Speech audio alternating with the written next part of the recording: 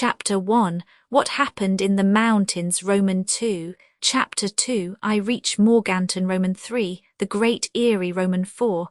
A Meeting of the Automobile Club V. Along the Shores of New England VI. The First Letter, Roman 7. A Third Machine, Roman 8. At Any Cost, Roman 9. The Second Letter X, Outside the Law, Roman 11. The Campaign, Roman 12. Black Rock Creek, Roman 13. On Board the Terror, Roman 14. Niagara, Roman 15. The Eagle's Nest, Roman 16. Robber, the Conqueror, Roman 17. In the Name of the Law, Roman 18. The Old Housekeeper's Last Comment I. What happened in the mountains? If I speak of myself in this story, it is because I have been deeply involved in its startling events doubtless among the most extraordinary which this 20th century will witness. Sometimes I even ask myself if all this has really happened, if its pictures dwell in truth in my memory, and not merely in my imagination. In my position as head inspector in the Federal Police Department at Washington, urged on moreover by the desire, which has always been very strong in me, to investigate and understand everything which is mysterious, I naturally became much interested in these remarkable occurrences. And as I have been employed by the government in various important affairs and secret missions since I was a mere lad, it also happened very naturally that the head of my department placed in my charge this astonishing investigation, wherein I found myself wrestling with so many impenetrable mysteries. In the remarkable passages of the recital, it is important that you should believe my word. For some of the facts I can bring no other testimony than my own. If you do not wish to believe me, so be it. I can scarce believe it all myself. The strange occurrences began in the western part of our great American state of North Carolina. There, deep amid the Blue Ridge Mountains, rises the crest called the Great Eyrie. Its huge rounded form is distinctly seen from the little town of Morganton on the Catawba River, and still more clearly as one approaches the mountains by way of the village of Pleasant Garden. Why the name of Great Eyrie was originally given this mountain by the people of the surrounding region, I am not quite sure. It rises rocky and grim and inaccessible, and under certain atmospheric conditions has a peculiarly blue and distant effect. But the idea one would naturally get from the name is of a refuge for birds of prey, eagles, condors, vultures, the home of vast numbers of the feathered tribes, wheeling and screaming above peaks beyond the reach of man. Now the Great Eyrie did not seem particularly attractive to birds. On the contrary, the people of the neighborhood began to remark that on some days when birds approached its summit they mounted still further, circled high above the crest, and then flew swiftly away, troubling the air with harsh cries. Why then the name Great Eyrie? Perhaps the mount might better have been called a crater, for in the center of those steep and rounded walls there might well be a huge deep basin. Perhaps there might even lie within their circuit a mountain lake, such as exists in other parts of the Appalachian mountain system, a lagoon fed by the rain and the winter snows. In brief, was not this the site of an ancient volcano, one which had slept through ages, but whose inner fires might yet rewake? Might not the Great Eyrie reproduce in its neighborhood the violence of Mount Krakatoa or the terrible disaster of Mont Pelée?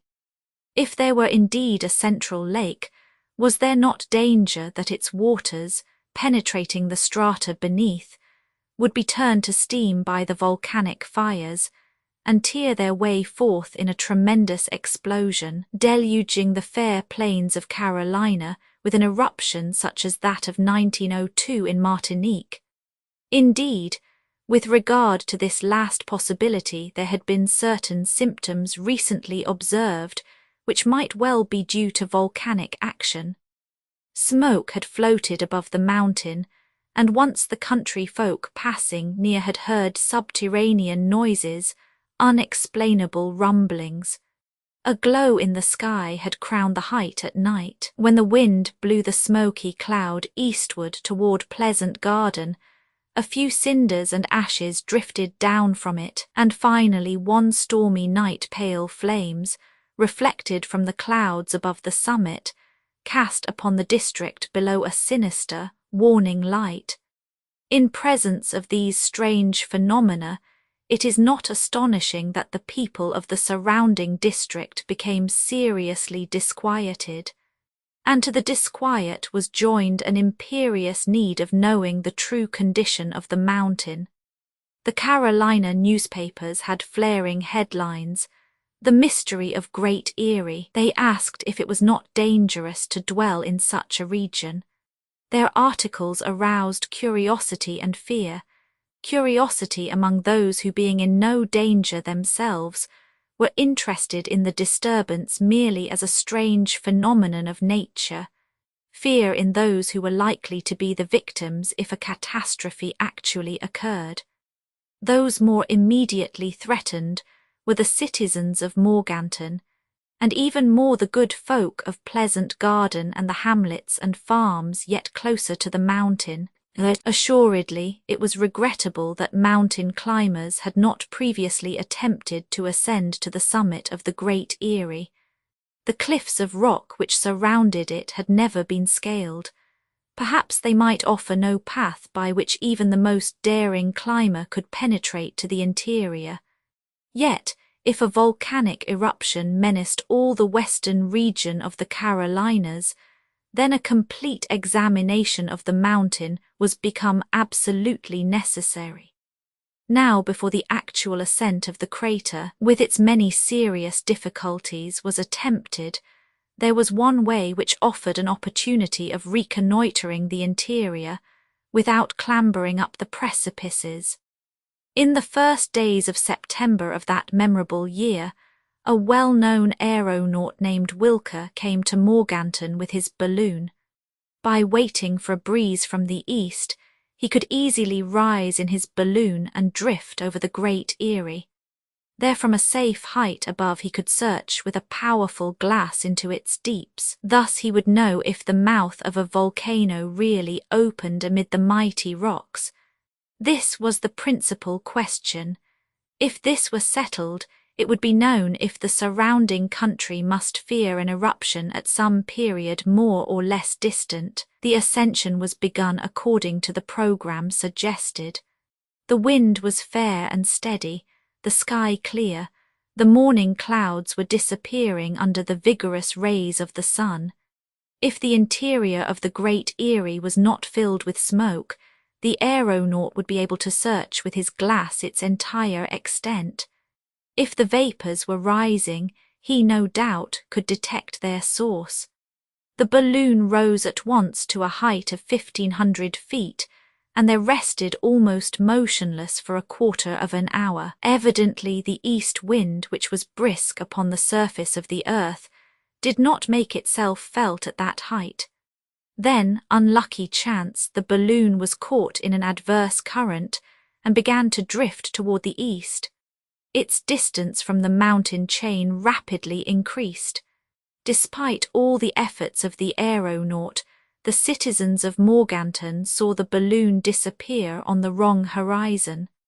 Later, they learned that it had landed in the neighborhood of Raleigh, the capital of North Carolina. This attempt having failed, it was agreed that it should be tried again under better conditions.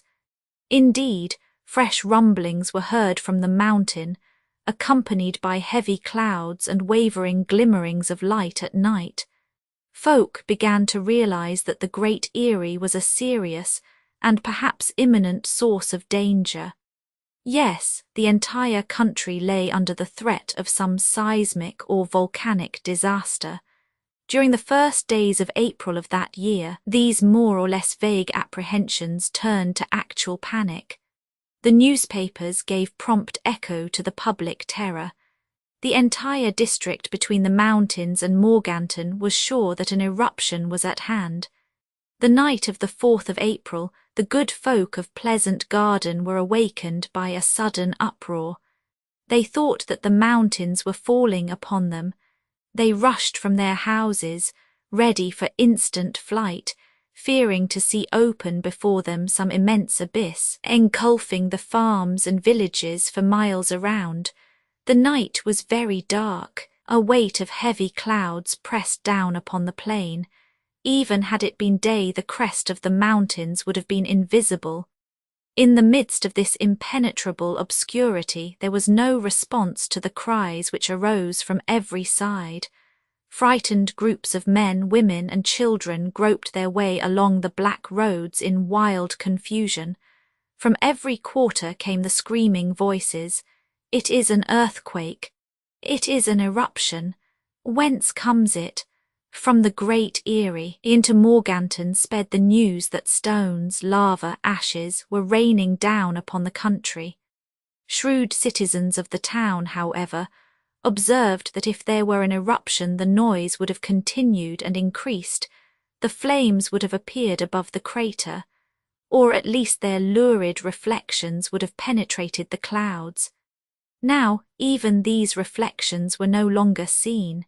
If there had been an earthquake, the terrified people saw that at least their houses had not crumbled beneath the shock. It was possible that the uproar had been caused by an avalanche, the fall of some mighty rock from the summit of the mountains.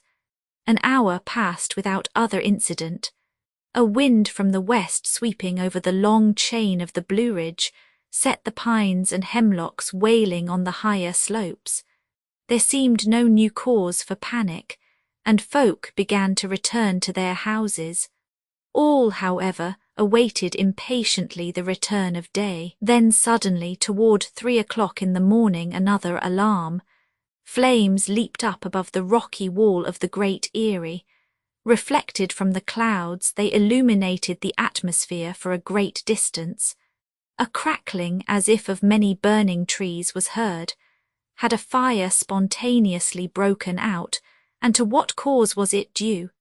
Lightning could not have started the conflagration, for no thunder had been heard. True, there was plenty of material for fire. At this height the chain of the Blue Ridge is well wooded. But these flames were too sudden for any ordinary cause. An eruption, an eruption! The cry resounded from all sides. An eruption! The Great Erie was then indeed the crater of a volcano buried in the bowels of the mountains, and after so many years, so many ages even, had it reawakened. Added to the flames was a rain of stones and ashes about to follow.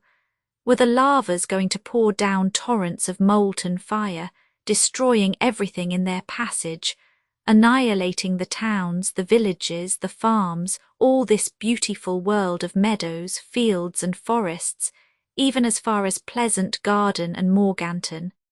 This time the panic was overwhelming. Nothing could stop it. Women carrying their infants, crazed with terror, rushed along the eastward roads.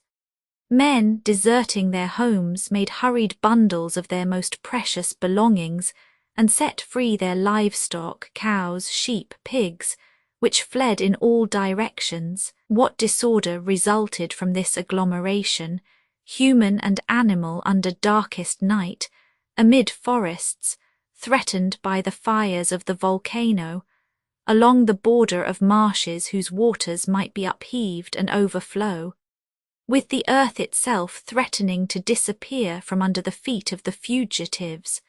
Would they be in time to save themselves if a cascade of glowing lava came rolling down the slope of the mountain across their route? Nevertheless, some of the chief and shrewder farm owners were not swept away in this mad flight, which they did their best to restrain. Venturing within a mile of the mountain, they saw that the glare of the flames was decreasing. In truth, it hardly seemed that the region was immediately menaced by any further upheaval. No stones were being hurled into space. No torrent of lava was visible upon the slopes.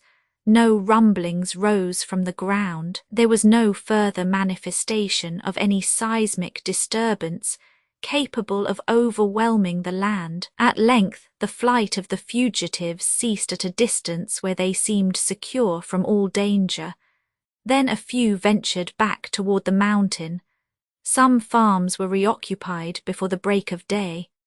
By morning, the crests of the Great Eyrie showed scarcely the least remnant of its cloud of smoke. The fires were certainly at an end, and if it were impossible to determine their cause, one might at least hope that they would not break out again. It appeared possible that the Great Eyrie had not really been the theatre of volcanic phenomena at all. There was no further evidence that the neighbourhood was at the mercy either of eruptions or of earthquakes. Yet once more about 5 o'clock, from beneath the ridge of the mountain, where the shadows of night still lingered, a strange noise swept across the air, a sort of whirring, accompanied by the beating of mighty wings, and had it been a clear day, perhaps the farmers would have seen the passage of a mighty bird of prey, some monster of the skies, which having risen from the Great Eyrie sped away toward the east. Roman 2. I reached Morganton the 27th of April. Having left Washington the night before, I arrived at Raleigh, the capital of the state of North Carolina. 2 days before, the head of the federal police had called me to his room. He was awaiting me with some impatience. "John Strock," said he, "are you still the man who on so many occasions has proven to me both his devotion and his ability?" "Mr. Ward," I answered with a bow, "I cannot promise success or even ability, but as to devotion I assure you it is yours."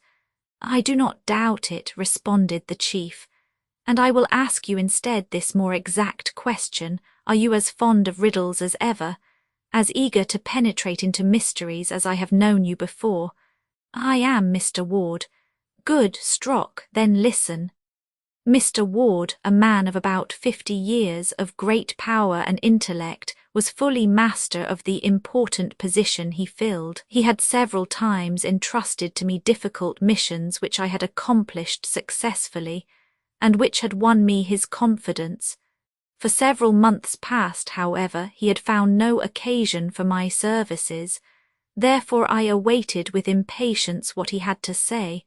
I did not doubt that his questioning implied a serious and important task for me. "Doubtless you know," said he, "what has happened down in the Blue Ridge Mountains near Morganton." "Surely, Mr. Ward, the phenomena reported from there have been singular enough to arouse anyone's curiosity." "They are singular, even remarkable, Strock. No doubt about that. But there is also reason to ask if these phenomena about the Great Eyrie are not a source of continued danger to the people there, if they are not forerunners of some disaster as terrible as it is mysterious." "It is to be feared, sir. So we must know, Strock, what is inside of that mountain. If we are helpless in the face of some great force of nature, people must be warned in time of the danger which threatens them."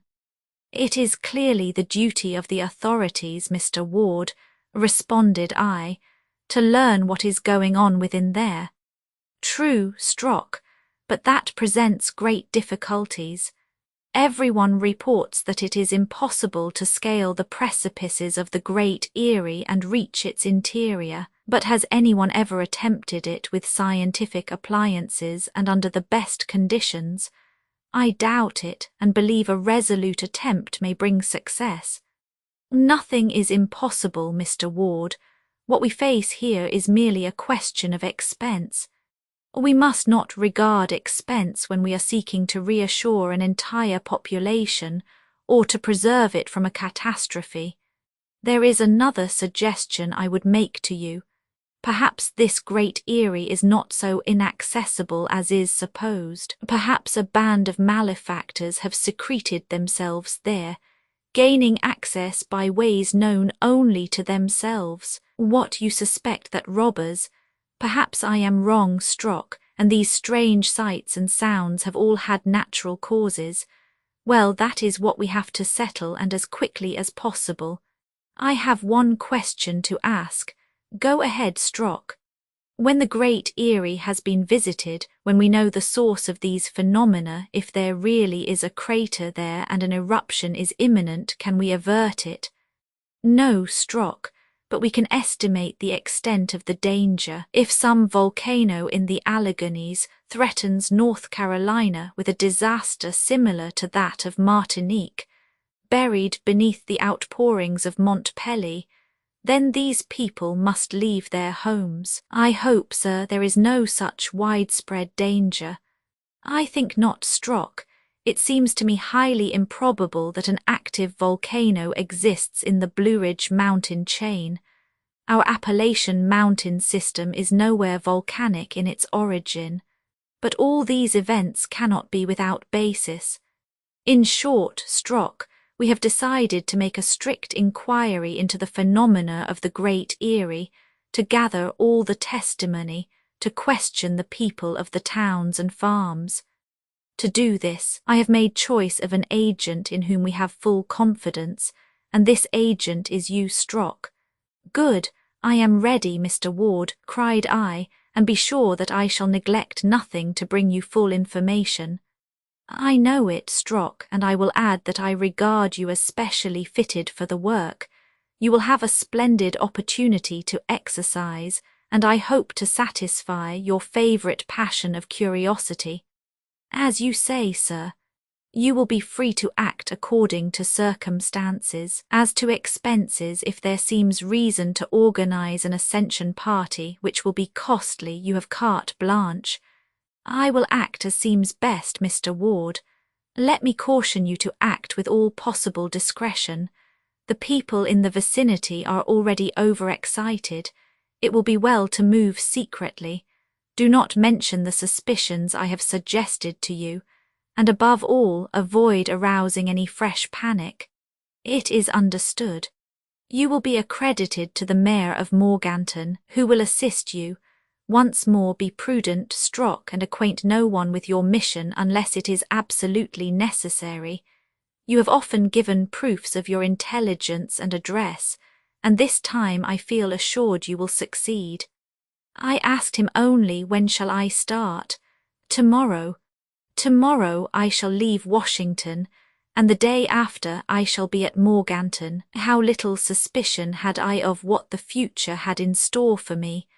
I returned immediately to my house, where I made my preparations for departure, and the next evening found me in Raleigh. There I passed the night, and in the course of the next afternoon arrived at the railroad station of Morganton. Morganton is but a small town, built upon strata of the Jurassic period, particularly rich in coal.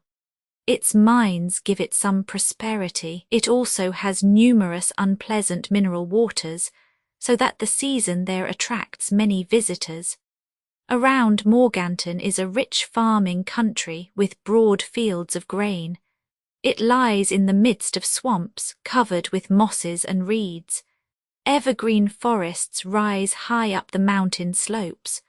All that the region lacks is the wells of natural gas, that invaluable natural source of power, light, and warmth, so abundant in most of the Allegheny valleys. Villages and farms are numerous up to the very borders of the mountain forests. Thus there were many thousands of people threatened, if the Great Eyrie proved indeed a volcano, if the convulsions of nature extended to Pleasant Garden and to Morganton. The Mayor of Morganton, Mr. Elias Smith, was a tall man, vigorous and enterprising, 40 years old or more, and of a health to defy all the doctors of the two Americas. He was a great hunter of bears and panthers, beasts which may still be found in the wild gorges and mighty forests of the Alleghenies. Mr. Smith was himself a rich landowner, possessing several farms in the neighbourhood. Even his most distant tenants received frequent visits from him. Indeed, whenever his official duties did not keep him in his so-called home at Morganton, he was exploring the surrounding country, irresistibly drawn by the instincts of the hunter. I went at once to the house of Mr. Smith. He was expecting me, having been warned by telegram. He received me very frankly, without any formality, his pipe in his mouth, a glass of brandy on the table. A second glass was brought in by a servant, and I had to drink to my host before beginning our interview. "Mr. Ward sent you," said he to me in a jovial tone. "Good, let us drink to Mr. Ward's health." I clinked glasses with him and drank in honour of the Chief of Police. "And now," demanded Elias Smith, "what is worrying him?" At this I made known to the Mayor of Morganton the cause and the purpose of my mission in North Carolina. I assured him that my chief had given me full power, and would render me every assistance, financial and otherwise, to solve the riddle and relieve the neighbourhood of its anxiety relative to the Great Eyrie. Elias Smith listened to me without uttering a word, but not without several times refilling his glass and mine. While he puffed steadily at his pipe, the close attention which he gave me was beyond question. I saw his cheeks flush at times, and his eyes gleam under their bushy brows. Evidently the Chief Magistrate of Morganton was uneasy about Great Eyrie, and would be as eager as I to discover the cause of these phenomena. When I had finished my communication, Elias Smith gazed at me for some moments in silence. Then he said softly, "So at Washington they wish to know what the Great Eyrie hides within its circuit." "Yes, Mr. Smith. And you also." "I do." "So do I, Mr. Strock." He and I were as one in our curiosity. "You will understand," added he, knocking the cinders from his pipe, "that as a landowner I am much interested in these stories of the Great Eyrie, and as mayor I wish to protect my constituents." "A double reason," I commented, "to stimulate you to discover the cause of these extraordinary occurrences. Without doubt, my dear Mr. Smith, they have appeared to you as inexplicable and as threatening as to your people." "Inexplicable, certainly, Mr. Strock, for on my part I do not believe it possible that the Great Eyrie can be a volcano. The Alleghanies are nowhere of volcanic origins. I myself, in our immediate district, have never found any geological traces of scoria or lava or any eruptive rock whatever. I do not think, therefore, that Morganton can possibly be threatened from such a source." "You really think not, Mr. Smith?" "Certainly. But these tremblings of the earth that have been felt in the neighbourhood—" "Yes, these tremblings," repeated Mr. Smith, shaking his head. "But in the first place is it certain that there have been tremblings. At the moment when the flames showed most sharply, I was on my farm of Wilden, less than a mile from the Great Eyrie. There was certainly a tumult in the air, but I felt no quivering of the earth. But in the reports sent to Mr. Ward, reports made under the impulse of the panic, interrupted the Mayor of Morganton. I said nothing of any earth tremors in mine, but as to the flames which rose clearly above the crest, yes, as to those, Mr. Strock, that is different. I saw them with my own eyes, and the clouds certainly reflected them for miles around. Moreover, noises certainly came from the crater of the Great Eyrie, hissings, as if a great boiler were letting off steam. You have reliable testimony of this. Yes, the evidence of my own ears. And in the midst of this noise, Mr. Smith, did you believe that you heard that most remarkable of all the phenomena, a sound like the flapping of great wings?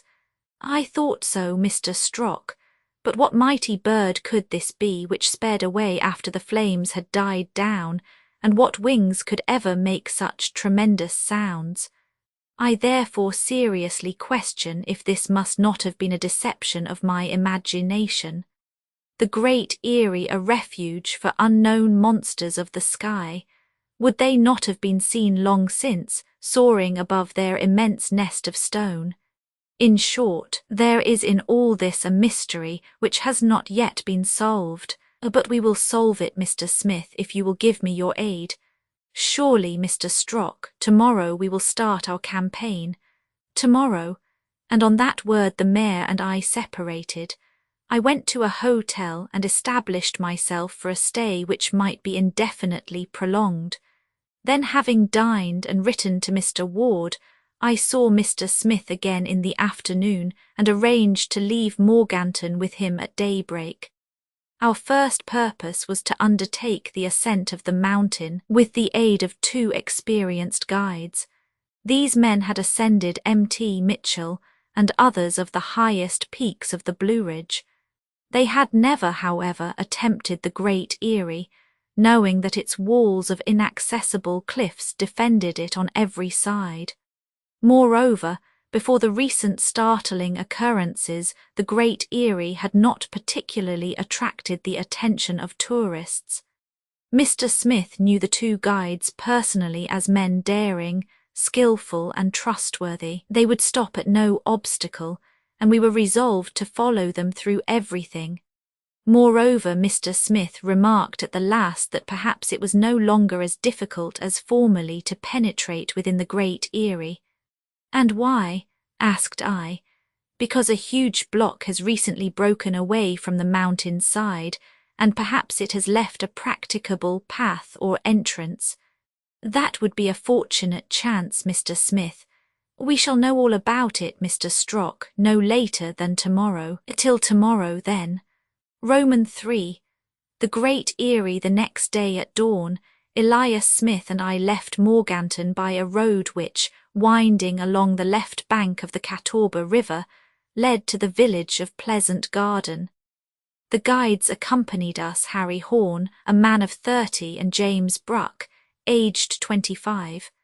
They were both natives of the region and in constant demand among the tourists who climbed the peaks of the Blue Ridge and Cumberland Mountains. A light wagon with 2 good horses was provided to carry us to the foot of the range. It contained provisions for 2 or 3 days, beyond which our trip surely would not be protracted. Mr. Smith had shown himself a generous provider both in meats and in liquors. As to water, the mountain springs would furnish it in abundance, increased by the heavy rains, frequent in that region during springtime. It is needless to add that the mayor of Morganton, in his role of hunter, had brought along his gun and his dog, Nisco, who gambolled joyously about the wagon. Nisco, however, was to remain behind at the farm at Wilden when we attempted our ascent. He could not possibly follow us to the Great Eyrie with its cliffs to scale and its crevices to cross. The day was beautiful. The fresh air in that climate is still cool of an April morning. A few fleecy clouds sped rapidly overhead, driven by a light breeze which swept across the long plains from the distant Atlantic. The sun, peeping forth at intervals, illumined all the fresh young verdure of the countryside. An entire world animated the woods through which we passed. From before our equipage fled squirrels, field mice, paroquets of brilliant colours and deafening loquacity. Opossums passed in hurried leaps, bearing their young in their pouches. Myriads of birds were scattered amid the foliage of banyans, palms, and masses of rhododendrons, so luxuriant that their thickets were impenetrable. We arrived that evening at Pleasant Garden, where we were comfortably located for the night with the mayor of the town, a particular friend of Mr. Smith. Pleasant Garden proved little more than a village, but its mayor gave us a warm and generous reception, and we supped pleasantly in his charming home, which stood beneath the shades of some giant beech trees. Naturally, the conversation turned upon our attempt to explore the interior of the Great Eyrie. "You are right," said our host. "Until we all know what is hidden within there, our people will remain uneasy." "Has nothing new occurred," I asked, "since the last appearance of flames above the Great Eyrie?" "Nothing, Mr. Strock. From Pleasant Garden we can see the entire crest of the mountain. Not a suspicious noise has come down to us. Not a spark has risen. If a legion of devils is in hiding there, they must have finished their infernal cookery and soared away to some other haunt. Devils, cried Mr. Smith. Well, I hope they have not decamped without leaving some traces of their occupation, some parings of hoofs or horns or tails. We shall find them out. On the morrow, the 29th of April, we started again at dawn. By the end of this second day, we expected to reach the farm of Wilden at the foot of the mountain. The country was much the same as before, except that our road led more steeply upward. Woods and marshes alternated, though the latter grew sparser, being drained by the sun as we approached the higher levels. The country was also less populous. There were only a few little hamlets, almost lost beneath the beech trees, a few lonely farms, abundantly watered by the many streams that rushed downward toward the Catawba River. The smaller birds and beasts grew yet more numerous. I am much tempted to take my gun, said Mr. Smith, and to go off with Nisco. This will be the first time that I have passed here without trying my luck with the partridges and hares. The good beasts will not recognize me. But not only have we plenty of provisions, but we have a bigger chase on hand today, the chase of a mystery. And let us hope, added I, we do not come back disappointed hunters. In the afternoon the whole chain of the Blue Ridge stretched before us at a distance of only 6 miles. The mountain crests were sharply outlined against the clear sky. Well wooded at the base, they grew more bare and showed only stunted evergreens toward the summit. There the scraggly trees, grotesquely twisted, gave to the rocky heights a bleak and bizarre appearance. Here and there the ridge rose in sharp peaks. On our right the Black Dome, nearly 7,000 feet high, reared its gigantic head, sparkling at times above the clouds. "Have you ever climbed that dome, Mr. Smith?" I asked. "No," answered he, "but I am told that it is a very difficult ascent. A few mountaineers have climbed it, but they report that it has no outlook commanding the crater of the Great Erie." "That is so," said the guide, Harry Horn. "I have tried it myself." "Perhaps," suggested I, "the weather was unfavourable." "On the contrary, Mr. Strock, it was unusually clear, but the wall of the Great Erie on that side rose so high, it completely hid the interior."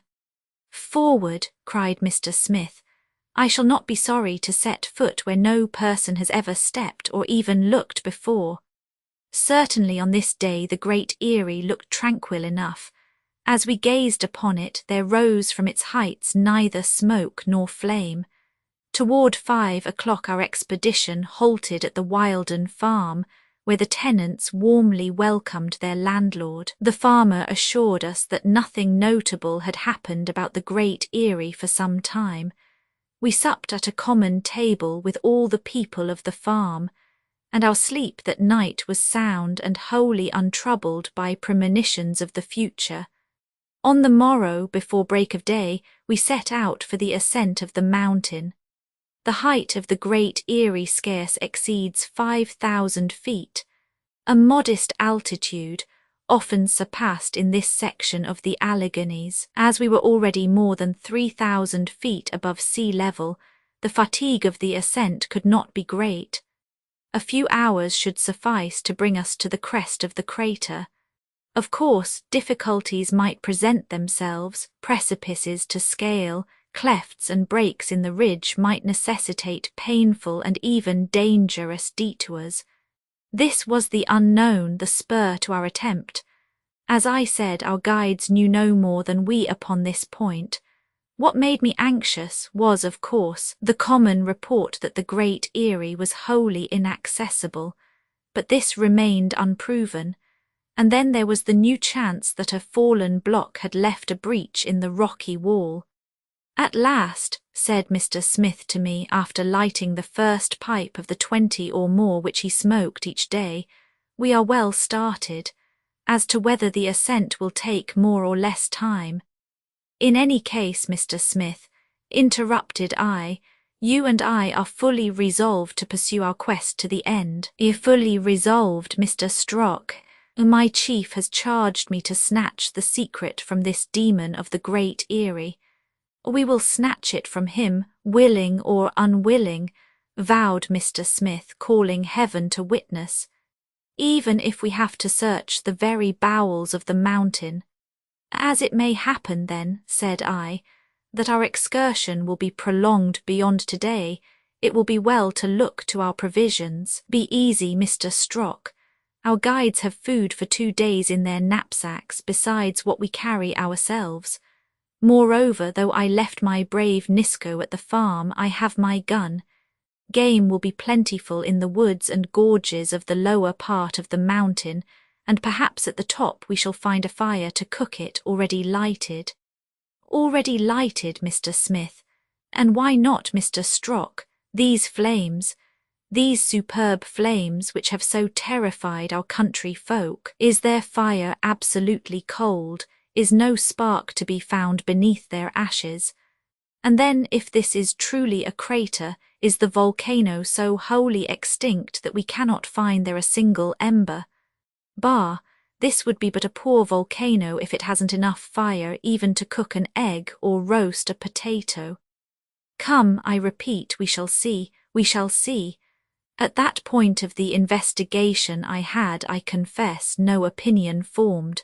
I had my orders to examine the Great Eyrie. If it proved harmless, I would announce it, and people would be reassured, but at heart, I must admit, I had the very natural desire of a man possessed by the demon of curiosity.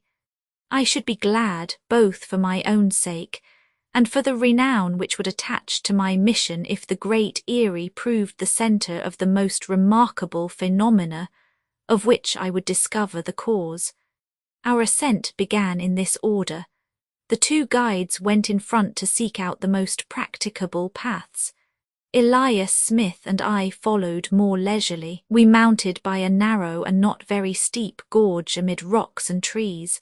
A tiny stream trickled downward under our feet. During the rainy season or after a heavy shower, the water doubtless bounded from rock to rock in tumultuous cascades. But it evidently was fed only by the rain, for now we could scarcely trace its course. It could not be the outlet of any lake within the Great Eyrie. After an hour of climbing, the slope became so steep that we had to turn, now to the right, now to the left, and our progress was much delayed. Soon the gorge became wholly impracticable. Its cliff-like sides offered no sufficient foothold. We had to cling by branches to crawl upon our knees. At this rate the top would not be reached before sundown. Faith, cried Mr. Smith, stopping for breath, I realize why the climbers of the Great Eyrie have been few, so few, that it has never been ascended within my knowledge. The fact is, I responded, that it would be much toil for very little profit, and if we had not special reasons to persist in our attempt. You never said a truer word, declared Harry Horn. My comrade and I have scaled the Black Dome several times, but we never met such obstacles as these. The difficulties seem almost impassable, added James Bruck. The question now was to determine to which side we should turn for a new route. To right as to left arose impenetrable masses of trees and bushes. In truth, even the scaling of cliffs would have been more easy. Perhaps if we could get above this wooded slope, we could advance with surer foot. Now we could only go ahead blindly and trust to the instincts of our 2 guides. James Bruck was especially useful. I believe that that gallant lad would have equalled a monkey in lightness and a wild goat in agility. Unfortunately, neither Elias Smith nor I was able to climb where he could. However, when it is a matter of real need with me, I trust I shall never be backward, being resolute by nature and well trained in bodily exercise. Where James Bruck went, I was determined to go also, though it might cost me some uncomfortable falls. But it was not the same with the first magistrate of Morganton, less young, less vigorous, larger, stouter, and less persistent than we others. Plainly he made every effort not to retard our progress, but he panted like a seal, and soon I insisted on his stopping to rest. In short, it was evident that the ascent of the Great Eyrie would require far more time than we had estimated. We had expected to reach the foot of the rocky wall before 11 o'clock, but we now saw that midday would still find us several hundred feet below it. Toward 10 o'clock, after repeated attempts to discover some more practicable route, after numberless turnings and returnings, one of the guides gave the signal to halt. We found ourselves at last on the upper border of the heavy wood.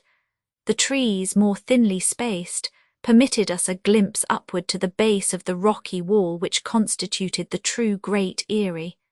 "Phew!" exclaimed Mr. Smith, leaning against a mighty pine tree. "A little respite, a little repose, and even a little repast would not go badly." "We will rest an hour," said I. "Yes, after working our lungs and our legs, we will make our stomachs work." We were all agreed on this point. A rest would certainly freshen us. Our only cause for inquietude was now the appearance of the precipitous slope above us. We looked up toward one of those bare strips called in that region slides. Amid this loose earth, these yielding stones, and these abrupt rocks there was no roadway. Harry Horn said to his comrade, "It will not be easy." "Perhaps impossible," responded Bruck. Their comments caused me secret uneasiness. If I returned without even having scaled the mountain, my mission would be a complete failure, without speaking of the torture to my curiosity. And when I stood again before Mr. Ward, shamed and confused, I should cut but a sorry figure. We opened our knapsacks and lunched moderately on bread and cold meat. Our repast finished in less than half an hour, Mr. Smith sprang up eager to push forward once more. James Bruck took the lead, and we had only to follow him as best we could. We advanced slowly. Our guides did not attempt to conceal their doubt and hesitation. Soon Horn left us and went far ahead to spy out which road promised most chance of success. 20 minutes later he returned and led us onward toward the northwest. It was on this side that the Black Dome rose at a distance of 3 or 4 miles. Our path was still difficult and painful, amid the sliding stones, held in place only occasionally by wiry bushes. At length, after a weary struggle, we gained some 200 feet further upward and found ourselves facing a great gash which broke the earth at this spot. Here and there were scattered roots recently uptorn, branches broken off, huge stones reduced to powder as if an avalanche had rushed down this flank of the mountain. "That must be the path taken by the huge block which broke away from the Great Eyrie," commented James Bruck. "No doubt," answered Mr. Smith, "and I think we had better follow the road that it has made for us." It was indeed this gash that Harry Horn had selected for our ascent. Our feet found lodgment in the firmer earth which had resisted the passage of the monster rock. Our task thus became much easier, and our progress was in a straight line upward, so that toward 11:30 we reached the upper border of the slide. Before us, less than 100 feet away, but towering 100 feet straight upwards in the air, rose the rocky wall which formed the final crest, the last defence of the Great Eyrie. From this side, the summit of the wall showed capriciously irregular, rising in rude towers and jagged needles. At one point the outline appeared to be an enormous eagle silhouetted against the sky, just ready to take flight. Upon this side at least the precipice was insurmountable. "Rest a minute," said Mr. Smith, "and we will see if it is possible to make our way around the base of this cliff." "At any rate," said Harry Horn, "the great block must have fallen from this part of the cliff, and it has left no breach for entering. They were both right, we must seek entrance elsewhere. After a rest of 10 minutes, we clambered up close to the foot of the wall and began to make a circuit of its base. Assuredly, the Great Eyrie now took onto my eyes an aspect absolutely fantastic. Its heights seemed peopled by dragons and huge monsters. If chimeras, griffins, and all the creations of mythology had appeared to guard it, I should have been scarcely surprised. With great difficulty and not without danger, we continued our tour of this circumvallation, where it seemed that nature had worked as man does, with careful regularity. Nowhere was there any break in the fortification, nowhere a fault in the strata by which one might clamber up. Always this mighty wall, 100 feet in height. After an hour and a half of this laborious circuit, we regained our starting place. I could not conceal my disappointment, and Mr. Smith was not less chagrined than I. "1,000 devils!" cried he, "we know no better than before what is inside this confounded Great Eyrie, nor even if it is a crater." "Volcano or not," said I, "there are no suspicious noises now. Neither smoke nor flame rises above it, nothing whatever threatens an eruption." This was true. A profound silence reigned around us, and a perfectly clear sky shone overhead. We tasted the perfect calm of great altitudes. It was worth noting that the circumference of the huge wall was about 12 or 1500 feet. As to the space enclosed within, we could scarce reckon that without knowing the thickness of the encompassing wall. The surroundings were absolutely deserted. Probably not a living creature ever mounted to this height, except the few birds of prey which soared high above us. Our watches showed 3 o'clock, and Mr. Smith cried in disgust, "What is the use of stopping here all day? We shall learn nothing more. We must make a start, Mr. Strock, if we want to get back to Pleasant Garden tonight." I made no answer and did not move from where I was seated, so he called again, "Come, Mr. Strock, you don't answer." In truth, it cut me deeply to abandon our effort to descend the slope without having achieved my mission. I felt an imperious need of persisting. My curiosity had redoubled. But what could I do? Could I tear open this unyielding earth, overleap the mighty cliff? Throwing one last defiant glare at the Great Eyrie, I followed my companions. The return was effected without great difficulty. We had only to slide down where we had so laboriously scrambled up. Before 5 o'clock we descended the last slopes of the mountain, and the farmer of Wilden welcomed us to a much-needed meal. "Then you didn't get inside?" said he. "No," responded Mr. Smith, "and I believe that the inside exists only in the imagination of our country folk." At 8:30 our carriage drew up before the house of the mayor of Pleasant Garden, where we passed the night. While I strove vainly to sleep, I asked myself if I should not stop there in the village and organize a new ascent. But what better chance had it of succeeding than the first? The wisest course was, doubtless, to return to Washington and consult Mr. Ward. So the next day, having rewarded our 2 guides, I took leave of Mr. Smith at Morganton, and that same evening left by train for Washington. IV. A meeting of the Automobile Club was the mystery of the Great Eyrie to be solved some day by chances beyond our imagining. That was known only to the future. And was the solution a matter of the first importance? That was beyond doubt, since the safety of the people of Western Carolina perhaps depended upon it. Yet a fortnight after my return to Washington, public attention was wholly distracted from this problem by another very different in nature, but equally astonishing. Toward the middle of that month of May, the newspapers of Pennsylvania informed their readers of some strange occurrences in different parts of the state. On the roads which radiated from Philadelphia, the chief city, there circulated an extraordinary vehicle, of which no one could describe the form or the nature, or even the size, so rapidly did it rush past. It was an automobile, all were agreed on that, but as to what motor drove it, only imagination could say. And when the popular imagination is aroused, what limit is there to its hypotheses?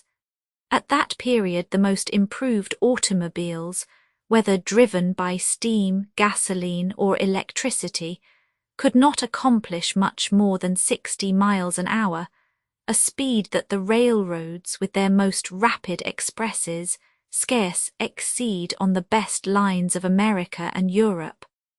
Now this new automobile, which was astonishing the world, travelled at more than double this speed. It is needless to add that such a rate constituted an extreme danger on the highroads, as much so for vehicles as for pedestrians.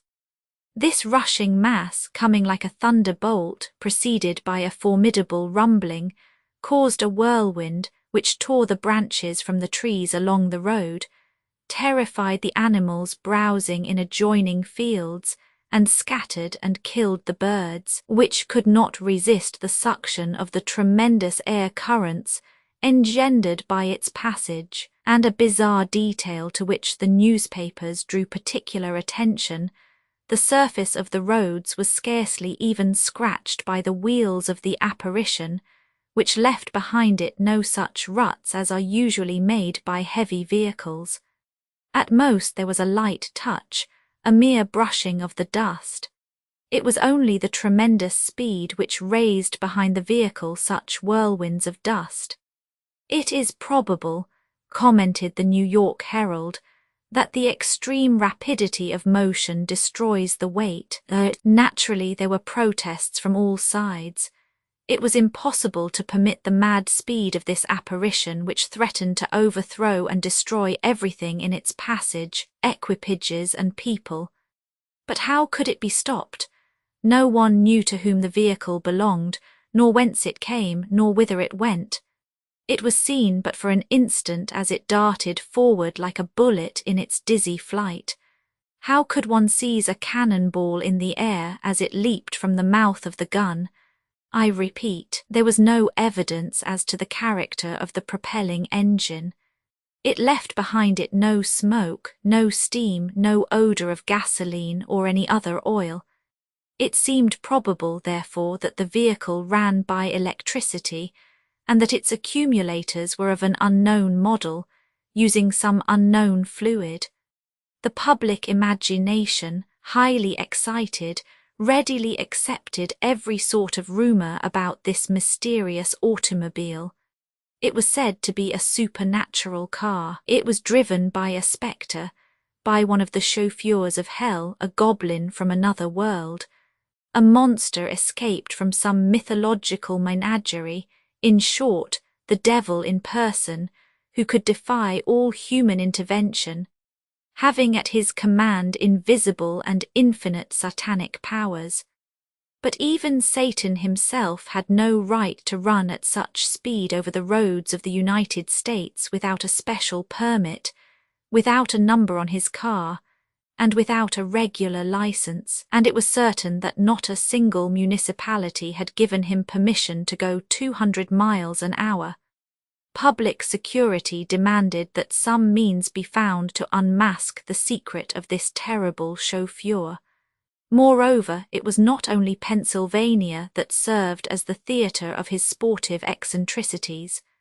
The police reported his appearance in other states, in Kentucky near Frankfort, in Ohio near Columbus, in Tennessee near Nashville, in Missouri near Jefferson, and finally in Illinois in the neighborhood of Chicago. The alarm having been given, it became the duty of the authorities to take steps against this public danger. To arrest or even to halt an apparition moving at such speed was scarcely practicable. A better way would be to erect across the road solid gateways with which the flying machine must come in contact sooner or later, and be smashed into 1,000 pieces. Nonsense! declared the incredulous. This madman would know well how to circle around such obstructions, and if necessary, added others, the machine would leap over the barriers. And if he is indeed the devil, he has, as a former angel, presumably preserved his wings, and so he will take to flight. But this last was but the suggestion of foolish old gossips who did not stop to study the matter, for if the king of Hades possessed a pair of wings, why did he obstinately persist in running around on the earth at the risk of crushing his own subjects, when he might more easily have hurled himself through space as free as a bird? Such was the situation when, in the last week of May, a fresh event occurred, which seemed to show that the United States was indeed helpless in the hands of some unapproachable monster. And after the New World, would not the Old in its turn be desecrated by the mad career of this remarkable automobilist? The following occurrence was reported in all the newspapers of the Union, and with what comments and outcries it is easy to imagine. A race was to be held by the Automobile Club of Wisconsin over the roads of that state of which Madison is the capital. The route laid out formed an excellent track, about 200 miles in length, starting from Prairie du Chien on the western frontier, passing by Madison and ending a little above Milwaukee on the borders of Lake Michigan. Except for the Japanese road between Nikko and Namod, bordered by giant cypresses, there is no better track in the world than this of Wisconsin. It runs straight and level as an arrow for sometimes 50 miles at a stretch. Many and noted were the machines entered for this great race.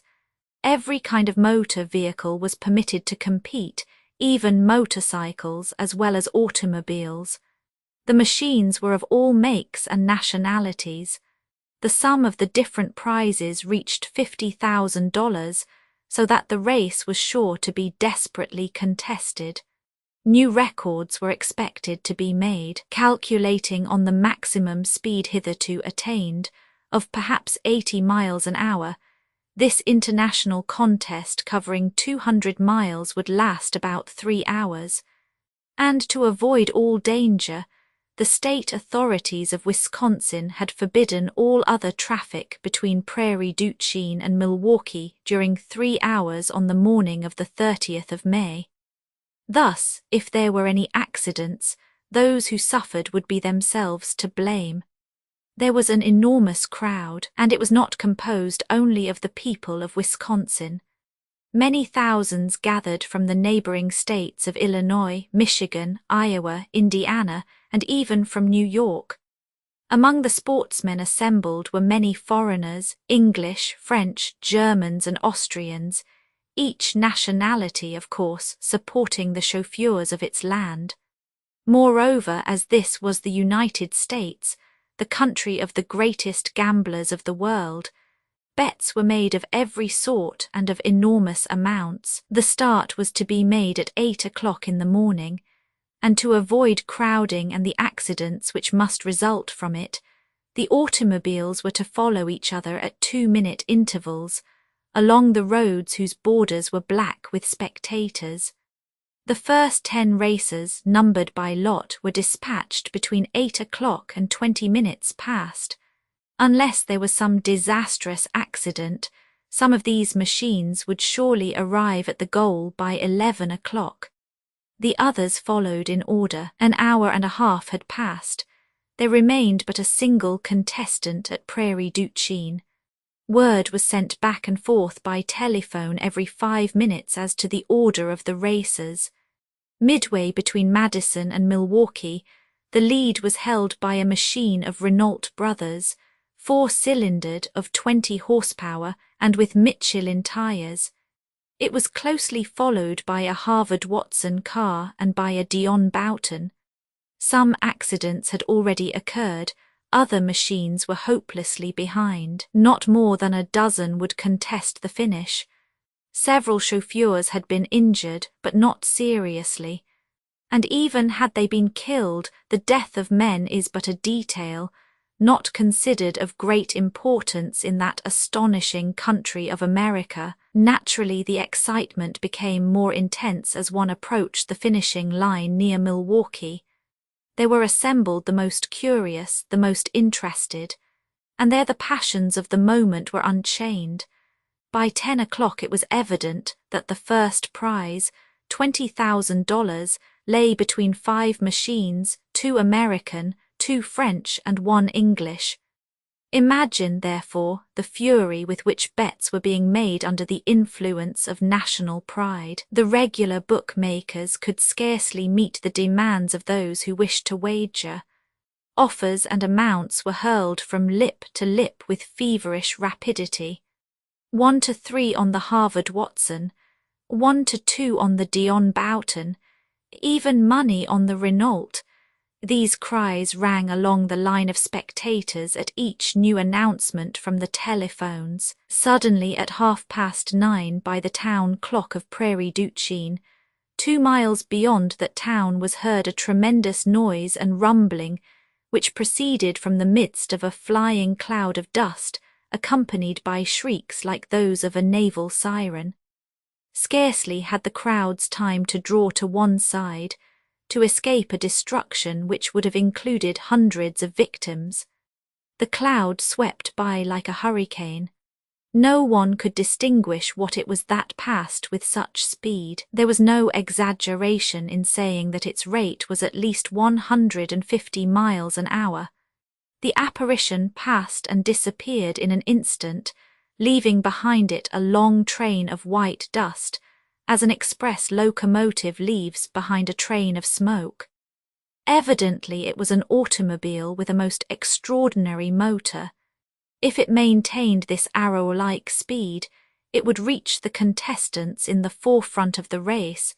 It would pass them with this speed double their own. It would arrive first at the goal, and then from all parts arose an uproar as soon as the spectators had nothing more to fear. It is that infernal machine. Yes, the one the police cannot stop, but it has not been heard of for a fortnight. It was supposed to be done for, destroyed, gone forever. It is a devil's car, driven by hellfire and with Satan driving. In truth, if he were not the devil, who could this mysterious chauffeur be, driving with this unbelievable velocity, his no less mysterious machine? At least it was beyond doubt that this was the same machine which had already attracted so much attention. If the police believed that they had frightened it away, that it was never to be heard of more, well, the police were mistaken, which happens in America as elsewhere. The first stunned moment of surprise having passed, many people rushed to the telephones to warn those further along the route of the danger which menaced not only the people, but also the automobiles scattered along the road. When this terrible madman arrived like an avalanche, they would be smashed to pieces, ground into powder, annihilated. And from the collision might not the destroyer himself emerge safe and sound? He must be so adroit, this chauffeur of chauffeurs. He must handle his machine with such perfection of eye and hand that he knew, no doubt, how to escape from every situation. Fortunately, the Wisconsin authorities had taken such precautions that the road would be clear, except for contesting automobiles. But what right had this machine among them, and what said the racers themselves, who, warned by telephone, had to sheer aside from the road in their struggle for the grand prize? By their estimate, this amazing vehicle was going at least 130 miles an hour. Fast as was their speed, it shot by them at such a rate that they could hardly make out even the shape of the machine, a sort of lengthened spindle, probably not over 30 feet long.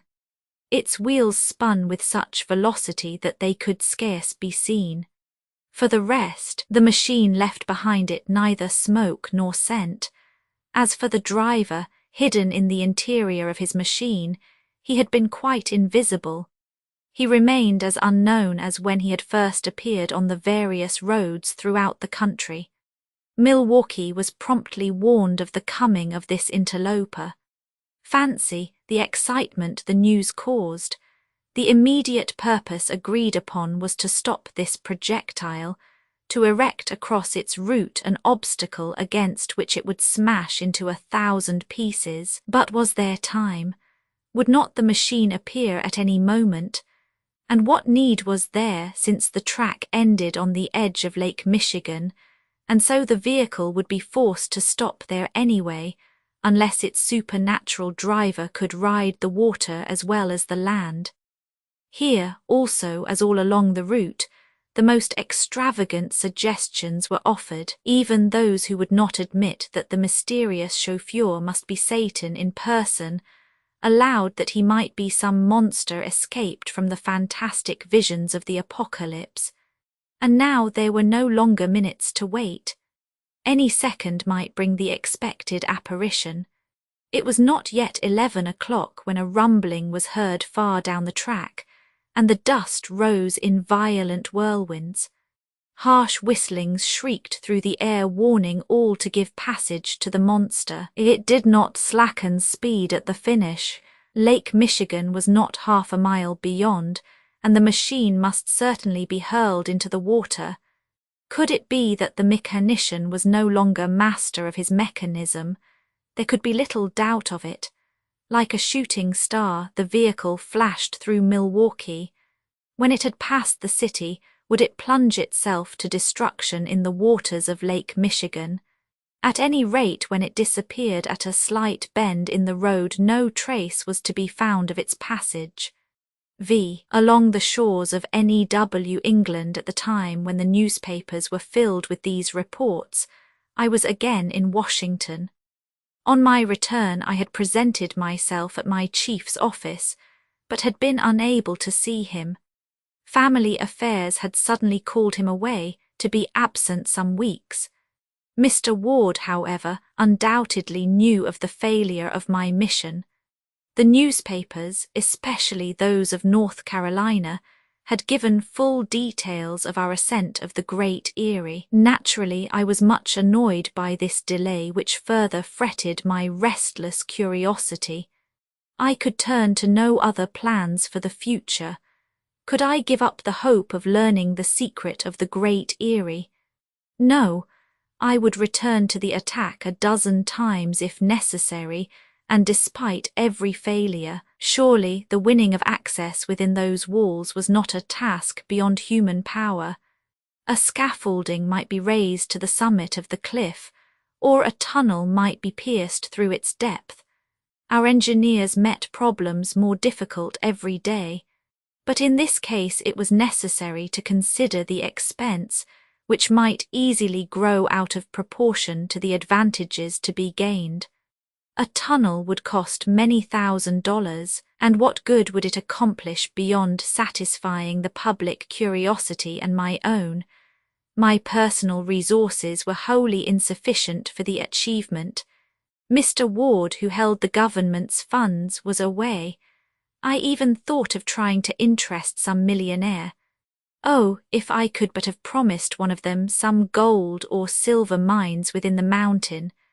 But such an hypothesis was not admissible. The chain of the Appalachians is not situated in a gold-bearing region like that of the Pacific Mountains, the Transvaal, or Australia. It was not until the 15th of June that Mr. Ward returned to duty. Despite my lack of success, he received me warmly. "Here is our poor Strock," cried he at my entrance. "Our poor Strock who has failed. No more, Mr. Ward, than if you had charged me to investigate the surface of the moon," answered I. We found ourselves face to face with purely natural obstacles insurmountable with the forces then at our command. I do not doubt that, Strock, I do not doubt that in the least. Nevertheless, the fact remains that you have discovered nothing of what is going on within the Great Erie. Nothing, Mr. Ward. You saw no sign of fire. None. And you heard no suspicious noises whatever. None. Then it is still uncertain if there is really a volcano there. Still uncertain, Mr. Ward. but if it is there, we have good reason to believe that it has sunk into a profound sleep. Still, returned Mr. Ward, there is nothing to show that it will not wake up again any day. Strock, it is not enough that a volcano should sleep. It must be absolutely extinguished unless indeed all these threatening rumours have been born solely in the Carolinian imagination. That is not possible, sir, I said. Both Mr. Smith, the mayor of Morganton, and his friend, the mayor of Pleasant Garden, are reliable men, and they speak from their own knowledge in this matter. Flames have certainly risen above the Great Eyrie. Strange noises have issued from it. There can be no doubt whatever of the reality of these phenomena. Granted, declared Mr. Ward, I admit that the evidence is unassailable, so the deduction to be drawn is that the Great Eyrie has not yet given up its secret. If we are determined to know it, Mr. Ward, the solution is only a solution of expense. Pickaxes and dynamite would soon conquer those walls. No doubt, responded the chief, but such an undertaking hardly seems justified. Since the mountain is now quiet, we will wait a while, and perhaps nature herself will disclose her mystery. Mr. Ward, believe me that I regret deeply that I have been unable to solve the problem you entrusted to me. I said, Nonsense, do not upset yourself, Strock. Take your defeat philosophically. We cannot always be successful even in the police. How many criminals escape us?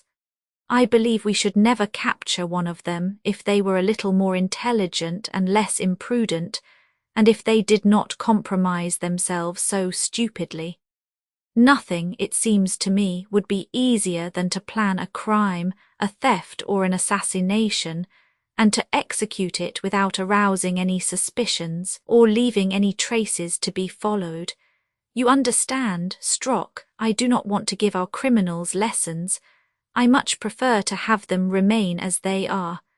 Nevertheless, there are many whom the police will never be able to track down.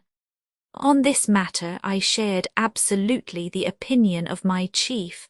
It is among rascals that one finds the most fools. For this very reason, I had been much surprised that none of the authorities had been able to throw any light upon the recent performances of the demon automobile. And when Mr. Ward brought up this subject, I did not conceal from him my astonishment. He pointed out that the vehicle was practically unpursuable, that in its earlier appearances it had apparently vanished from all roads even before a telephone message could be sent ahead. Active and numerous police agents had been spread throughout the country, but no one of them had encountered the delinquent. He did not move continuously from place to place, even at his amazing speed, but seemed to appear only for a moment, and then to vanish into thin air. True, he had at length remained visible along the entire route from Prairie du Chien to Milwaukee, and he had covered in less than an hour and a half this track of 200 miles. But since then, there had been no news whatever of the machine, arrived at the end of the route, driven onward by its own impetus, unable to stop, had it indeed been engulfed within the waters of Lake Michigan.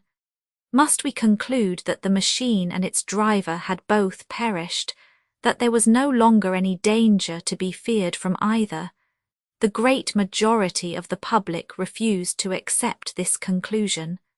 They fully expected the machine to reappear. Mr. Ward frankly admitted that the whole matter seemed to him most extraordinary, and I shared his view. Assuredly, if this infernal chauffeur did not return, his apparition would have to be placed among those superhuman mysteries which it is not given to man to understand. We had fully discussed this affair, the chief and I thought that our interview was at an end when, after pacing the room for a few moments, he said abruptly, "Yes, what happened there at Milwaukee was very strange, but here is something no less so." With this he handed me a report which he had received from Boston, on a subject of which the evening papers had just begun to apprise their readers. While I read it, Mr. Ward was summoned from the room. I seated myself by the window and studied with extreme attention the matter of the report. For some days the waters along the coast of Maine, Connecticut, and Massachusetts had been the scene of an appearance which no one could exactly describe. A moving body would appear amid the waters, some 2 or 3 miles offshore, and go through rapid evolutions. It would flash for a while back and forth among the waves, and then dart out of sight. The body moved with such lightning speed that the best telescopes could hardly follow it. Its length did not seem to exceed 30 feet. Its cigar-shaped form and greenish colour made it difficult to distinguish against the background of the ocean. It had been most frequently observed along the coast between Cape Cod and Nova Scotia. From Providence, from Boston, from Portsmouth, and from Portland motor boats and steam launches had repeatedly attempted to approach this moving body and even to give it chase. They could not get anywhere near it. Pursuit seemed useless. It darted like an arrow beyond the range of view. Naturally, widely differing opinions were held as to the nature of this object, but no hypothesis rested on any secure basis. Seamen were as much at a loss as others. At first sailors thought it must be some great fish like a whale, but it is well known that all these animals come to the surface with a certain regularity to breathe, and spout up columns of mingled air and water. Now this strange animal, if it was an animal, had never blown as the whalers say, nor had it ever made any noises of breathing.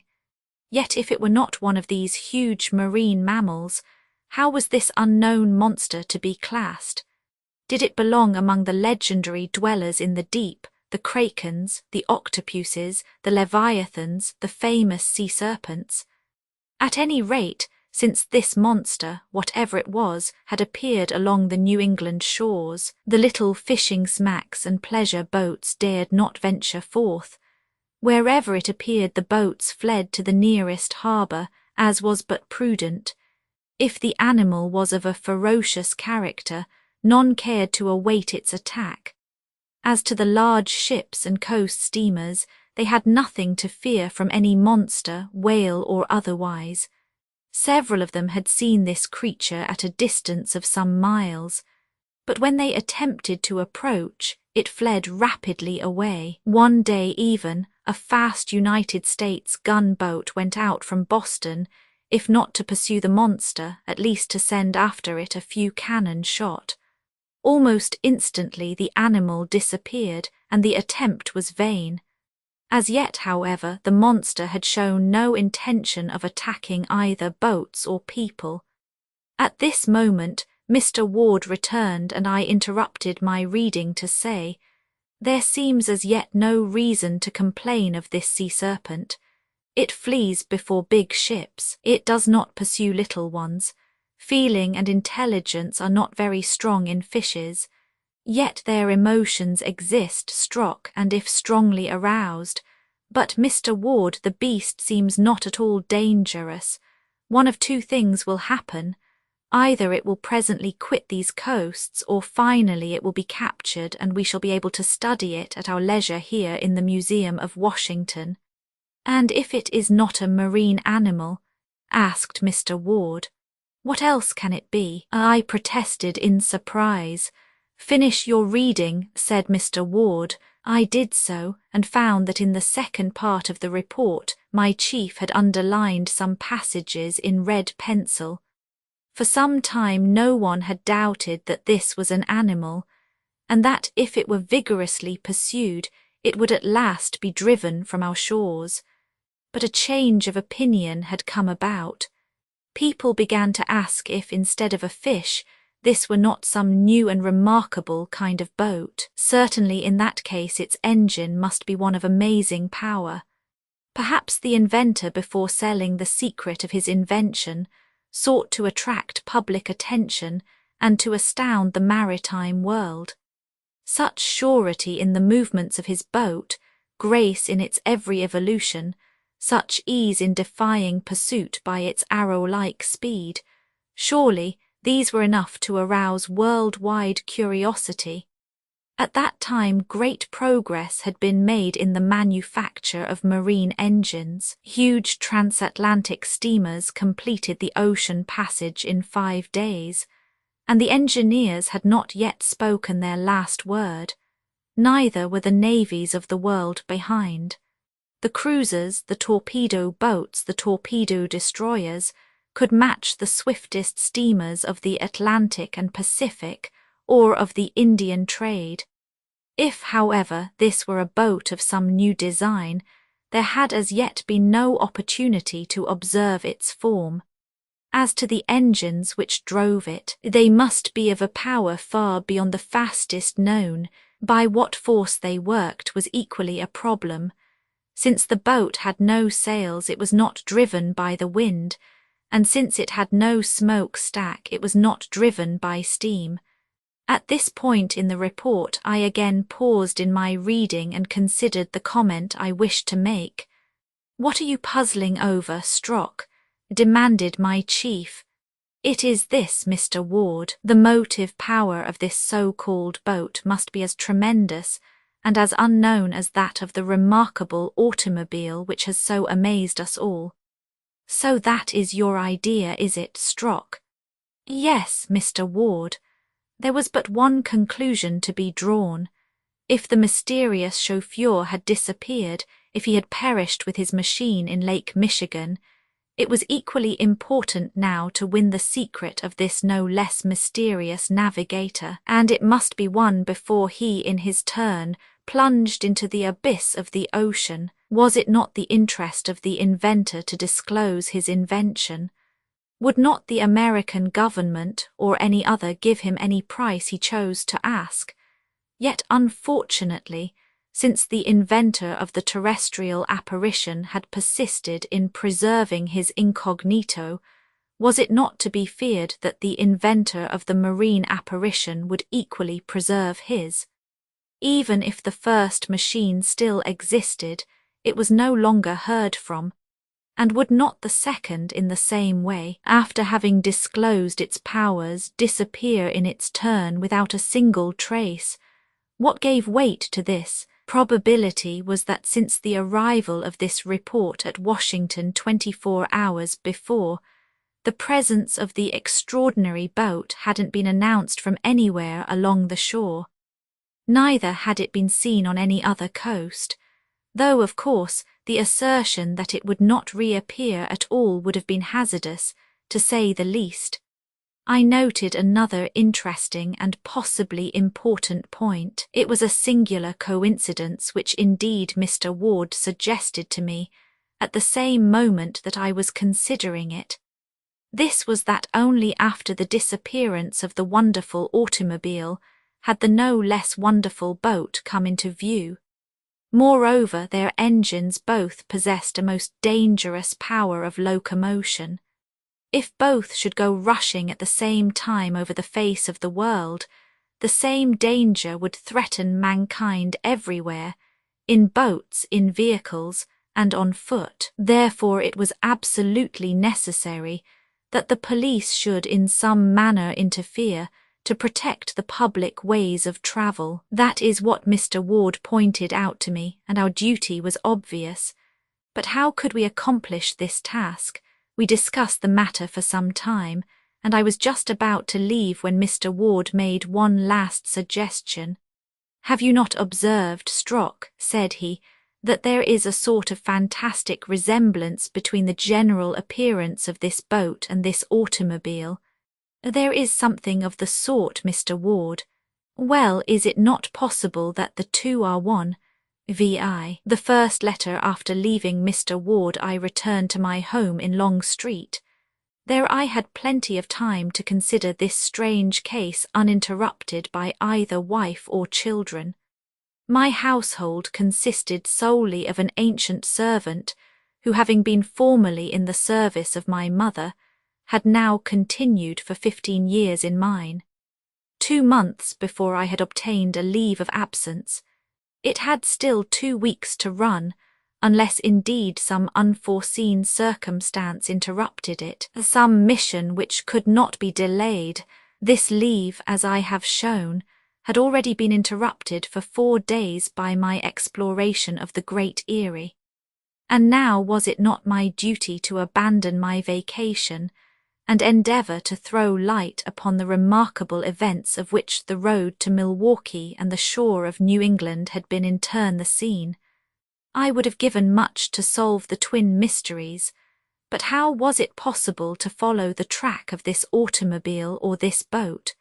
Seated in my easy chair after breakfast, with my pipe lighted, I opened my newspaper. To what should I turn? Politics interested me but little, with its eternal strife between the Republicans and the Democrats. Neither did I care for the news of society, nor for the sporting page. You will not be surprised, then, that my first idea was to see if there was any news from North Carolina about the Great Eyrie. There was little hope of this, however, for Mr. Smith had promised to telegraph me at once if anything occurred. I felt quite sure that the mayor of Morganton was as eager for information and as watchful as could have been myself. The paper told me nothing new. It dropped idly from my hand, and I remained deep in thought. What most frequently recurred to me was the suggestion of Mr. Ward that perhaps the automobile and the boat which had attracted our attention were in reality one and the same.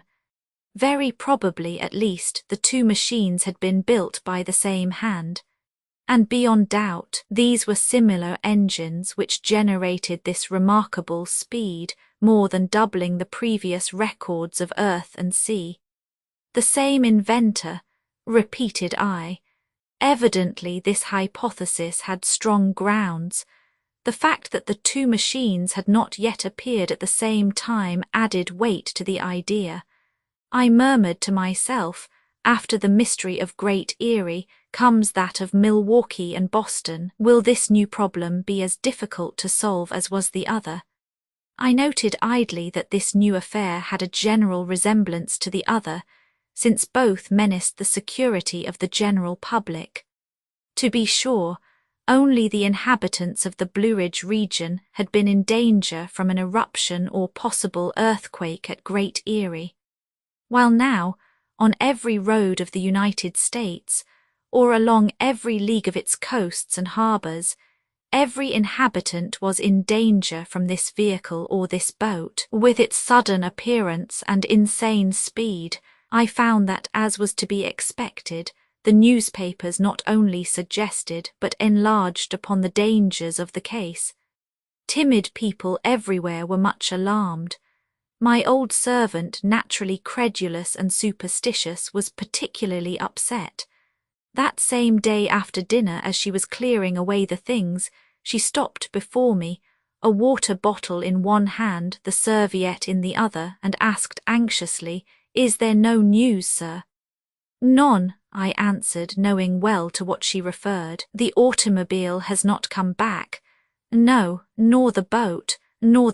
There is no news even in the best informed papers. But your secret police information, we are no wiser.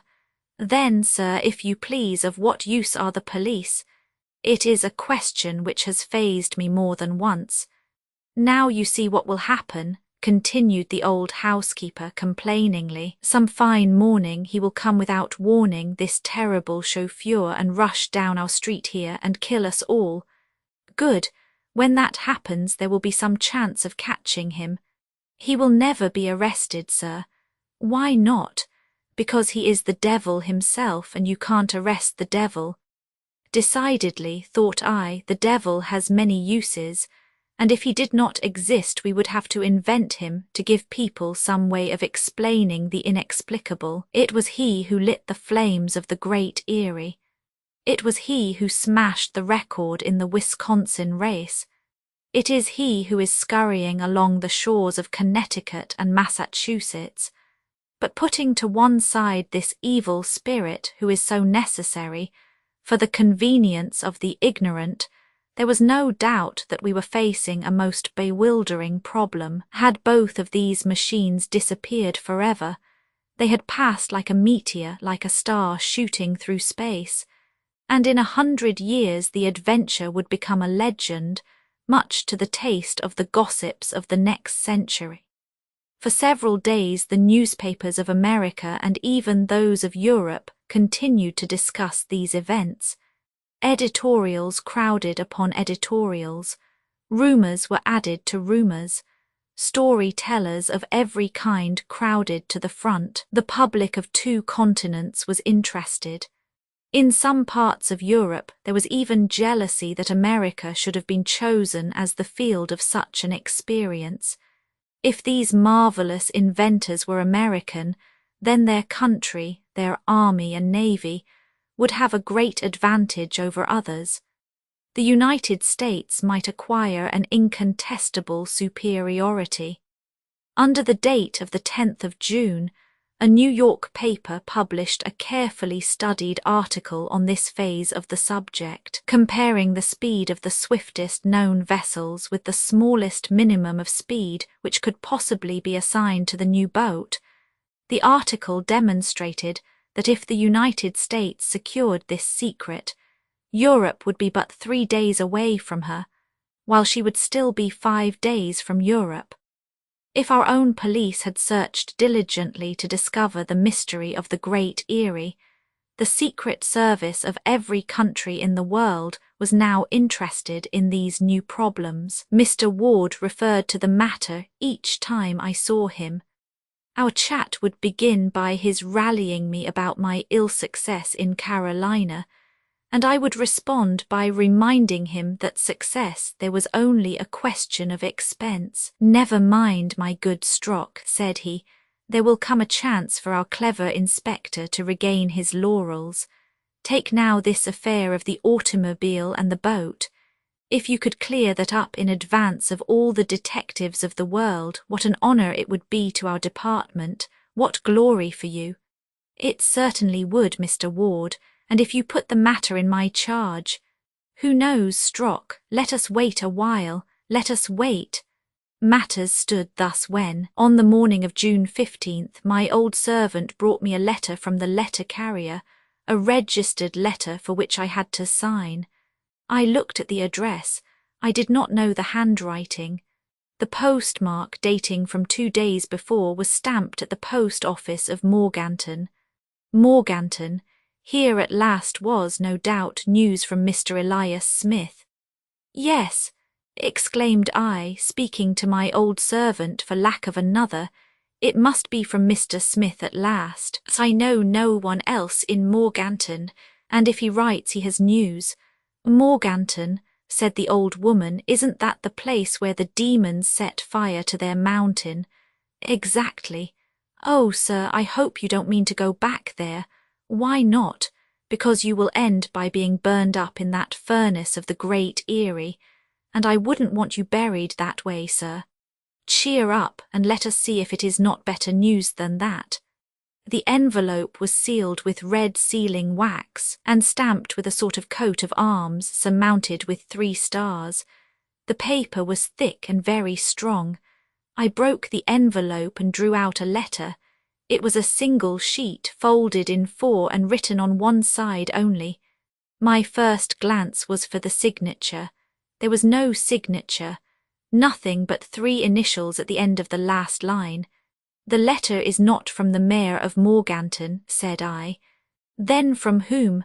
asked the old servant, doubly curious in her quality as a woman and as an old gossip. Looking again at the 3 initials of the signature, I said, "I know no one for whom these letters would stand, neither at Morganton nor elsewhere." The handwriting was bold, both up strokes and down strokes very sharp, about 20 lines in all. Here is the letter of which I, with good reason, retained an exact copy. It was dated, to my extreme stupefaction, from that mysterious Great Eyrie. Great Eyrie, Blue Ridge MTNS, to Mr. Strock, North Carolina, June 13th. Chief Inspector of Police, 34 Long Sant, Washington, D.C., sir. You were charged with the mission of penetrating the Great Erie. You came on April the 28th, accompanied by the mayor of Morganton and 2 guides. You mounted to the foot of the wall and you encircled it, finding it too high and steep to climb. You sought a breach and you found none.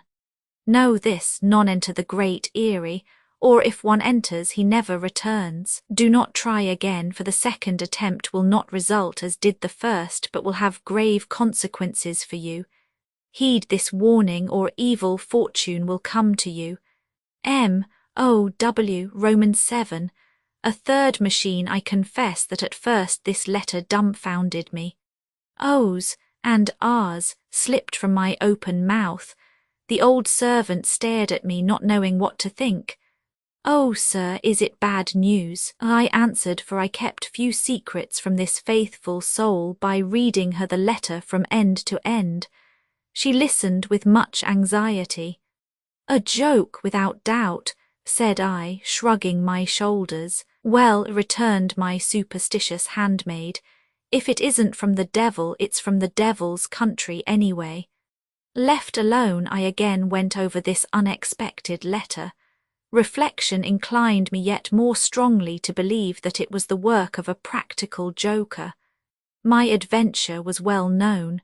The newspapers had given it in full detail.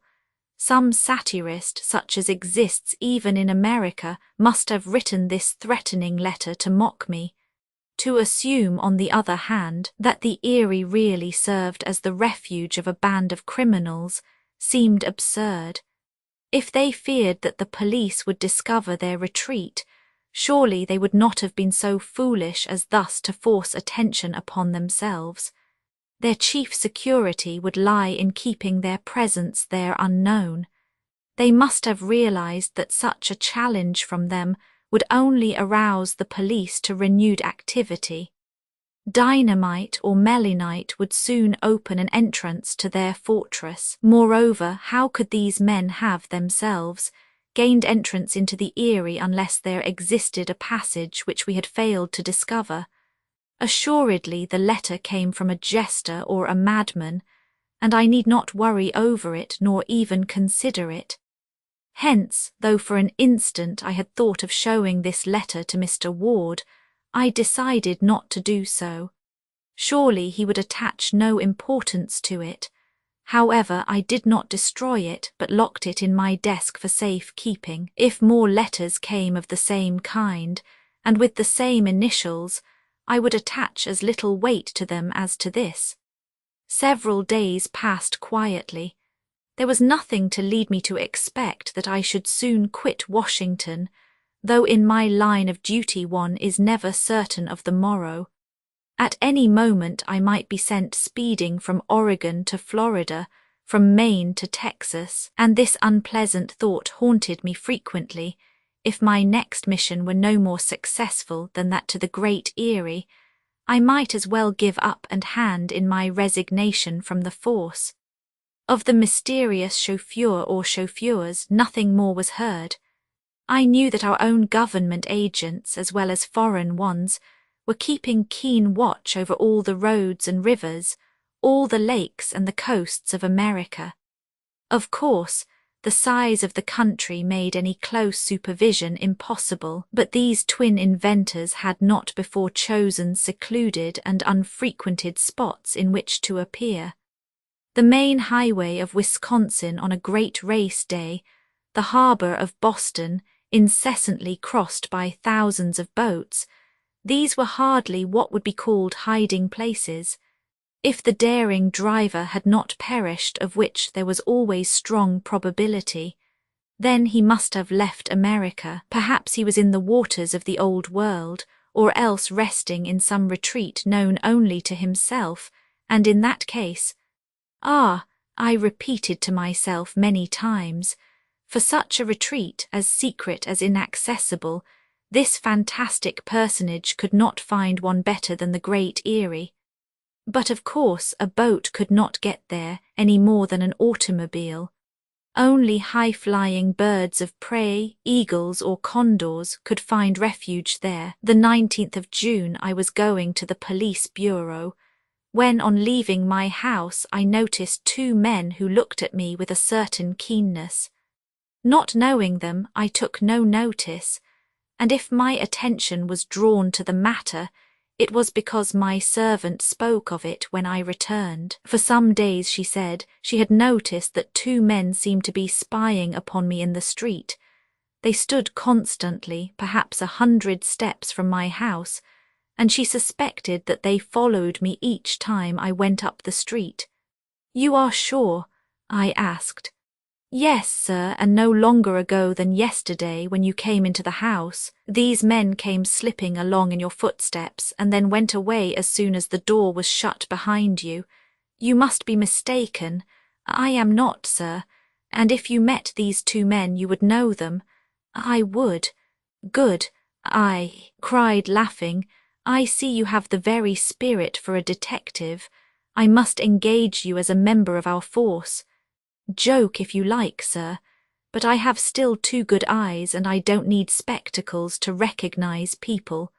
Someone is spying on you, that's certain, and you should put some of your men to track them in turn."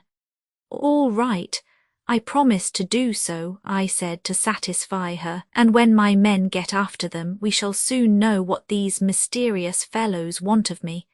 In truth, I did not take the good soul's excited announcement very seriously. I added, however, "When I go out I will watch the people around me with great care." "That will be best, sir." My poor old housekeeper was always frightening herself at nothing. "If I see them again," she added, "I will warn you before you set foot out of doors." Agreed, and I broke off the conversation, knowing well that if I allowed her to run on, she would end by being sure that Beelzebub himself and one of his chief attendants were at my heels. The 2 following days, there was certainly no one spying on me, either at my exits or entrances, so I concluded my old servant had made much of nothing, as usual. But on the morning of the 22nd of June, after rushing upstairs as rapidly as her age would permit, the devoted old soul burst into my room and in a half-whisper gasped, "Sir, what is it?" "They are there." "Who?" I queried, my mind on anything but the web she had been spinning about me. "The 2 spies. Ah, those wonderful spies. Themselves, in the street, right in front of our windows, watching the house, waiting for you to go out." I went to the window and raising just an edge of the shade, so as not to give any warning, I saw 2 men on the pavement. They were rather fine-looking men, broad-shouldered and vigorous, aged somewhat under 40, dressed in the ordinary fashion of the day, with slouched hats, heavy woolen suits, stout walking shoes and sticks in hand. Undoubtedly they were staring persistently at my apparently unwatchful house. Then, having exchanged a few words, they strolled off a little way and returned again. "Are you sure these are the same men you saw before?" "Yes, sir." Evidently I could no longer dismiss her warning as a hallucination, and I promised myself to clear up the matter. As to following the men myself, I was presumably too well known to them. To address them directly would probably be of no use. But that very day one of our best men should be put on watch, and if the spies returned on the morrow, they should be tracked in their turn, and watched until their identity was established. At the moment, were they waiting to follow me to police headquarters? For it was there that I was bound, as usual. If they accompanied me, I might be able to offer them a hospitality for which they would scarce thank me. I took my hat, and while the housekeeper remained peeping from the window, I went downstairs, opened the door and stepped into the street. The 2 men were no longer there. Despite all my watchfulness, that day I saw no more of them as I passed along the streets. From that time on, indeed, neither my old servant nor I saw them again before the house, nor did I encounter them elsewhere. Their appearance, however, was stamped upon my memory. I would not forget them. Perhaps after all, admitting that I had been the object of their espionage, they had been mistaken in my identity. Having obtained a good look at me, they now followed me no more. So in the end I came to regard this matter as of no more importance than the letter with the initials M. O. W. Then, on the 24th of June, there came a new event to further stimulate both my interest and that of the general public in the previous mysteries of the automobile and the boat. The Washington Evening Star published the following account, which was next morning copied by every paper in the country. Lake Kerdall in Kansas, 40 miles west of Topeka, is little known. It deserves wider knowledge and doubtless will have it hereafter, for attention is now drawn to it in a very remarkable way. This lake, deep among the mountains, appears to have no outlet. What it loses by evaporation, it regains from the little neighbouring streamlets and the heavy rains. Lake Kerdall covers about 75 square miles, and its level is but slightly below that of the heights which surround it. Shut in among the mountains, it can be reached only by narrow and rocky gorges. Several villages, however, have sprung up upon its banks. It is full of fish, and fishing boats cover its waters. Lake Kerdall is in many places 50 feet deep close to shore. Sharp, pointed rocks form the edges of this huge basin. Its surges, roused by high winds, beat upon its banks with fury, and the houses near at hand are often deluged with spray as if with the downpour of a hurricane. The lake, already deep at the edge, becomes yet deeper toward the centre, where in some places soundings show over 300 feet of water. The fishing industry supports a population of several thousands, and there are several hundred fishing boats in addition to the dozen or so of little steamers which serve the traffic of the lake. Beyond the circle of the mountains lie the railroads which transport the products of the fishing industry throughout Kansas and the neighbouring states. This account of Lake Kerdall is necessary for the understanding of the remarkable facts which we are about to report, and this is what the Evening Star then reported in its startling article. For some time past, the fishermen have noticed a strange upheaval in the waters of the lake. Sometimes it rises as if a wave surged up from its depths, even in perfectly calm weather.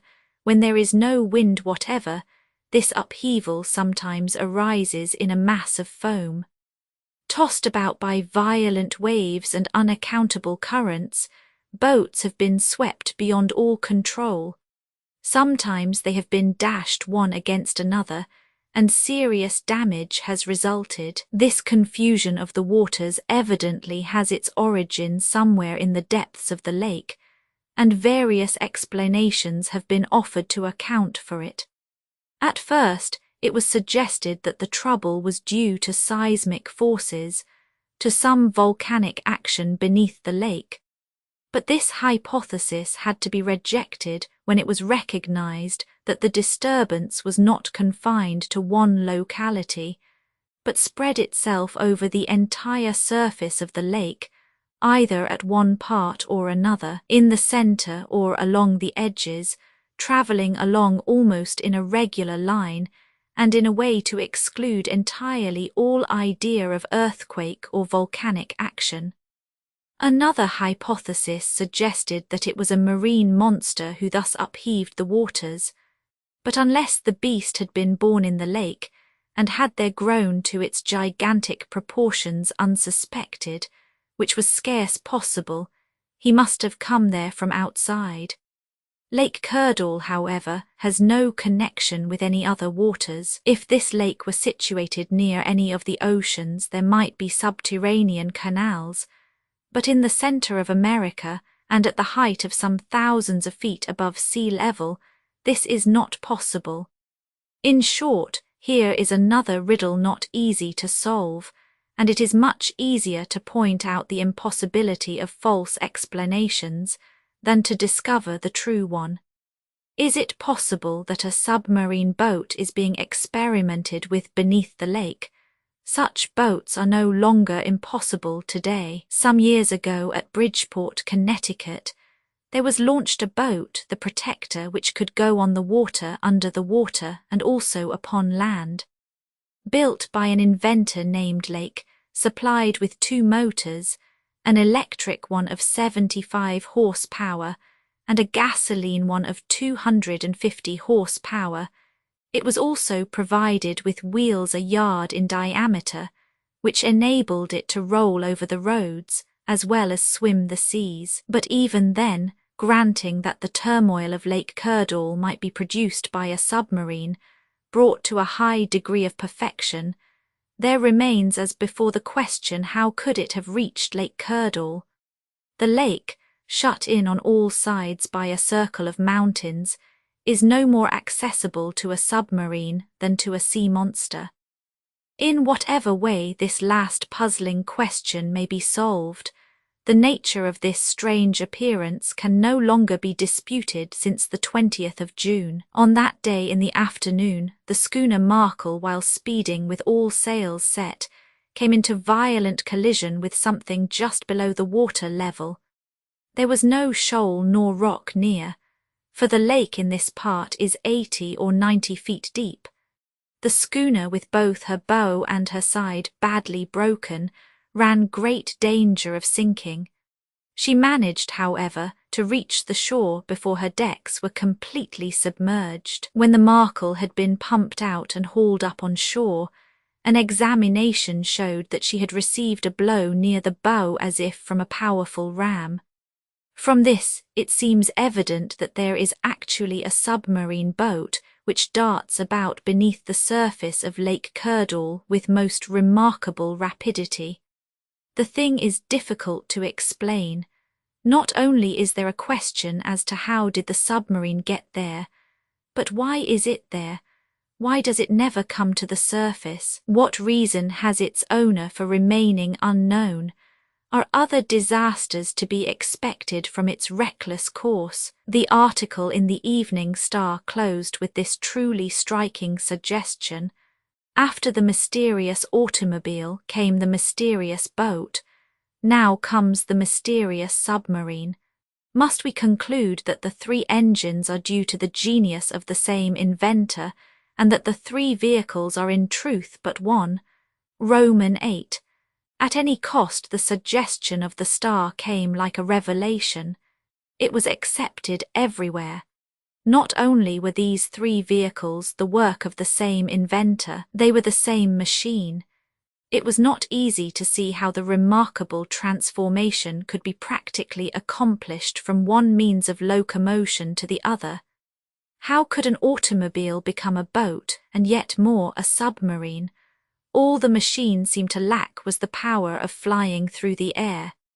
Nevertheless, everything that was known of the 3 different machines, as to their size, their shape, their lack of odour or of steam, and above all their remarkable speed, seemed to imply their identity. The public, grown blasé with so many excitements, found in this new marvel a stimulus to reawaken their curiosity. The newspapers dwelt now chiefly on the importance of the invention. This new engine, whether in one vehicle or 3, had given proofs of its power. What amazing proofs! The invention must be bought at any price. The United States government must purchase it at once for the use of the nation. Assuredly, the great European powers would stop at nothing to be beforehand with America, and gain possession of an engine so invaluable for military and naval use.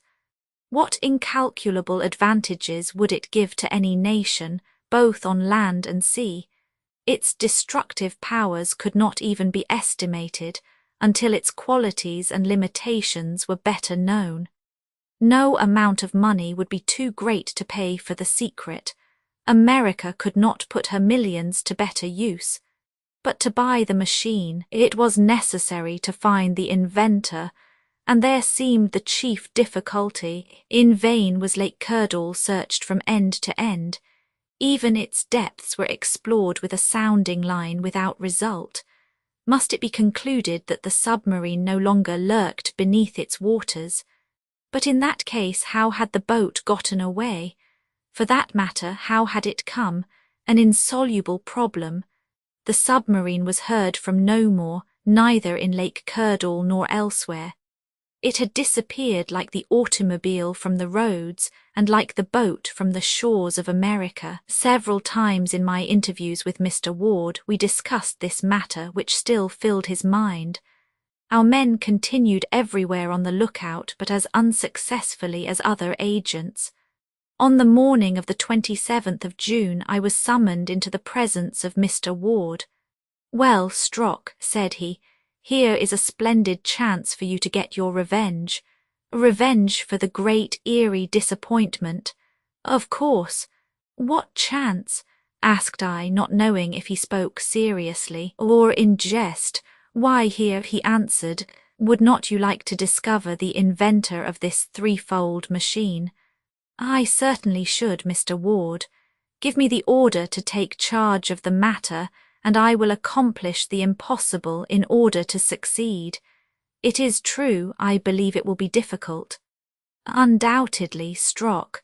Perhaps even more difficult than to penetrate into the Great Eyrie." It was evident that Mr. Ward was intent on rallying me about my unsuccess. He would not do that, I felt assured, out of mere unkindness. Perhaps then he meant to rouse my resolution. He knew me well, and realized that I would have given anything in the world to recoup my defeat. I waited quietly for new instructions. Mr. Ward dropped his jesting and said to me very generously, "I know, Strock, that you accomplished everything that depended on human powers, and that no blame attaches to you. But we face now a matter very different from that of the Great Eyrie. The day the government decides to force that secret, everything is ready. We have only to spend some thousands of dollars and the road will be open. That is what I would urge. But at present," said Mr. Ward, shaking his head, "it is much more important to place our hands on this fantastic inventor who so constantly escapes us. That is work for a detective indeed, a master detective. He has not been heard from again." "No, and though there is every reason to believe that he has been and still continues beneath the waters of Lake Curdall, it has been impossible to find any trace of him anywhere around there. One would almost fancy he had the power of making himself invisible, this Proteus of a mechanic." "It seems likely," said I, "that he will never be seen until he wishes to be." "True, Strock, and to my mind there is only one way of dealing with him, and that is to offer him such an enormous price that he cannot refuse to sell his invention." Mr. Ward was right. Indeed, the government had already made the effort to secure speech with this hero of the day, than whom surely no human being has ever better merited the title. The press had widely spread the news, and this extraordinary individual must assuredly know what the government desired of him, and how completely he could name the terms he wished. "Surely," added Mr. Ward, "this invention can be of no personal use to the man that he should hide it from the rest of us. There is every reason why he should sell it. Can this unknown be already some dangerous criminal who, thanks to his machine, hopes to defy all pursuit?" My chief then went on to explain that it had been decided to employ other means in search of the inventor.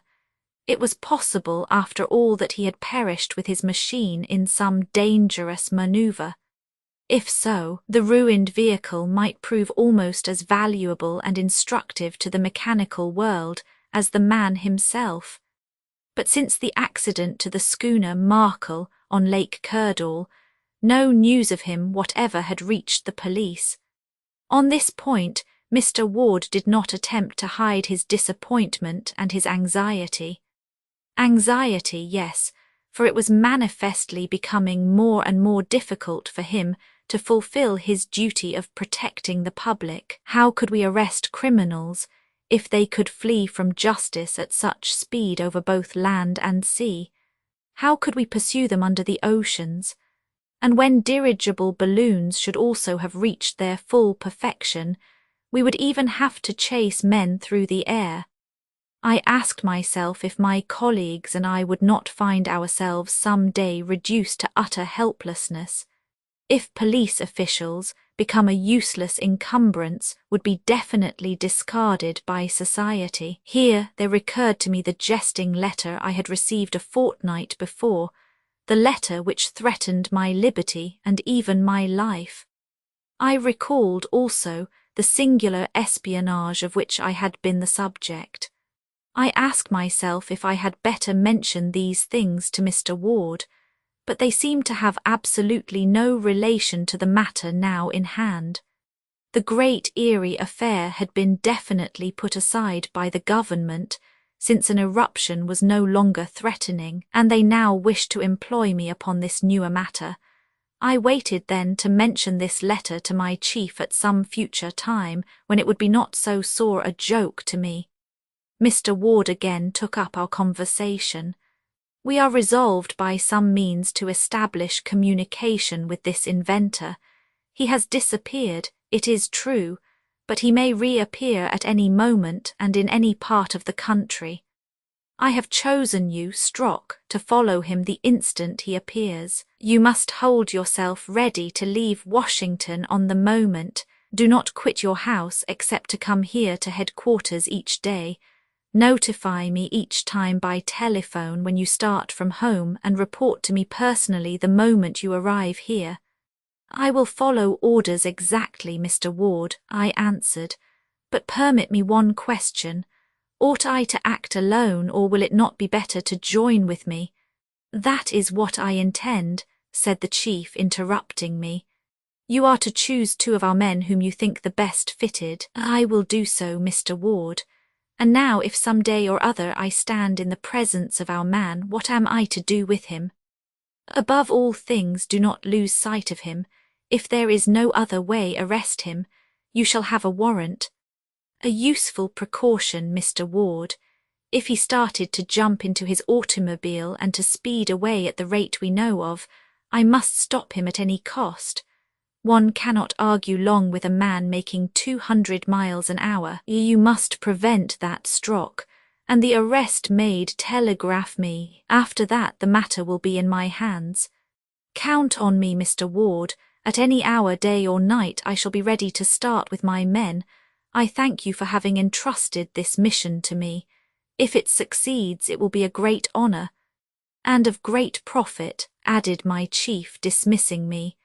Returning home, I made all preparations for a trip of indefinite duration. Perhaps my good housekeeper imagined that I planned a return to the Great Eyrie, which she regarded as an antechamber of hell itself. She said nothing, but went about her work with a most despairing face. Nevertheless, sure as I was of her discretion, I told her nothing. In this great mission I would confide in no one. My choice of the 2 men to accompany me was easily made.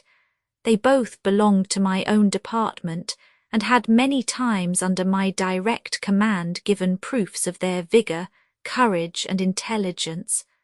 One, John Hart of Illinois, was a man of 30 years.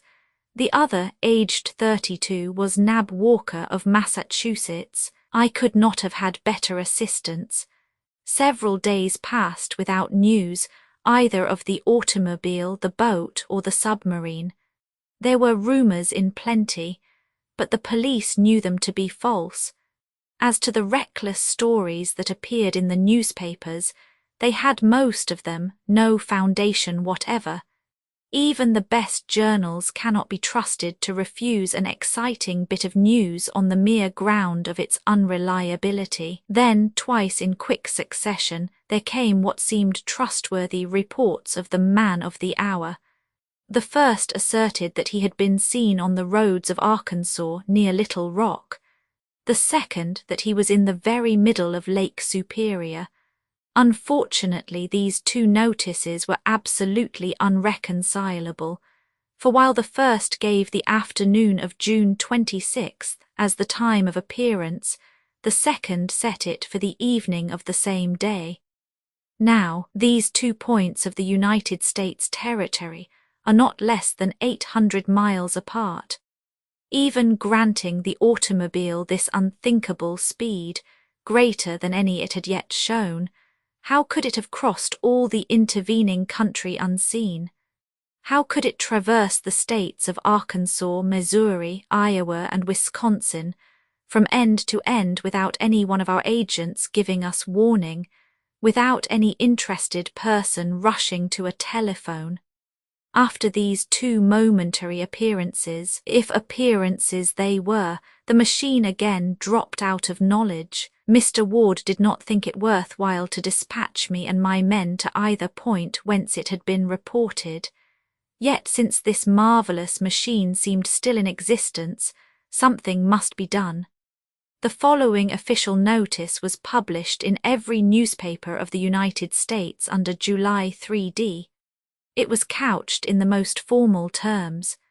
During the month of April of the present year, an automobile traversed the roads of Pennsylvania, of Kentucky, of Ohio, of Tennessee, of Missouri, of Illinois, and on the 27th of May, during the race held by the American Automobile Club, it covered the course in Wisconsin.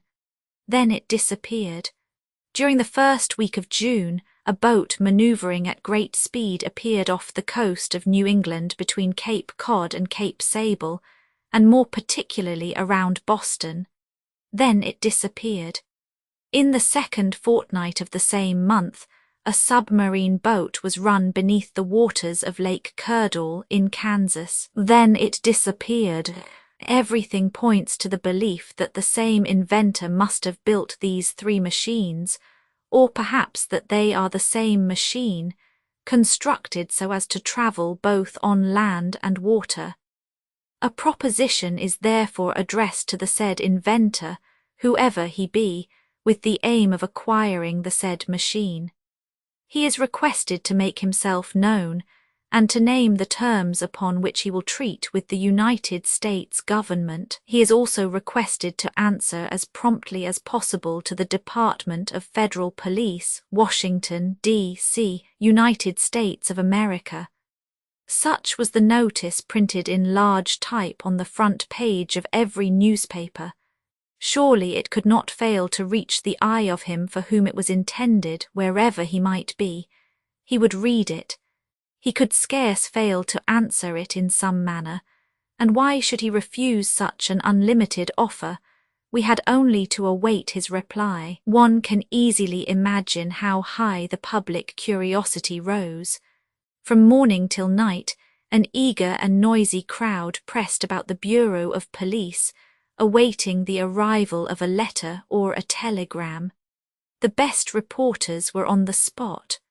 What honour, what profit would come to the paper which was first to publish the famous news, to know at last the name and place of the undiscoverable unknown, and to know if he would agree to some bargain with the government? It goes without saying that America does things on a magnificent scale.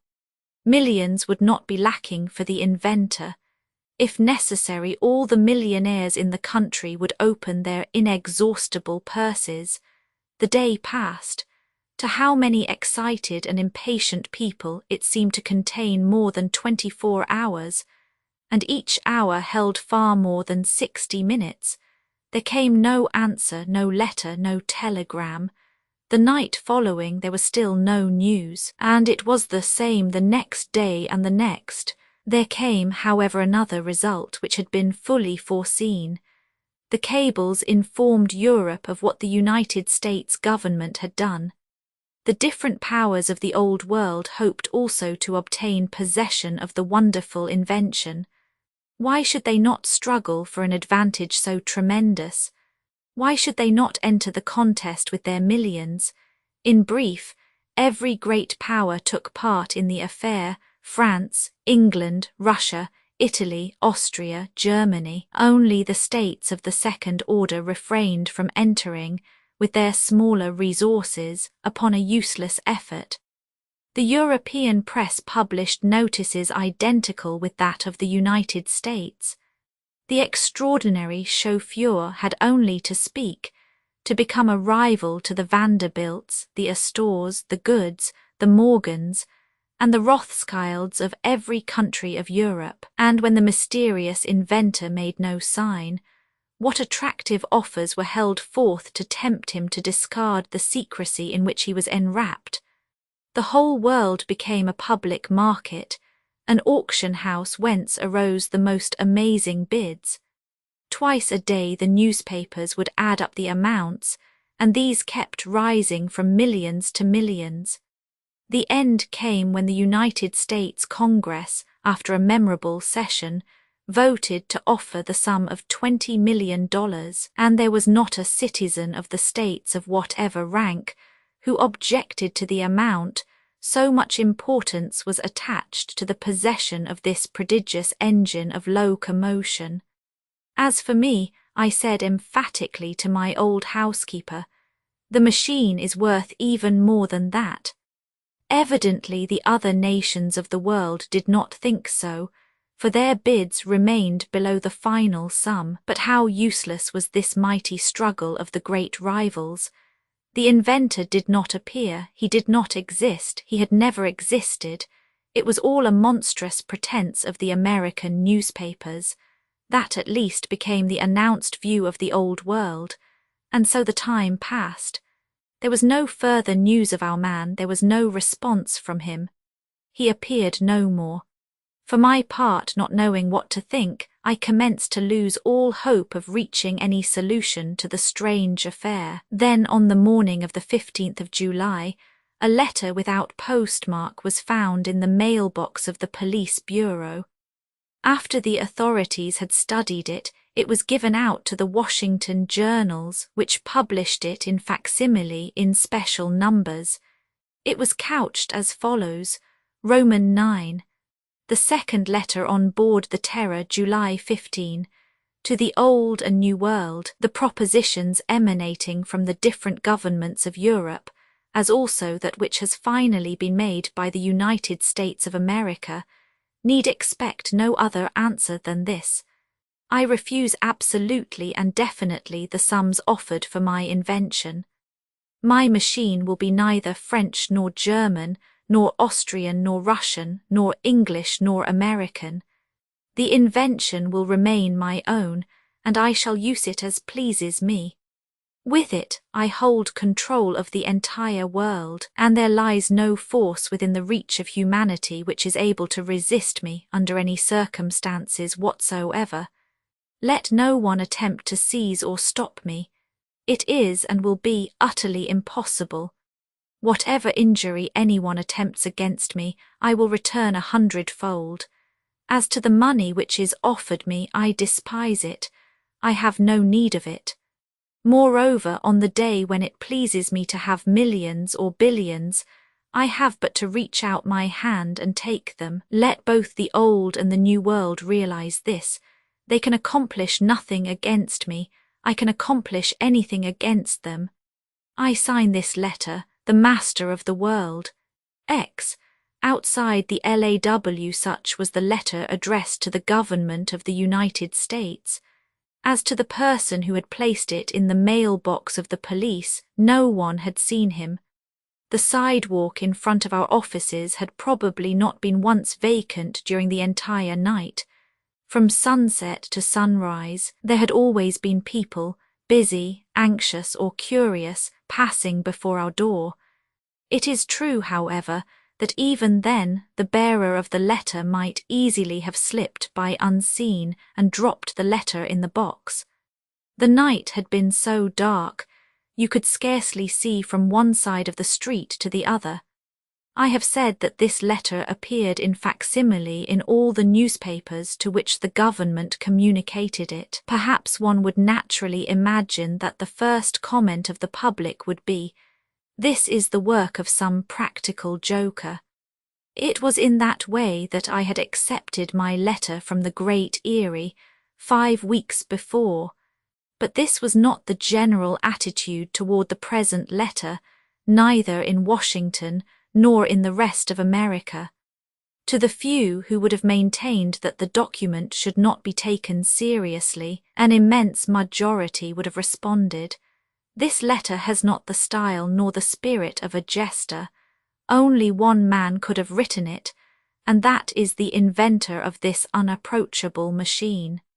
To most people this conclusion seemed indisputable owing to a curious state of mind easily explainable.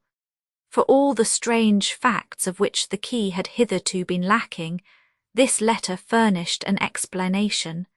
The theory now almost universally accepted was as follows. The inventor had hidden himself for a time, only in order to reappear more startlingly in some new light. Instead of having perished in an accident, he had concealed himself in some retreat where the police were unable to discover him.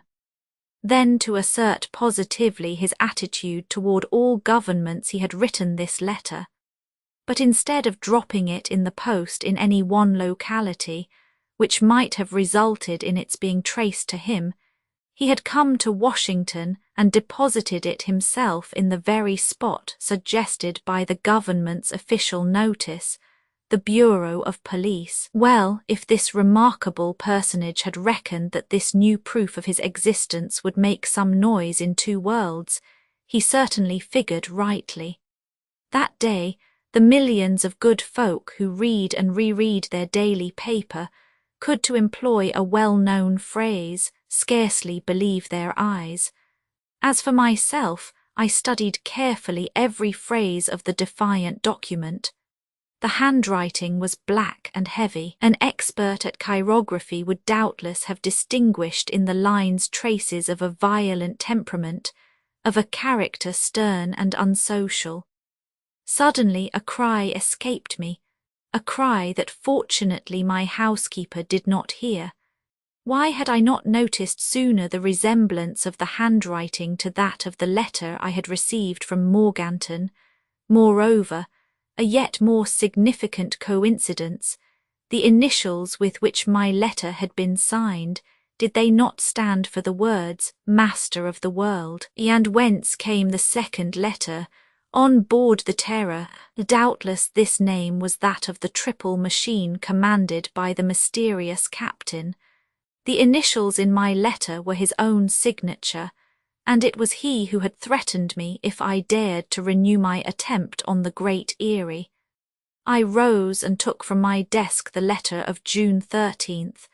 I compared it with the facsimile in the newspapers. There was no doubt about it. They were both in the same peculiar handwriting. My mind worked eagerly. I sought to trace the probable deductions from this striking fact, known only to myself. The man who had threatened me was the commander of this terror. Startling name, only too well justified. I asked myself if our search could not now be prosecuted under less vague conditions. Could we not now start our men upon a trail which would lead definitely to success? In short, what relation existed between the Terror and the Great Eyrie? What connection was there between the phenomena of the Blue Ridge Mountains, arid the no less phenomenal performances of the fantastic machine?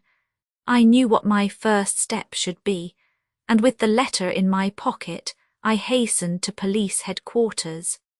Inquiring if Mr. Ward was within and receiving an affirmative reply, I hastened toward his door and rapped upon it with unusual and perhaps unnecessary vigour. Upon his call to enter, I stepped eagerly into the room. The chief had spread before him the letter published in the papers, not a facsimile, but the original itself, which had been deposited in the letter-box of the department. "You come as if you had important news, Strock. Judge for yourself, Mr. Ward," and I drew from my pocket the letter with the initials. Mr. Ward took it, glanced at its face, and asked, "What is this?" "A letter signed only with initials, as you can see. And where was it posted? In Morganton, in North Carolina. When did you receive it? A month ago, the 13th of June. What did you think of it then? That it had been written as a joke. And now Strock, I think what you will think, Mr. Ward, after you have studied it. My chief turned to the letter again and read it carefully. It is signed with 3 initials, said he.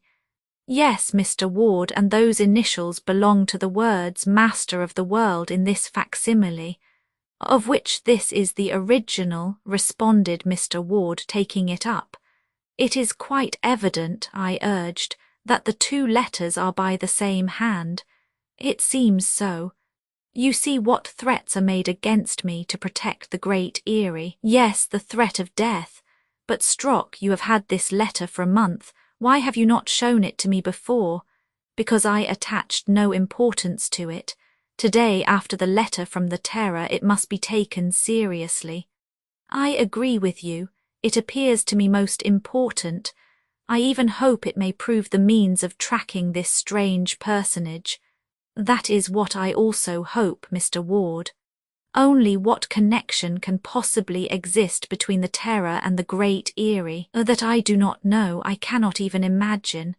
There can be but one explanation, continued Mr. Ward, though it is almost inadmissible, even impossible, and that is, that the Great Eyrie was the spot selected by the inventor where he gathered his material.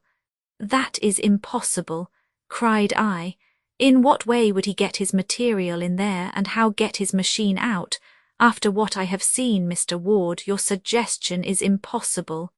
Unless, Strock, unless what? Well, I demanded. Unless the machine of this Master of the World has also wings, which permit it to take refuge in the Great Eyrie. At the suggestion that the Terror, which had searched the deeps of the sea, might be capable also of rivaling the vultures and the eagles, I could not restrain an expressive shrug of incredulity. Neither did Mr. Ward himself dwell upon the extravagant hypothesis. He took the 2 letters and compared them afresh. He examined them under a microscope, especially the signatures, and established their perfect identity. Not only the same hand, but the same pen had written them. After some moments of further reflection, Mr. Ward said, I will keep your letter, Strock. Decidedly, I think that you are fated to play an important part in this strange affair, or rather in these 2 affairs. What thread attaches them I cannot yet see, but I am sure the thread exists. You have been connected with the first, and it will not be surprising if you have a large part in the second. I hope so, Mr. Ward. You know how inquisitive I am. I do, Strock. That is understood. Now I can only repeat my former order. Hold yourself in readiness to leave Washington at a moment's warning. All that day the public excitement caused by the defiant letter mounted steadily higher. It was felt both at the White House and at the Capitol that public opinion absolutely demanded some action. Of course, it was difficult to do anything. Where could one find this Master of the World? And even if he were discovered, how could he be captured? He had at his disposal not only the powers he had displayed, but apparently still greater resources as yet unknown. How had he been able to reach Lake Curdall over the rocks, and how had he escaped from it? Then, if he had indeed appeared on Lake Superior, how had he covered all the intervening territory unseen? What a bewildering affair it was altogether. This, of course, made it all the more important to get to the bottom of it. Since the millions of dollars had been refused, force must be employed. The inventor and his invention were not to be bought. And in what haughty and menacing terms he had couched his refusal. So be it. He must be treated as an enemy of society, against whom all means became justified, that he might be deprived of his power to injure others. The idea that he had perished was now entirely discarded. He was alive, very much alive, and his existence constituted a perpetual public danger, Influenced by these ideas, the government issued the following proclamation. Since the commander of the Terror has refused to make public his invention, at any price whatever, since the use which he makes of his machine constitutes a public menace, against which it is impossible to guard, the said commander of the Terror is hereby placed beyond the protection of the law. Any measures taken in the effort to capture or destroy either him or his machine will be approved and rewarded. It was a declaration of war, war to the death against this master of the world, who thought to threaten and defy an entire nation, the American nation. Before the day was over, various rewards of large amounts were promised to anyone who revealed the hiding place of this dangerous inventor, to anyone who could identify him, and to anyone who should rid the country of him. Such was the situation during the last fortnight of July.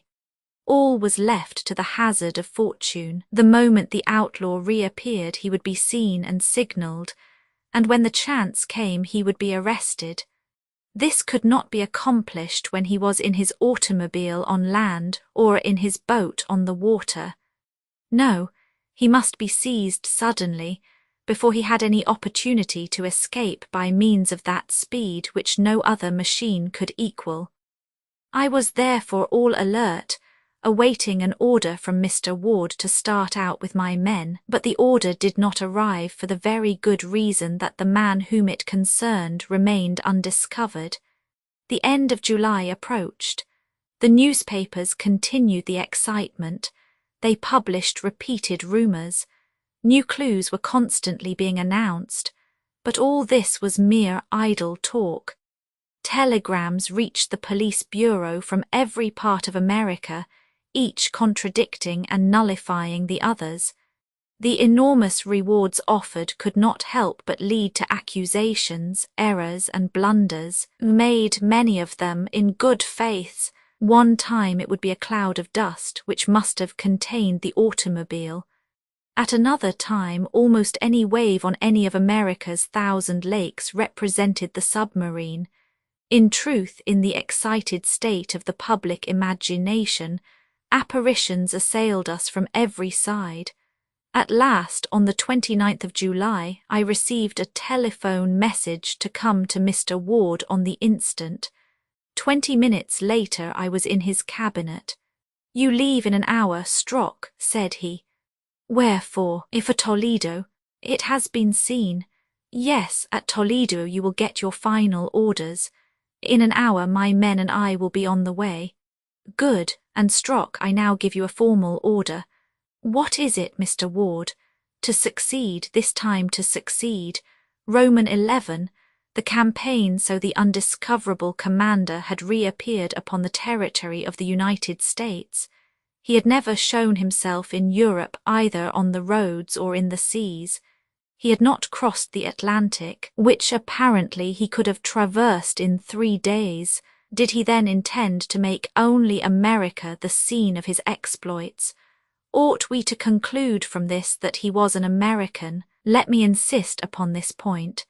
It seemed clear that the submarine might easily have crossed the vast sea which separates the New and the Old World. Not only would its amazing speed have made its voyage short, in comparison to that of the swiftest steamship, but also it would have escaped all the storms that make the voyage dangerous. Tempests did not exist for it. It had but to abandon the surface of the waves, and it could find absolute calm a few score feet beneath. But the inventor had not crossed the Atlantic, and if he were to be captured now, it would probably be in Ohio, since Toledo is a city of that state. This time the fact of the machine's appearance had been kept secret between the police and the agent who had warned them and whom I was hurrying to meet. No journal, and many would have paid high for the chance, was printing this news. We had decided that nothing should be revealed until our effort was at an end. No indiscretion would be committed by either my comrades or myself, The man to whom I was sent with an order from Mr. Ward was named Arthur Wells. He awaited us at Toledo. The city of Toledo stands at the western end of Lake Erie. Our train sped during the night across West Virginia and Ohio. There was no delay, and before noon the next day the locomotive stopped in the Toledo depot. John Hart, Nab Walker and I stepped out with travelling bags in our hands and revolvers in our pockets. Perhaps we should need weapons for an attack, or even to defend ourselves. Scarcely had I stepped from the train when I picked out the man who awaited us. He was scanning the arriving passengers impatiently, evidently as eager and full of haste as I. I approached him. "Mr. Wells," said I. "Mr. Strock?" asked he. "Yes, I am at your command," said Mr. Wells. "Are we to stop any time in Toledo?" I asked. "No, with your permission, Mr. Strock. A carriage with 2 good horses is waiting outside the station, and we must leave at once to reach our destination as soon as possible." "We will go at once," I answered, signing to my 2 men to follow us. "Is it far?" 20 miles. "And the place is called Black Rock Creek." Having left our bags at a hotel, we started on our drive. Much to my surprise, I found there were provisions sufficient for several days packed beneath the seat of the carriage. Mr. Wells told me that the region around Black Rock Creek was among the wildest in the state. There was nothing there to attract either farmers or fishermen. We would find not an inn for our meals nor a room in which to sleep. Fortunately, during the July heat there would be no hardship even if we had to lie 1 or 2 nights under the stars. More probably, however, if we were successful, the matter would not occupy us many hours. Either the commander of the Terror would be surprised before he had a chance to escape, or he would take to flight, and we must give up all hope of arresting him. As I found Arthur Wells to be a man of about 40, large and powerful, I knew him by reputation to be one of the best of our local police agents. Cool in danger and enterprising always, he had proven his daring on more than one occasion at the peril of his life. He had been in Toledo on a wholly different mission when chance had thrown him on the track of the Terror. We drove rapidly along the shore of Lake Erie toward the southwest. This inland sea of water is on the northern boundary of the United States, lying between Canada on one side and the states of Ohio, Pennsylvania and New York on the other. If I stop to mention the geographical position of this lake, its depth, its extent, and the waters nearest around, it is because the knowledge is necessary for the understanding of the events which were about to happen. The surface of Lake Erie covers about 10,000 square miles. It is nearly 600 feet above sea level. It is joined on the northwest by means of the Detroit River, with the still greater lakes to the westward, and receives their waters. It has also rivers of its own, though of less importance, such as the Rocky, the Cuyahoga, and the Black. The lake empties at its northeastern end into Lake Ontario by means of Niagara River and its celebrated falls. The greatest known depth of Lake Erie is over 130 feet, hence it will be seen that the mass of its waters is considerable. In short, this is a region of most magnificent lakes. The land, though not situated far northward, is exposed to the full sweep of the Arctic cold. The region to the northward is low, and the winds of winter rush down with extreme violence. Hence Lake Erie is sometimes frozen over from shore to shore. The principal cities on the borders of this great lake are Buffalo at the east, which belongs to New York State, and Toledo in Ohio at the west, with Cleveland and Sandusky, both Ohio cities, at the south. Smaller towns and villages are numerous along the shore. The traffic is naturally large, its annual value being estimated at considerably over $2 million. Our carriage followed a rough and little-used road along the borders of the lake, and as we toiled along, Arthur Wells told me what he had learned. Less than 2 days before, on the afternoon of July 27th, Wells had been riding on horseback toward the town of Hurley. 5 miles outside the town, he was riding through a little wood when he saw, far up across the lake, a submarine which rose suddenly above the waves. He stopped, tied his horse, and stole on foot to the edge of the lake. There, from behind a tree he had seen with his own eyes, seen this submarine advance toward him and stop at the mouth of Black Rock Creek. Was it the famous machine for which the whole world was seeking which thus came directly to his feet? When the submarine was close to the rocks, 2 men climbed out upon its deck and stepped ashore. Was one of them this master of the world who had not been seen since he was reported from Lake Superior? Was this the mysterious terror which had thus risen from the depths of Lake Erie? I was alone, said Wells. Alone on the edge of the creek. If you and your assistants, Mr.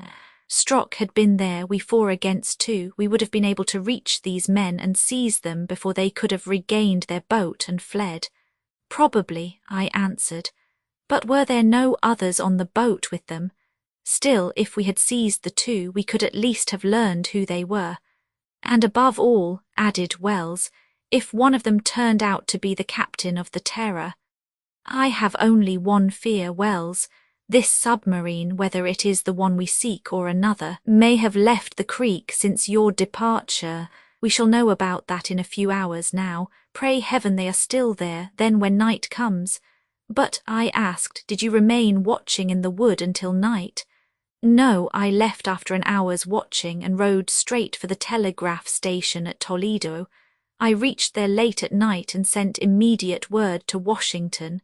That was night before last. Did you return yesterday to Black Rock Creek? Yes. The submarine was still there, in the same spot. And the 2 men, the same 2 men. I judged that some accident had happened and they came to this lonely spot to repair it. Probably so, said I. Some damage which made it impossible for them to regain their usual hiding place. If only they are still here. I have reason to believe they will be, for quite a lot of stuff was taken out of the boat and laid about upon the shore, and as well as I could discern from a distance they seemed to be working on board. Only the 2 men, only the 2. But, protested I, can 2 be sufficient to handle an apparatus of such speed, and of such intricacy as to be at once automobile, boat, and submarine? I think not, Mr. Strock, but I only saw the same 2. Several times they came to the edge of the little wood where I was hidden, and gathered sticks for a fire which they made upon the beach. The region is so uninhabited, and the creek so hidden from the lake that they ran little danger of discovery. They seem to know this. You would recognize them both again, perfectly. One was of middle size, vigorous and quick of movement, heavily bearded. The other was smaller but stocky and strong. Yesterday, as before, I left the wood about 5 o'clock and hurried back to Toledo. There I found a telegram from Mr. Ward notifying me of your coming, and I awaited you at the station. Summed up then, the news amounted to this. For 40 hours past a submarine, presumably the one we sought, had been hidden in Black Rock Creek, engaged in repairs. Probably these were absolutely necessary, and we should find the boat still there. As to how the Terror came to be in Lake Erie, Arthur Wells and I discussed that, and agreed that it was a very probable place for her. The last time she had been seen was on Lake Superior. From there to Lake Erie, the machine could have come by the roads of Michigan, but since no one had remarked its passage, and as both the police and the people were specially aroused and active in that portion of the country, it seemed more probable that the Terror had come by water. There was a clear route through the chain of the Great Lakes and their rivers, by which in her character of a submarine she could easily proceed undiscovered. And now, if the terror had already left the creek, or if she escaped when we attempted to seize her, in what direction would she turn?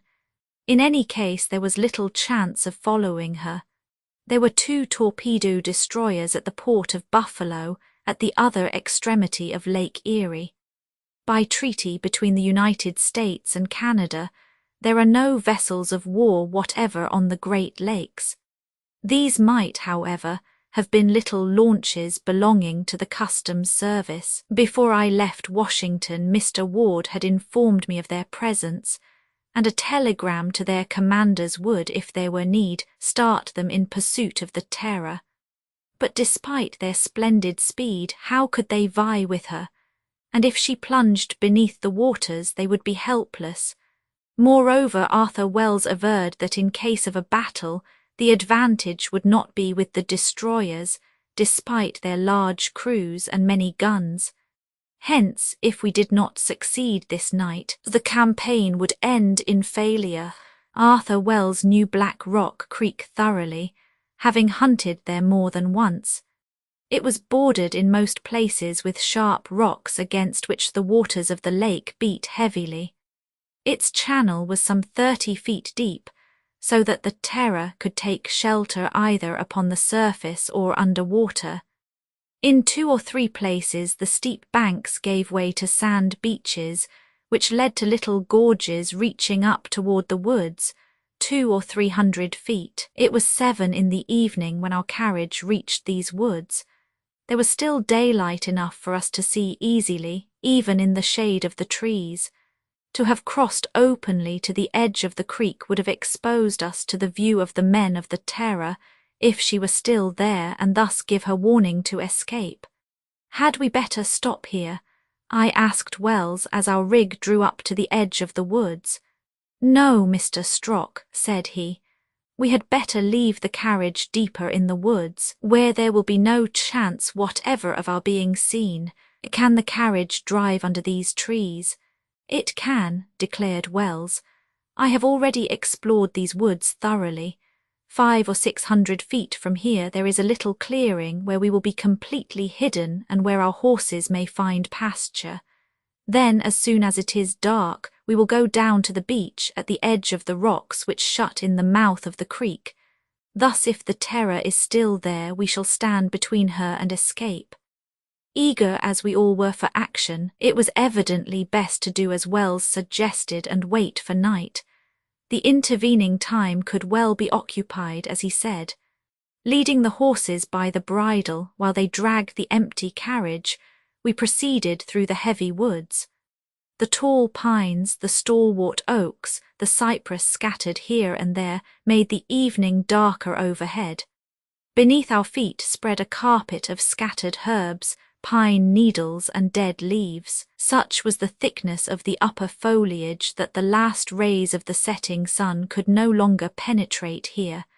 We had to feel our way, and it was not without some knocks that the carriage reached the clearing 10 minutes later. This clearing, surrounded by great trees, formed a sort of oval, covered with rich grass. Here it was still daylight, and the darkness would scarcely deepen for over an hour. There was thus time to arrange an encampment, and to rest a while after our hard trip over the rough and rocky roads. Of course, we were intensely eager to approach the creek and see if the terror was still there, but prudence restrained us. A little patience, and the night would enable us to reach a commanding position unsuspected. Wells urged this strongly, and despite my eagerness, I felt that he was right. The horses were unharnessed and left to browse under the care of the coachman who had driven us. The provisions were unpacked, and John Hart and Nab Walker spread out a meal on the grass at the foot of a superb cypress which recalled to me the forest odours of Morganton and Pleasant Garden. We were hungry and thirsty, and food and drink were not lacking. Then our pipes were lighted to calm the anxious moments of waiting that remained. Silence reigned within the wood. The last song of the birds had ceased. With the coming of night the breeze fell little by little, and the leaves scarcely quivered even at the tops of the highest branches. The sky darkened rapidly after sundown and twilight deepened into obscurity. I looked at my watch. It was 8:30. "It is time, Wells. When you will, Mr. Strock. Then let us start." We cautioned the coachman not to let the horses stray beyond the clearing. Then we started. Wells went in advance, I followed him, and John Hart and Nab Walker came behind. In the darkness, we three would have been helpless without the guidance of Wells. Soon we reached the farther border of the woods, and before us stretched the banks of Black Rock Creek. All was silent, all seemed deserted. We could advance without risk. If the terror was there, she had cast anchor behind the rocks. But was she there? That was the momentous question. As we approached the denouement of this exciting affair, my heart was in my throat. Wells motioned to us to advance. The sand of the shore crunched beneath our steps. The 200 feet between us and the mouth of the creek were crossed softly, and a few minutes sufficed to bring us to the rocks at the edge of the lake. There was nothing. The spot where Wells had left the Terror 24 hours before was empty. The master of the world was no longer at Black Rock Creek. Roman 12. Black Rock Creek. Human nature is prone to illusions. Of course, there had been all along a probability that the Terror had deserted the locality, even admitting that it was she Wells had seen the previous day. If some damage to her triple system of locomotion had prevented her from regaining either by land or by water her usual hiding place, and obliged her to seek refuge in Black Rock Creek, what ought we to conclude now upon finding her here no longer? Obviously, that, having finished her repairs, she had continued on her way, and was already far beyond the waters of Lake Erie. But probable as this result had been from the first, we had more and more ignored it as our trip proceeded. We had come to accept as a fact that we should meet the Terror, that we should find her anchored at the base of the rocks where Wells had seen her. And now what disappointment, I might even say what despair, all our efforts gone for nothing. Even if the Terror was still upon the lake, to find her, reach her and capture her was beyond our power, and it might as well be fully recognized beyond all human power. We stood there, Wells and I, completely crushed, while John Hart and Nab Walker, no less chagrined, went tramping along the banks of the creek, seeking any trace that had been left behind. Posted there at the mouth of the creek, Wells and I exchanged scarcely a word. What need was there of words to enable us to understand each other? After our eagerness and our despair, we were now exhausted. Defeated in our well-planned attempt, we felt as unwilling to abandon our campaign as we were unable to continue it. Nearly an hour slipped by. We could not resolve to leave the place. Our eyes still sought to pierce the night. Sometimes a glimmer, due to the sparkle of the waters, trembled on the surface of the lake. Then it vanished, and with it the foolish hope that it had roused. Sometimes again we thought we saw a shadow outlined against the dark, the silhouette of an approaching boat. Yet again some eddies would swirl up at our feet, as if the creek had been stirred within its depths. These vain imaginings were dissipated one after the other. They were but the illusions raised by our strained fancies. At length our companions rejoined us. My first question was nothing new. "Nothing," said John Hart. "You have explored both banks of the creek." "Yes," responded Nab Walker, "as far as the shallow water above, and we have not seen even a vestige of the things which Mr. Wells saw laid on the shore." "Let us wait a while," said I, unable to resolve upon a return to the woods. At that moment our attention was caught by a sudden agitation of the waters, which swelled upward at the foot of the rocks. "It is like the swell from a vessel," said Wells. "Yes," said I, instinctively lowering my voice. What has caused it? The wind has completely died out.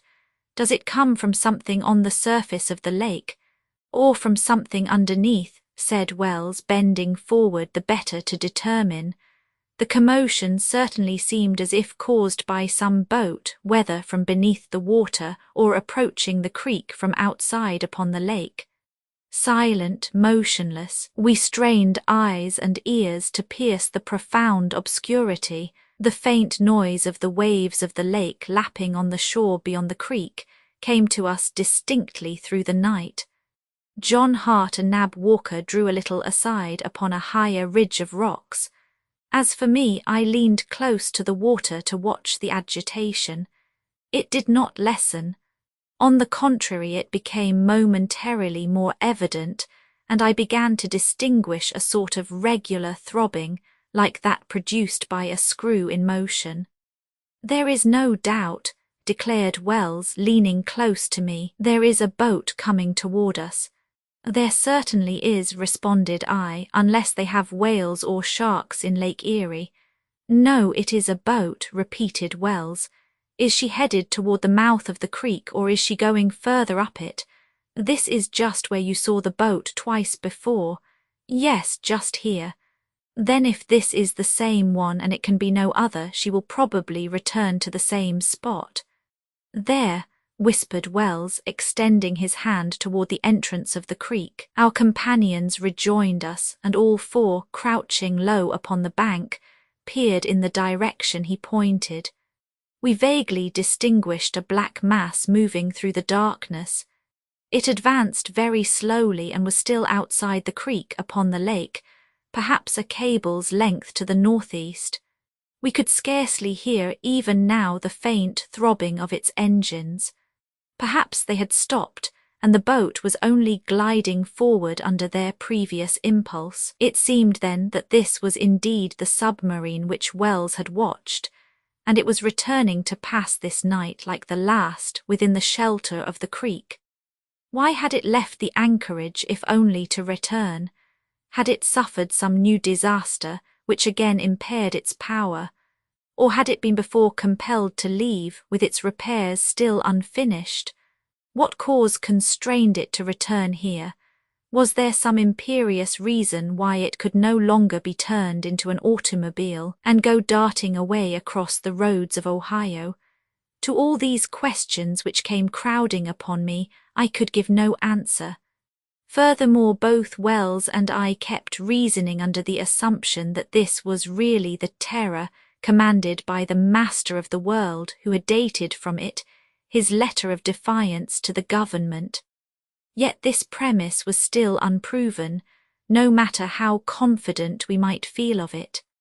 Whatever boat this was that stole so softly through the night, if it continued to approach us, assuredly its captain must know perfectly the channels and shores of Black Rock Creek, since he ventured here in such darkness.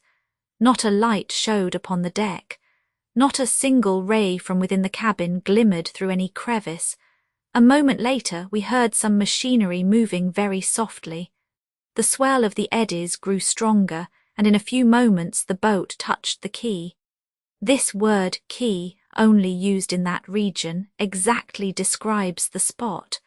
The rocks at our feet formed a level, 5 or 6 feet above the water and descending to it perpendicularly, exactly like a landing wharf. "We must not stop here," whispered Wells, seizing me by the arm. "No," I answered, "they might see us. We must lie crouched upon the beach, or we might hide in some crevice of the rocks. We will follow you." There was not a moment to lose. The dark mass was now close at hand, and on its deck, but slightly raised above the surface of the water, we could trace the silhouettes of 2 men. Were there then really only 2 on board? We stole softly back to where the ravines rose toward the woods above. Several niches in the rocks were at hand. Wells and I crouched down in one, my 2 assistants in another. If the men on the Terror landed, they could not see us, but we could see them and would be able to act as opportunity offered. There were some slight noises from the boat, a few words exchanged in our own language. It was evident that the vessel was preparing to anchor. Then almost instantly a rope was thrown out, exactly on the point of the quay where we had stood.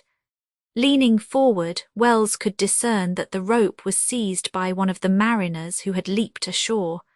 Then we heard a grappling iron scrape along the ground. Some moments later, steps crunched upon the sand. 2 men came up the ravine and went onward toward the edge of the woods, guiding their steps by a ship lantern. Where were they going? Was Black Rock Creek a regular hiding place of the Terror? Had her commander a depot here for stores or provisions? Did they come here to restock their craft when the whim of their wild voyaging brought them to this part of the continent? Did they know this deserted, uninhabited spot so well that they had no fear of ever being discovered here?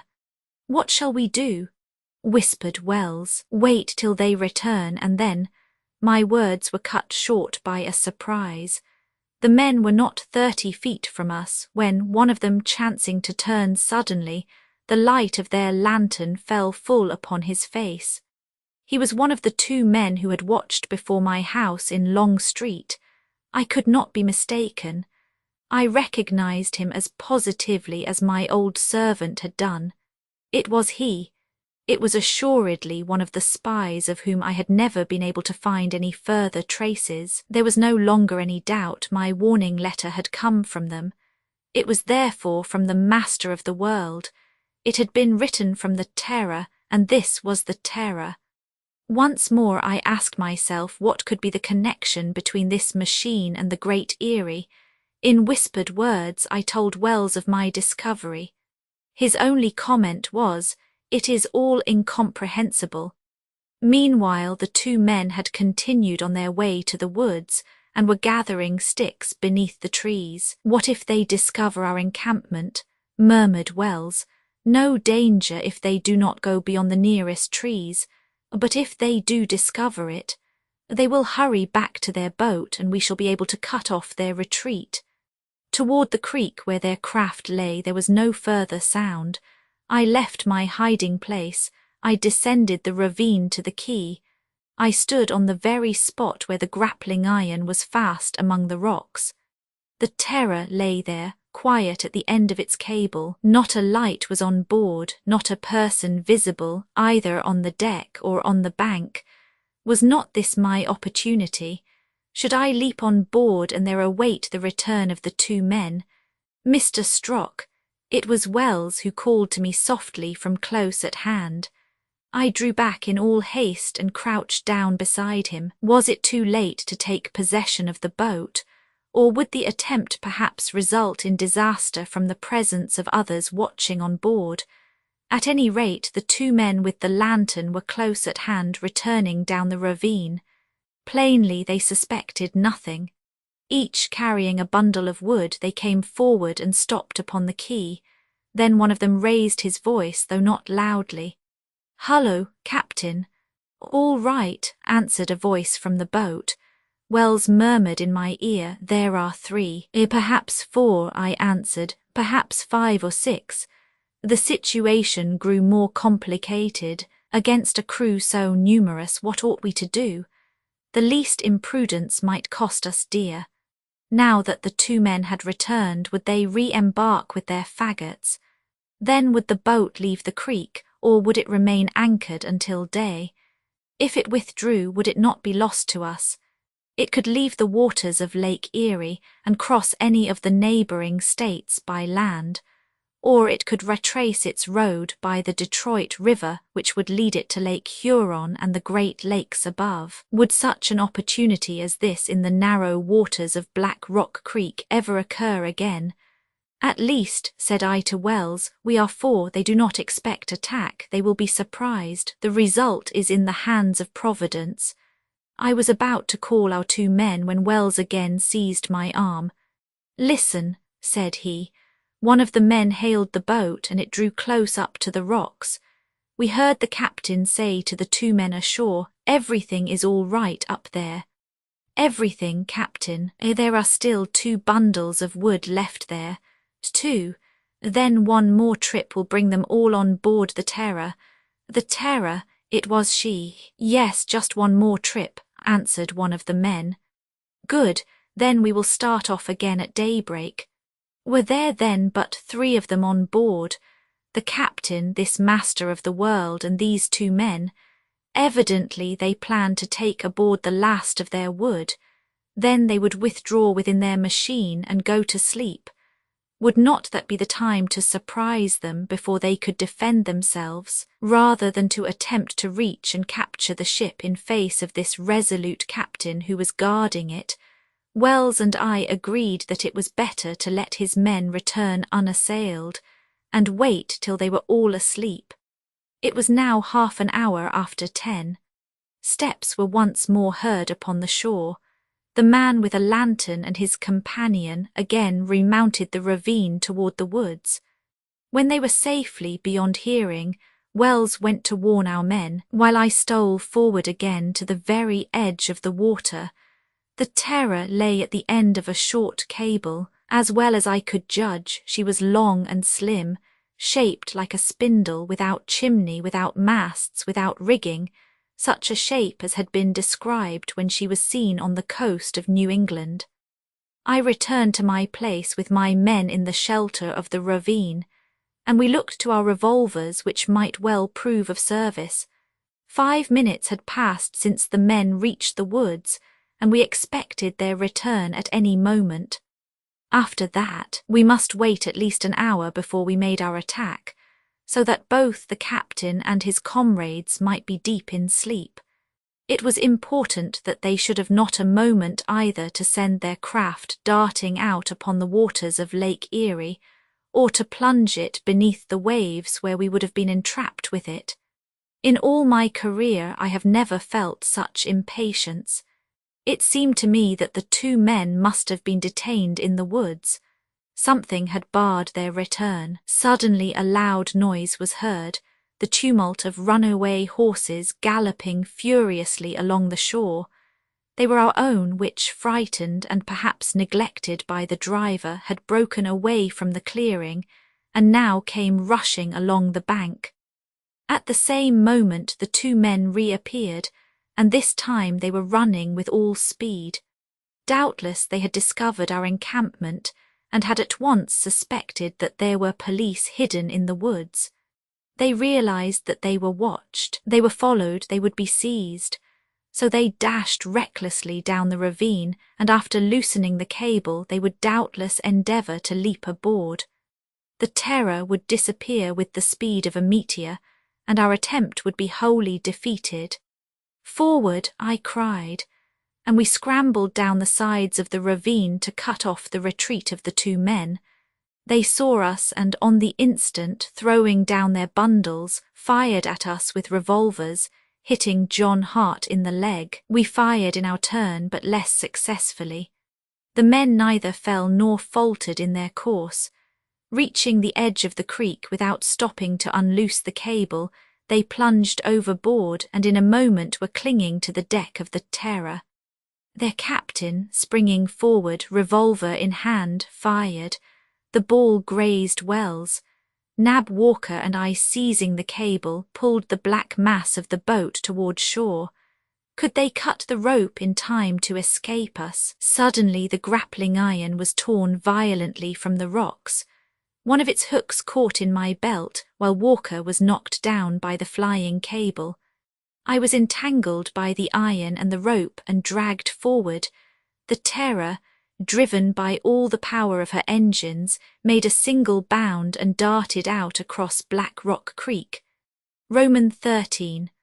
On board the Terror, when I came to my senses, it was daylight. A half-light pierced the thick glass porthole of the narrow cabin wherein someone had placed me. How many hours ago I could not say. Yet it seemed to me by the slanting rays that the sun could not be very far above the horizon. I was resting in a narrow bunk with coverings over me. My clothes, hanging in a corner, had been dried. My belt, torn in half by the hook of the iron, lay on the floor. I felt no wound nor injury, only a little weakness. If I had lost consciousness, I was sure it had not been from a blow. My head must have been drawn beneath the water when I was tangled in the cable. I should have been suffocated if someone had not dragged me from the lake. Now was I on board the Terror, and was I alone with the captain and his 2 men? This seemed probable, almost certain.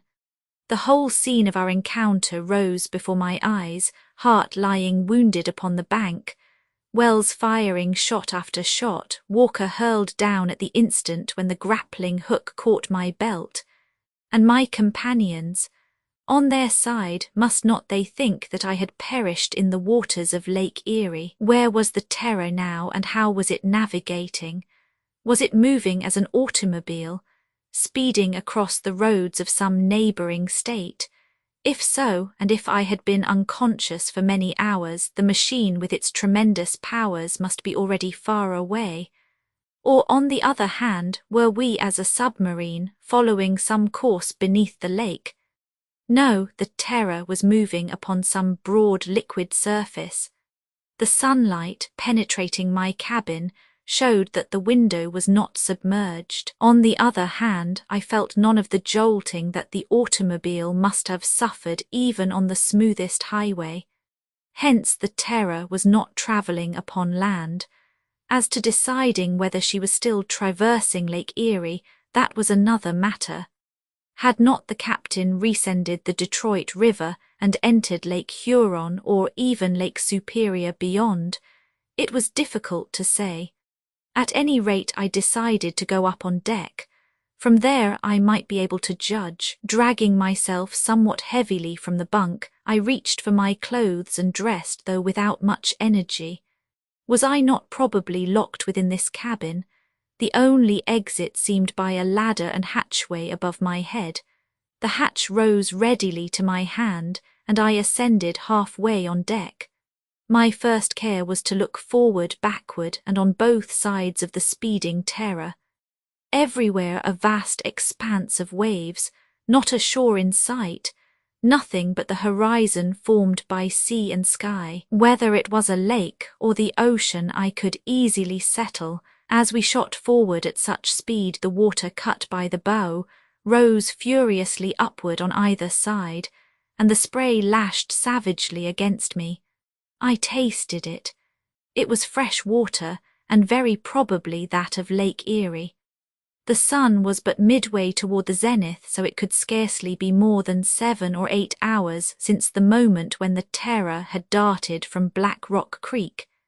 This must therefore be the following morning, that of the 31st of July, considering that Lake Erie is 220 miles long, and over 50 wide. There was no reason to be surprised that I could see no land, neither that of the United States to the southeast nor of Canada to the northwest.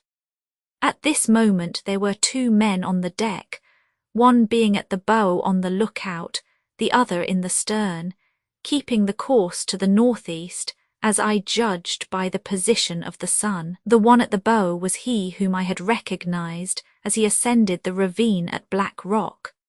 The second was his companion who had carried the lantern. I looked in vain for the one whom they had called Captain. He was not in sight.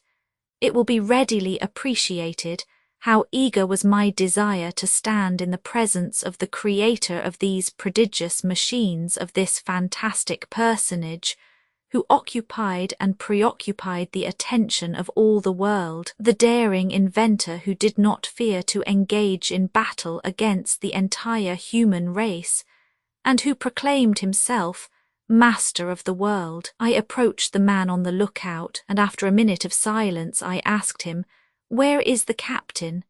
He looked at me through half-closed eyes. He seemed not to understand me, yet I knew, having heard him the night before, that he spoke English. Moreover, I noticed that he did not appear surprised to see me out of my cabin. Turning his back upon me, he continued to search the horizon.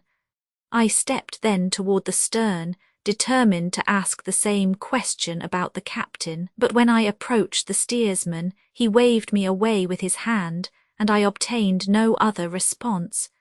It only remained for me to study this craft, from which we had been repelled with revolver shots when we had seized upon its anchor rope. I therefore set leisurely to work to examine the construction of this machine, which was carrying me. Whither? The deck and the upper works were all made of some metal which I did not recognize. In the center of the deck, a scuttle half raised covered the room where the engines were working regularly and almost silently. As I had seen before, neither masts nor rigging, not even a flagstaff at the stern. Toward the bow there arose the top of a periscope by which the Terror could be guided when beneath the water. On the sides were folded back two sort of outshoots resembling the gangways on certain Dutch boats. Of these I could not understand the use. In the bow there rose a third hatchway which presumably covered the quarters occupied by the two men when the Terror was at rest. At the stern, a similar hatch gave access probably to the cabin of the captain, who remained unseen. When these different hatches were shut down, they had a sort of rubber covering which closed them hermetically tight, so that the water could not reach the interior when the boat plunged beneath the ocean. As to the motor, which imparted such prodigious speed to the machine, I could see nothing of it, nor of the propeller. However, the fast-speeding boat left behind it only a long, smooth wake. The extreme fineness of the lines of the craft caused it to make scarcely any waves, and enabled it to ride lightly over the crest of the billows even in a rough sea. As was already known, the power by which the machine was driven was neither steam nor gasoline, nor any of those similar liquids so well known by their odour, which are usually employed for automobiles and submarines. No doubt the power here used was electricity, generated on board at some high power. Naturally, I asked myself whence comes this electricity, from piles or from accumulators. But how were these piles or accumulators charged? Unless, indeed, the electricity was drawn directly from the surrounding air or from the water, by processes hitherto unknown, and I asked myself with intense eagerness if in the present situation I might be able to discover these secrets. Then I thought of my companions left behind on the shore of Black Rock Creek. One of them I knew was wounded. Perhaps the others were also. Having seen me dragged overboard by the hawser, could they possibly suppose that I had been rescued by the Terror? Surely not. Doubtless the news of my death had already been telegraphed to Mr. Ward from Toledo, and now who would dare to undertake a new campaign against this master of the world? These thoughts occupied my mind as I awaited the captain's appearance on the deck. He did not appear. I soon began to feel very hungry, for I must have fasted now nearly 24 hours. I had eaten nothing since our hasty meal in the woods, even if that had been the night before. And judging by the pangs which now assailed my stomach, I began to wonder if I had not been snatched on board the Terror 2 days before, or even more. Happily the question if they meant to feed me, and how they meant to feed me, was solved at once. The man at the bow left his post, descended, and reappeared. Then, without saying a word, he placed some food before me and returned to his place, some potted meat, dried fish, sea biscuit, and a pot of ale so strong that I had to mix it with water. Such was the meal to which I did full justice. My fellow travellers had doubtless eaten before I came out of the cabin, and they did not join me. There was nothing further to attract my eyes, and I sank again into thought. How would this adventure finish? Would I see this invisible captain at length, and would he restore me to liberty? Could I regain it in spite of him? That would depend on circumstances. But if the Terror kept thus far away from the shore, or if she travelled beneath the water, how could I escape from her? Unless we landed and the machine became an automobile, must I not abandon all hope of escape? Moreover, why should I not admit it? To escape without having learned anything of the terror's secrets would not have contented me at all, although I could not thus far flatter myself upon the success of my campaign, and though I had come within a hairbreadth of losing my life, and though the future promised far more of evil than of good, yet after all, a step forward had been attained. To be sure, if I was never to be able to re-enter into communication with the world, if, like this master of the world who had voluntarily placed himself outside the law, I was now placed outside humanity, then the fact that I had reached the terror would have little value. The craft continued headed to the northeast, following the longer axis of Lake Erie. She was advancing at only half speed, for had she been doing her best, she must some hours before have reached the northeastern extremity of the lake. At this end Lake Erie has no other outlet than the Niagara River, by which it empties into Lake Ontario. Now this river is barred by the famous cataract some 15 miles beyond the important city of Buffalo. Since the terror had not retreated by the Detroit River, down which she had descended from the upper lakes, how was she to escape from these waters, unless indeed she crossed by land? The sun passed the meridian. The day was beautiful, warm but not unpleasantly so, thanks to the breeze made by our passage. The shores of the lake continued invisible on both the Canadian and the American side. Was the captain determined not to show himself? Had he some reason for remaining unknown? Such a precaution would indicate that he intended to set me at liberty in the evening, when the terror could approach the shore unseen. Toward 2 o'clock, however, I heard a slight noise. The central hatchway was raised. The man I had so impatiently awaited appeared on deck. I must admit he paid no more attention to me than his men had done. Going to the stern, he took the helm. The man whom he had relieved after a few words in a low tone left the deck, descending by the forward hatchway.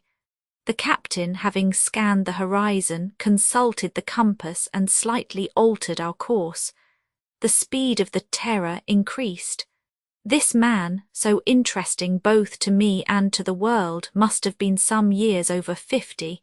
He was of middle height, with powerful shoulders still very erect, a strong head, with thick hair rather grey than white, smooth-shaven cheeks and a short, crisp beard. His chest was broad, his jaw prominent, and he had that characteristic sign of tremendous energy, bushy eyebrows drawn sharply together. Assuredly he possessed a constitution of iron, splendid health, and warm red blood beneath his sun-burned skin. Like his companions, the captain was dressed in sea-clothes covered by an oilskin coat, and with a woolen cap which could be pulled down to cover his head entirely when he so desired. Need I add that the captain of the Terror was the other of the 2 men who had watched my house in Long Street? Moreover, if I recognized him, he also must recognize me as Chief Inspector Strock, to whom had been assigned the task of penetrating the Great Erie. I looked at him curiously. On his part, while he did not seek to avoid my eyes, he showed at least a singular indifference to the fact that he had a stranger on board. As I watched him, the idea came to me, a suggestion which I had not connected with the first view of him in Washington, that I had already seen this characteristic figure. Was it in one of the photographs held in the police department, or was it merely a picture in some shop window? But the remembrance was very vague. Perhaps I merely imagined it. Well, though his companions had not had the politeness to answer me, perhaps he would be more courteous. He spoke the same language as I, although I could not feel quite positive that he was of American birth. He might indeed have decided to pretend not to understand me, so as to avoid all discussion while he held me prisoner. In that case, what did he mean to do with me? Did he intend to dispose of me without further ceremony? Was he only waiting for night to throw me overboard? Did even the little which I knew of him make me a danger of which he must rid himself? But in that case he might better have left me at the end of his anchor line. That would have saved him the necessity of drowning me over again. I turned, I walked to the stern, I stopped full in front of him. Then, at length, he fixed full upon me a glance that burned like a flame. "Are you the captain?" I asked. He was silent. "This boat, is it really the Terror?" To this question also there was no response. Then I reached toward him. I would have taken hold of his arm. He repelled me without violence, but with a movement that suggested tremendous restrained power. Planting myself again before him, I demanded in a louder tone, "What do you mean to do with me?" Words seemed almost ready to burst from his lips, which he compressed with visible irritation. As though to check his speech, he turned his head aside. His hand touched a regulator of some sort, and the machine rapidly increased its speed. Anger almost mastered me. I wanted to cry out, "So be it. Keep your silence. I know who you are, just as I know your machine, recognized at Madison, at Boston, at Lake Curdall. Yes, it is you who have rushed so recklessly over our roads, our seas, and our lakes. Your boat is the Terror, and you, her commander, wrote that letter to the government. It is you who fancy you can fight the entire world, you who call yourself the master of the world. And how could he have denied it? I saw at that moment the famous initials inscribed upon the helm. Fortunately, I restrained myself, and despairing of getting any response to my questions, I returned to my seat near the hatchway of my cabin. For long hours I patiently watched the horizon in the hope that land would soon appear. Yes, I sat waiting, for I was reduced to that. Waiting. No doubt before the day closed, the Terror must reach the end of Lake Erie, since she continued her course steadily to the northeast. Roman 14. Niagara, the hours passed, and the situation did not change. The steersman returned on deck, and the captain, descending, watched the movement of the engines. Even when our speed increased, these engines continued working without noise and with remarkable smoothness. There was never one of those inevitable breaks, with which in most motors the pistons sometimes miss a stroke. I concluded that the Terror, in each of its transformations, must be worked by rotary engines, but I could not assure myself of this. For the rest, our direction did not change. Always we headed toward the northeast end of the lake, and hence toward Buffalo. Why, I wondered, did the captain persist in following this route? He could not intend to stop at Buffalo, in the midst of a crowd of boats and shipping of every kind. If he meant to leave the lake by water, there was only the Niagara River to follow, and its falls would be impassable even to such a machine as this.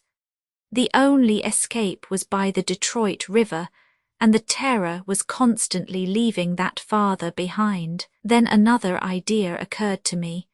Perhaps the captain was only waiting for night to return to the shore of the lake. There the boat, changed to an automobile, would quickly cross the neighboring states. If I did not succeed in making my escape during this passage across the land, all hope of regaining my liberty would be gone. True, I might learn where this master of the world hid himself. I might learn what no one had yet been able to discover, assuming always that he did not dispose of me at one time or another, and what I expected his disposal would be is easily comprehended. I knew the northeast end of Lake Erie well, having often visited that section of New York State which extends westward from Albany to Buffalo. 3 years before, a police mission had led me to explore carefully the shores of the Niagara River, both above and below the cataract and its suspension bridge. I had visited the two principal islands between Buffalo and the little city of Niagara Falls. I had explored Navy Island and also Goat Island, which separates the American falls from those of the Canadian side. Thus, if an opportunity for flight presented itself, I should not find myself in an unknown district. But would this chance offer, and at heart did I desire it, or would I seize upon it? What secret still remained in this affair in which good fortune, or was it evil fortune, had so closely entangled me? On the other hand, I saw no real reason to suppose that there was any chance of my reaching the shores of the Niagara River. The Terror would surely not venture into this trap which had no exit. Probably she would not even go to the extremity of the lake. Such were the thoughts that spun through my excited brain, while my eyes remained fixed upon the empty horizon, and always one persistent question remained insolvable. Why had the captain written to me personally that threatening letter? Why had he spied upon me in Washington? What bond attached him to the Great Erie? There might indeed be subterranean canals which gave him passage to Lake Curdall, but could he pierce the impenetrable fortress of the Erie? No, that was beyond him. Toward 4 o'clock in the afternoon, reckoning by the speed of the Terror and her direction, I knew we must be approaching Buffalo, and indeed, its outlines began to show some 15 miles ahead. During our passage, a few boats had been seen, but we had passed them at a long distance, a distance which our captain could easily keep as great as he pleased. Moreover, the Terror lay so low upon the water that at even a mile away it would have been difficult to discover her. Now, however, the hills encircling the end of Lake Erie came within vision beyond Buffalo, forming the sort of funnel by which Lake Erie pours its waters into the channel of the Niagara River. Some dunes rose on the right, groups of trees stood out here and there. In the distance, several freight steamers and fishing smacks appeared. The sky became spotted with trails of smoke, which were swept along by a light eastern breeze. What was our captain thinking of in still heading toward the port of Buffalo? Did not prudence forbid him to venture further? At each moment I expected that he would give a sweep of the helm and turn away toward the western shore of the lake. Or else, I thought, he would prepare to plunge beneath the surface. But this persistence in holding our bow toward Buffalo was impossible to understand. At length the helmsman, whose eyes were watching the northeastern shore, made a sign to his companion. The latter, leaving the bow, went to the central hatchway and descended into the engine room. Almost immediately the captain came on deck and, joining the helmsman, spoke with him in a low voice.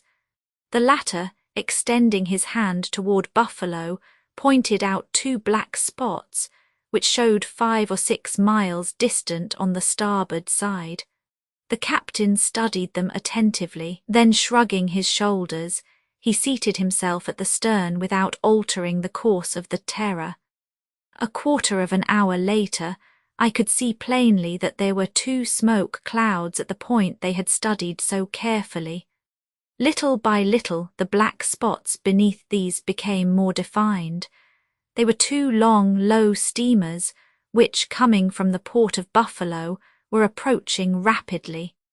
Suddenly it struck me that these were the 2 torpedo destroyers of which Mr. Ward had spoken and which I had been told to summon in case of need. These destroyers were of the newest type, the swiftest boats yet constructed in the country. Driven by powerful engines of the latest make, they had covered almost 30 miles an hour. It is true, the Terror commanded an even greater speed, and always if she were surrounded so that flight was impossible, she could submerge herself out of reach of all pursuit. In truth, the destroyers would have had to be submarines to attack the Terror with any chance of success. and I know not if even in that case the contest would have been equal. Meanwhile, it seemed to me evident that the commanders of the two ships had been warned, perhaps by Mr. Wells, who, returning swiftly to Toledo, might have telegraphed to them the news of our defeat.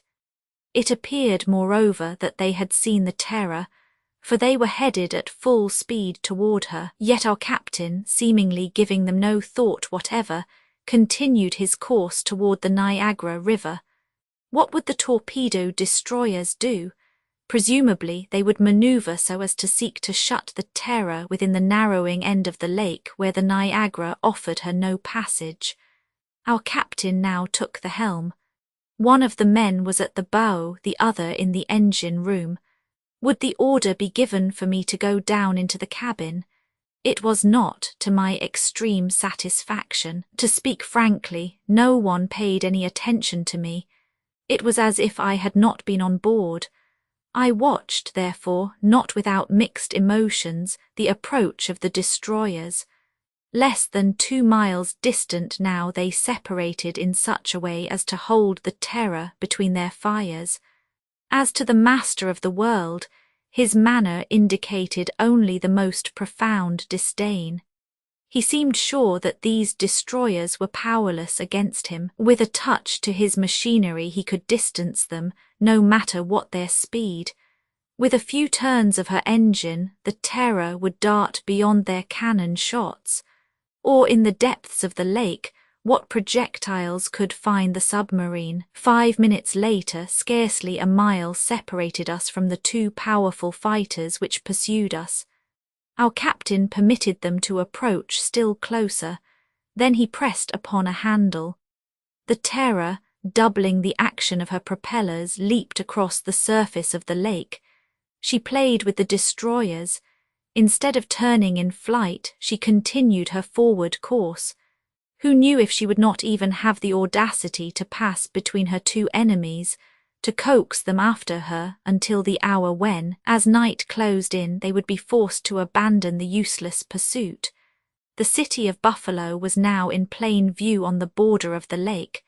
I saw its huge buildings, its church towers, its grain elevators.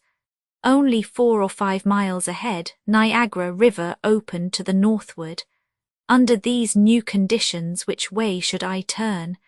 When we passed in front of the destroyers, or perhaps between them, should I not throw myself into the waters? I was a good swimmer, and such a chance might never occur again. The captain could not stop to recapture me. By diving could I not easily escape, even from a bullet? I should surely be seen by one or other of the pursuers. Perhaps even their commanders had been warned of my presence on board the Terror. Would not a boat be sent to rescue me?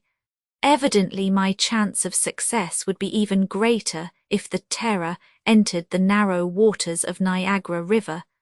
At Navy Island I would be able to set foot on territory that I knew well, but to suppose that our captain would rush into this river where he might be swept over the great cataract, that seemed impossible. I resolved to await the destroyer's closest approach, and at the last moment I would decide. Yet my resolution to escape was but half-hearted. I could not resign myself thus to lose all chance of following up this mystery. My instincts as a police official revolted. I had but to reach out my hand in order to seize this man who had been outlawed. Should I let him escape me? No, I would not save myself. Yet, on the other hand, what fate awaited me, and where would I be carried by the Terror if I remained on board? It was 6:15. The destroyers, quivering and trembling under the strain of their speed, gained on us perceptibly. They were now directly astern, leaving between them a distance of 12 or 15 cable lengths. The Terror, without increasing her speed, saw one of them approach on the port side, the other to starboard. I did not leave my place. The man at the bow was close by me. Immovable at the helm, his eyes burning beneath his contracted brows, the captain waited. He meant perhaps to finish the chase by one last manoeuvre. Suddenly, a puff of smoke rose from the destroyer on our left. A projectile, brushing the surface of the water, passed in front of the Terror and sped beyond the destroyer on our right. I glanced around anxiously. Standing by my side, the lookout seemed to await a sign from the captain. As for him, he did not even turn his head, and I shall never forget the expression of disdain imprinted on his visage. At this moment I was pushed suddenly toward the hatchway of my cabin, which was fastened above me. At the same instant the other hatchways were closed. The deck became watertight. I heard a single throb of the machinery, and the plunge was made. The submarine disappeared beneath the waters of the lake. Cannon shot still boomed above us. Their heavy echo reached my ear, then everything was peace. Only a faint light penetrated through the porthole into my cabin. The submarine, without the least rolling or pitching, sped silently through the deeps. I had seen with what rapidity, and also with what ease, the transformation of the Terror had been made. No less easy and rapid, perhaps, would be her change to an automobile. And now what would this master of the world do? Presumably he would change his course, unless indeed he preferred to speed to land, and there continue his route along the roads. It still seemed more probable, however, that he would turn back toward the west, and after distancing the destroyers, regain the Detroit River. Our submersion would probably only last long enough to escape out of cannon range, or until night forbade pursuit. Fate, however, had decreed a different ending to this exciting chase. Scarce 10 minutes had passed, when there seemed some confusion on board. I heard rapid words exchanged in the engine room. The steadily moving machinery became noisy and irregular. At once I suspected that some accident compelled the submarine to rescend. I was not mistaken.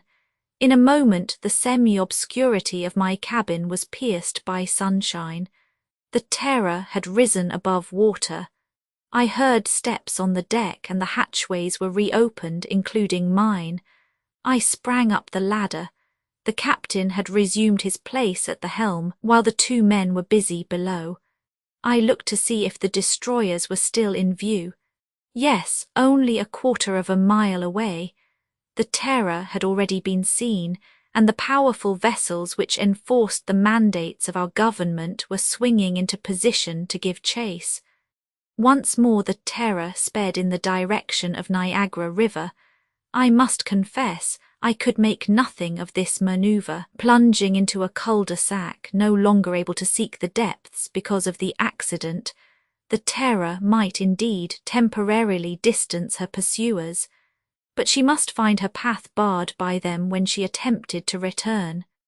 Did she intend to land, and if so, could she hope to outrun the telegrams which would warn every police agency of her approach? We were now not half a mile ahead. The destroyers pursued us at top speed, though being now directly behind, they were in poor position for using their guns. Our captain seemed content to keep this distance, though it would have been easy for him to increase it, and then at nightfall to dodge back behind the enemy. Already Buffalo had disappeared on our right, and a little after 7 o'clock the opening of the Niagara River appeared ahead. If he entered there knowing that he could not return, our captain must have lost his mind. And in truth, was he not insane, this man who proclaimed himself, who believed himself, master of the world? I watched him there calm, impassive, not even turning his head to note the progress of the destroyers, and I wondered at him. This end of the lake was absolutely deserted. Freight steamers bound for the towns on the banks of the upper Niagara are not numerous, as its navigation is dangerous. Not one was in sight. Not even a fishing boat crossed the path of the Terror. Even the 2 destroyers would soon be obliged to pause in their pursuit if we continued our mad rush through these dangerous waters. I have said that the Niagara River flows between New York and Canada. Its width, of about 3/4 of a mile, narrows as it approaches the falls. Its length from Lake Erie to Lake Ontario is about 15 leagues. It flows in a northerly direction until it empties the waters of Lake Superior, Michigan, Huron, and Erie into Ontario, the last lake of this mighty chain. The celebrated falls, which occur in the midst of this great river, have a height of over 150 feet. They are called sometimes the Horseshoe Falls because they curve inward like the iron shoe. The Indians have given them the name of Thunder of Waters, and in truth a mighty thunder roars from them without cessation, and with a tumult which is heard for several miles away. Between Lake Erie and the little city of Niagara Falls, 2 islands divide the current of the river, Navy Island, a league above the cataract, and Goat Island, which separates the American and the Canadian falls. Indeed, on the lower point of this latter isle stood once that terrapin tower so daringly built in the midst of the plunging waters on the very edge of the abyss. It has been destroyed, for the constant wearing away of the stone beneath the cataract makes the ledge move with the ages slowly up the river, and the tower has been drawn into the gulf. The town of Fort Erie stands on the Canadian shore at the entrance of the river. 2 other towns are set along the banks above the falls, Schlosser on the right bank and Chippewa on the left, located on either side of Navy Island. It is at this point that the current, bound within a narrower channel, begins to move at tremendous speed, to become 2 miles further on the celebrated cataract. The terror had already passed Fort Erie. The sun in the west touched the edge of the Canadian horizon, and the moon, faintly seen, rose above the mists of the south. Darkness would not envelop us for another hour. The destroyers, with huge clouds of smoke streaming from their funnels, followed us a mile behind. They sped between banks green with shade trees and dotted with cottages which lay among lovely gardens. Obviously the terror could no longer turn back. The destroyers shut her in completely. It is true their commanders did not know, as I did, that an accident to her machinery had forced her to the surface, and that it was impossible for her to escape them by another plunge. Nevertheless, they continued to follow, and would assuredly maintain their pursuit to the very last. I marvelled at the intrepidity of their chase through these dangerous waters. I marvelled still more at the conduct of our captain. Within a half-hour now his course would be barred by the cataract. No matter how perfect his machine, it could not escape the power of the great falls. If the current once mastered our engines, we should inevitably disappear in the gulf nearly 200 feet deep which the waters have dug at the base of the falls. Perhaps, however, our captain had still power to turn to one of the shores and flee by the automobile routes. In the midst of this excitement, what action should I take personally? Should I attempt to gain the shores of Navy Island if we indeed advanced that far? If I did not seize this chance, never, after what I had learned of his secrets, never would the master of the world restore me to liberty. I suspected, however, that my flight was no longer possible. If I was not confined within my cabin, I no longer remained unwatched. While the captain retained his place at the helm, his assistant by my side never removed his eyes from me. At the first movement, I should be seized and locked within my room. For the present, my fate was evidently bound up with that of the terror. The distance which separated us from the 2 destroyers was now growing rapidly less. Soon they were but a few cable lengths away. Could the motor of the terror, since the accident, no longer hold its speeds? Yet the captain showed not the least anxiety and made no effort to reach land. We could hear the hissing of the steam which escaped from the valves of the destroyers to mingle with the streamers of black smoke. But we heard even more plainly the roar of the cataract, now less than 3 miles away. The Terror took the left branch of the river in passing Navy Island. At this point, she was within easy reach of the shore, yet she shot ahead. 5 minutes later, we could see the first trees of Goat Island. The current became more and more irresistible. If the Terror did not stop, the destroyers could not much longer follow her. If it pleased our accursed captain to plunge us into the vortex of the falls, surely they did not mean to follow into the abyss. Indeed, at this moment they signalled each other and stopped the pursuit. They were scarce more than 600 feet from the cataract.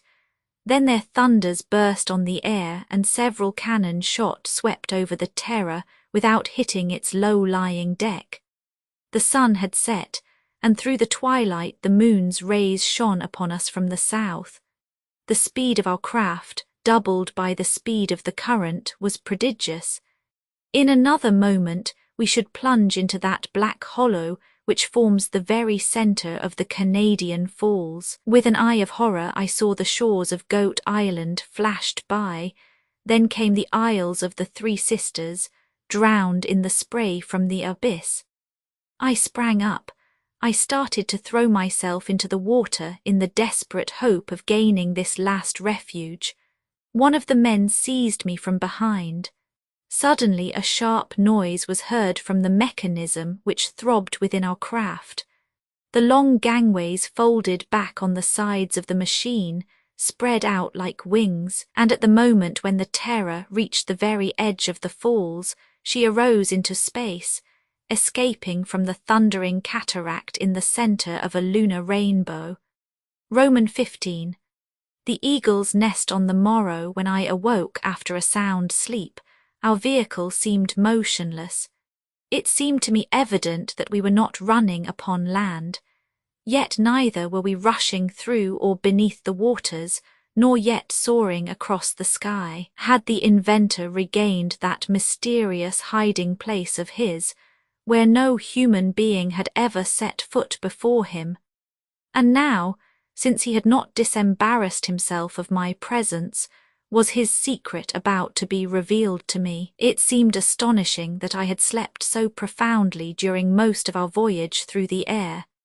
It puzzled me, and I asked if this sleep had not been caused by some drug, mixed with my last meal, the captain of the Terror having wished thus to prevent me from knowing the place where we landed.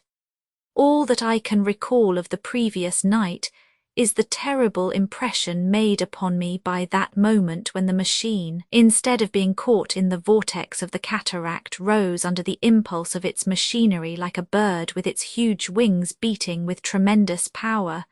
So this machine actually fulfilled a fourfold use. It was at the same time automobile, boat, submarine and airship. Earth, sea and air, it could move through all three elements. And with what power, with what speed? A few instants sufficed to complete its marvellous transformations. The same engine drove it along all its courses, and I had been a witness of its metamorphoses, but that of which I was still ignorant, and which I could perhaps discover, was the source of the energy which drove the machine, and above all, who was the inspired inventor who, after having created it in every detail, guided it with so much ability and audacity. At the moment when the Terror rose above the Canadian Falls, I was held down against the hatchway of my cabin.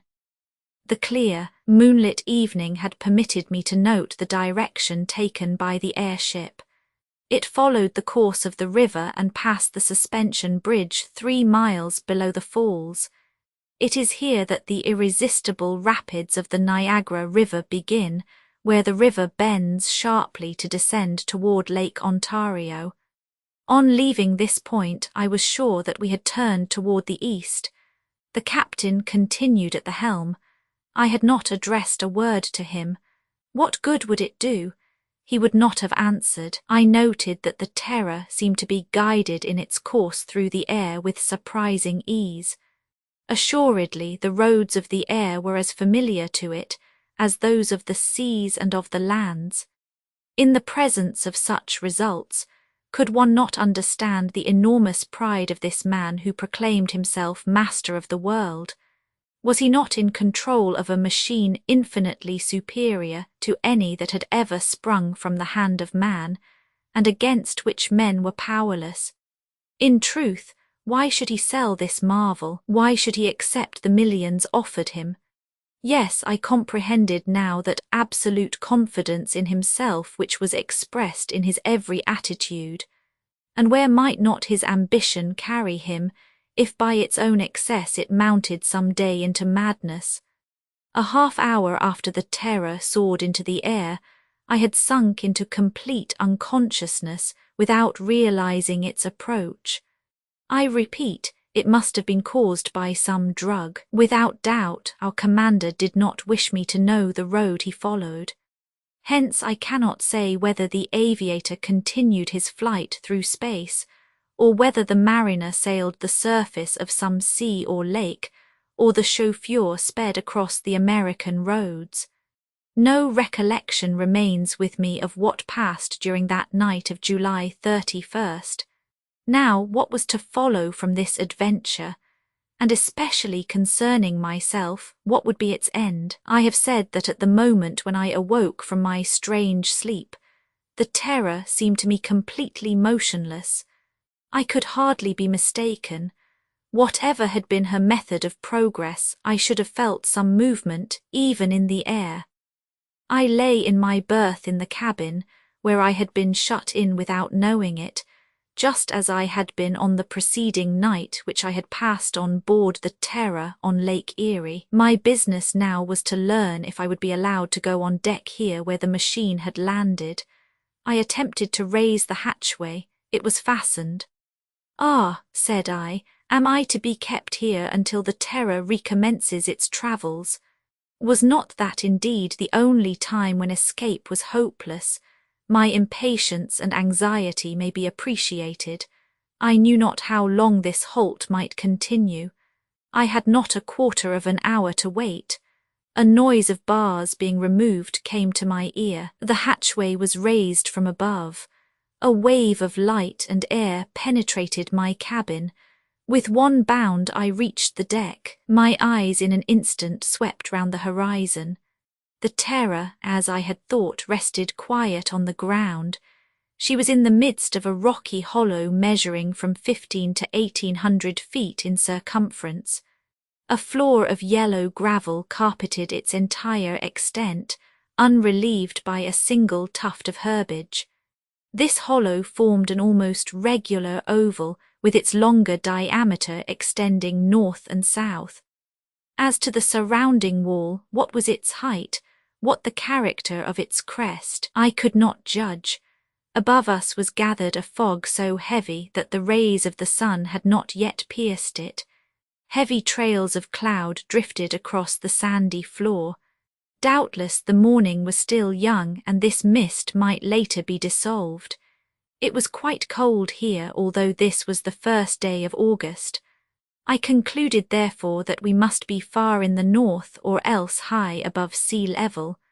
We must still be somewhere on the new continent, though where it was impossible to surmise. Yet no matter how rapid our flight had been, the airship could not have traversed either ocean in the dozen hours since our departure from Niagara.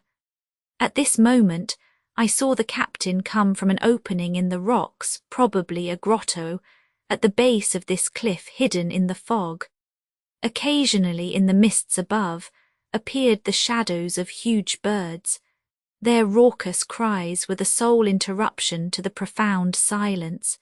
Who knows if they were not affrighted by the arrival of this formidable, winged monster, which they could not match either in might or speed? Everything led me to believe that it was here that the master of the world withdrew in the intervals between his prodigious journeys. Here was the garage of his automobile, the harbour of his boat, the hangar of his airship. And now the Terror stood motionless at the bottom of this hollow. At last I could examine her, and it looked as if her owners had no intention of preventing me. The truth is that the commander seemed to take no more notice of my presence than before. His 2 companions joined him, and the 3 did not hesitate to enter together into the grotto I had seen. What a chance to study the machine, at least its exterior. As to its inner parts, probably I should never get beyond conjecture. In fact, except for that of my cabin, the hatchways were closed, and it would be vain for me to attempt to open them. At any rate, it might be more interesting to find out what kind of propeller drove the Terror in these many transformations. I jumped to the ground and found I was left at leisure to proceed with this first examination. The machine was, as I have said, spindle-shaped. The bow was sharper than the stern. The body was of aluminium, the wings of a substance whose nature I could not determine. The body rested on 4 wheels about 2 feet in diameter. These had pneumatic tires so thick as to assure ease of movement at any speed. Their spokes spread out like paddles or battledores, and when the Terror moved either on or under the water, they must have increased her pace. These wheels were not, however, the principal propeller. This consisted of 2 Parsons turbines placed on either side of the keel. Driven with extreme rapidity by the engine, they urged the boat onward in the water by twin screws, and I even questioned if they were not powerful enough to propel the machine through the air. The chief aerial support, however, was that of the great wings, now again in repose and folded back along the sides. Thus the theory of the heavier-than-air flying machine was employed by the inventor, a system which enabled him to dart through space with a speed probably superior to that of the largest birds. As to the agent which set in action these various mechanisms, I repeat it could be, no other than electricity. But from what source did his batteries get their power? Had he somewhere an electric factory to which he must return? Were the dynamos perhaps working in one of the caverns of this hollow? The result of my examination was that, while I could see that the machine used wheels and turbine screws and wings, I knew nothing of either its engine nor of the force which drove it. To be sure, the discovery of this secret would be of little value to me. To employ it I must first be free, and after what I knew, little as that really was, the master of the world would never release me. There remained, it is true, the chance of escape, but would an opportunity ever present itself? If there could be none during the voyages of the Terror, might there possibly be while we remained in this retreat? The first question to be solved was the location of this hollow. What communication did it have with the surrounding region? Could one only depart from it by a flying machine? And in what part of the United States were we? Was it not reasonable to estimate that our flight through the darkness had covered several hundred leagues? There was one very natural hypothesis which deserved to be considered, if not actually accepted. What more natural harbour could there be for the Terror than the Great Eyrie? Was it too difficult a flight for our aviator to reach the summit? Could he not soar anywhere that the vultures and the eagles could? Did not that inaccessible Eyrie offer to the master of the world just such a retreat as our police had been unable to discover, one in which he might well believe himself safe from all attacks? Moreover, the distance between Niagara Falls and this part of the Blue Ridge Mountains did not exceed 450 miles, a flight which would have been easy for the Terror. Yes, this idea more and more took possession of me. It crowded out 100 other unsupported suggestions. Did not this explain the nature of the bond which existed between the Great Eyrie and the letter which I had received with our commander's initials, and the threats against me if I renewed the ascent, and the espionage to which I had been subjected? And all the phenomena of which the Great Eyrie had been the theatre, were they not to be attributed to this same cause, though what lay behind the phenomena was not yet clear? Yes, the Great Eyrie, the Great Eyrie. But since it had been impossible for me to penetrate here, would it not be equally impossible for me to get out again, except upon the terror? Ah, if the mists would but lift, perhaps I should recognize the place. What was as yet a mere hypothesis would become a starting point to act upon. However, since I had freedom to move about, since neither the captain nor his men paid any heed to me, I resolved to explore the hollow. The three of them were all in the grotto toward the north end of the oval. Therefore I would commence my inspection at the southern end. Reaching the rocky wall, I skirted along its base and found it broken by many crevices. Above arose more solid rocks of that feldspar of which the chain of the Alleghanies largely consists. To what height the rock wall rose, or what was the character of its summit, was still impossible to see. I must wait until the sun had scattered the mists. In the meantime, I continued to follow along the base of the cliff. None of its cavities seemed to extend inward to any distance. Several of them contained debris from the hand of man, bits of broken wood, heaps of dried grasses. On the ground were still to be seen the footprints that the captain and his men must have left, perhaps months before, upon the sand. My jailers, being doubtless very busy in their cabin, did not show themselves until they had arranged and packed several large bundles. Did they purpose to carry those on board the Terror? And were they packing up with the intention of permanently leaving their retreat? In half an hour my explorations were completed and I returned toward the centre. Here and there were heaped up piles of ashes, bleached by weather. There were fragments of burned planks and beams, posts to which clung rusted iron work, armatures of metal twisted by fire, all the remnants of some intricate mechanism destroyed by the flames. Clearly at some period not very remote the hollow had been the scene of a conflagration, accidental or intentional. Naturally I connected this with the phenomena observed at the Great Eyrie, the flames which rose above the crest, the noises which had so frightened the people of Pleasant Garden and Morganton. But of what mechanisms were these the fragments, and what reason had our captain for destroying them? At this moment I felt a breath of air.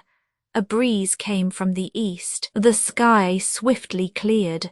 The hollow was filled with light from the rays of the sun, which appeared midway between the horizon and the zenith. A cry escaped me. The crest of the rocky wall rose 100 feet above me, and on the eastern side was revealed that easily recognizable pinnacle, the rock like a mounting eagle. It was the same that had held the attention of Mr. Elias Smith and myself when we had looked up at it from the outer side of the Great Eyrie. Thus there was no further doubt. In its flight during the night, the airship had covered the distance between Lake Erie and North Carolina. It was in the depth of this eyrie that the machine had found shelter. This was the nest, worthy of the gigantic and powerful bird created by the genius of our captain, the fortress whose mighty walls none but he could scale. Perhaps even he had discovered in the depths of some cavern, some subterranean passage by which he himself could quit the Great Eyrie, leaving the Terror safely sheltered within. At last I saw it all. This explained the first letter sent me from the Great Eyrie itself with the threat of death. If we had been able to penetrate into this hollow, who knows if the secrets of the Master of the world might not have been discovered before he had been able to set them beyond our reach?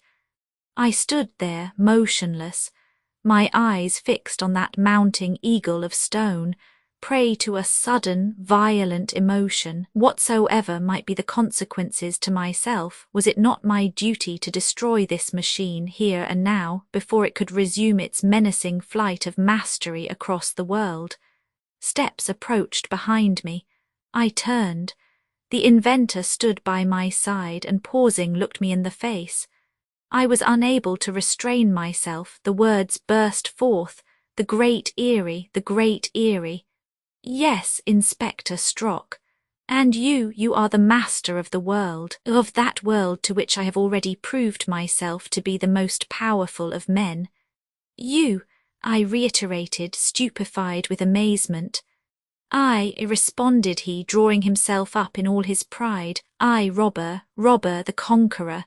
Romans 16, Robber the Conqueror, Robber the Conqueror. This then was the likeness I had vaguely recalled, some years before the portrait of this extraordinary man had been printed in all the American newspapers, under date of the 13th of June, the day after this personage had made his sensational appearance at the meeting of the Weldon Institute at Philadelphia. I had noted the striking character of the portrait at the time, the square shoulders, the back like a regular trapezoid, its longer side formed by that geometrical shoulder line, the robust neck, the enormous spheroidal head, the eyes at the least emotion, burned with fire, while above them were the heavy, permanently contracted brows which signified such energy. The hair was short and crisp, with a glitter as of metal in its lights. The huge breast rose and fell like a blacksmith's forge, and the thighs, the arms and hands were worthy of the mighty body. The narrow beard was the same also, with the smooth-shaven cheeks which showed the powerful muscles of the jaw, and this was Robber the Conqueror, who now stood before me, who revealed himself to me, hurling forth his name like a threat, within his own impenetrable fortress. Let me recall briefly the facts which had previously drawn upon Robber the Conqueror the attention of the entire world. The Weldon Institute was a club devoted to aeronautics under the presidency of one of the chief personages of Philadelphia, commonly called Uncle Prudent. Its secretary was Mr. Philip Evans. The members of the institute were devoted to the theory of the lighter-than-air machine, and under their two leaders were constructing an enormous dirigible balloon, the Go-Ahead. At a meeting in which they were discussing the details of the construction of their balloon, this unknown robber had suddenly appeared, and, ridiculing all their plans, had insisted that the only true solution of flight lay with the heavier-than-air machines, and that he had proven this by constructing one. He was in this turn doubted and ridiculed by the members of the club, who called him in mockery Robber the Conqueror. In the tumult that followed, revolver shots were fired, and the intruder disappeared. That same night he had by force abducted the president and the secretary of the club, and had taken them, much against their will, upon a voyage in the wonderful airship, the Albatross, which he had constructed.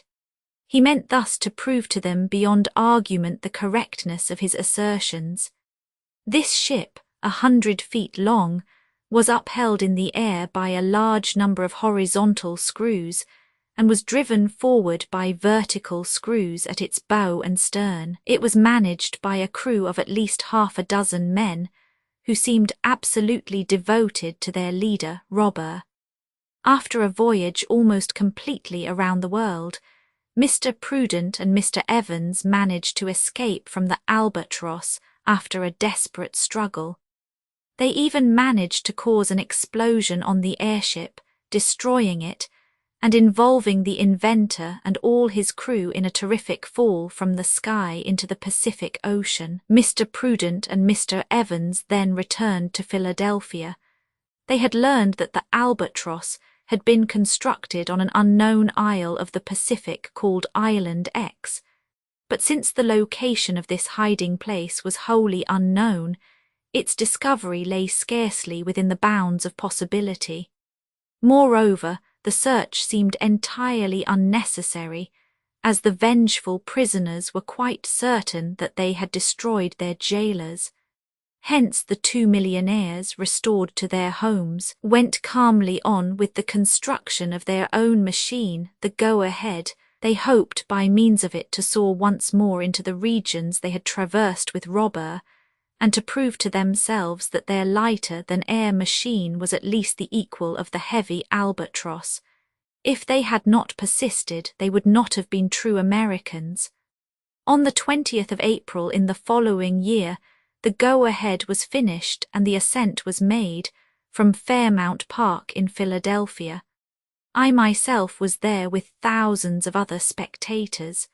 We saw the huge balloon rise gracefully, and thanks to its powerful screws, it maneuvered in every direction with surprising ease. Suddenly a cry was heard, a cry repeated from 1,000 throats.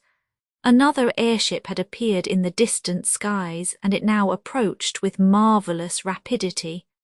It was another albatross, perhaps even superior to the first.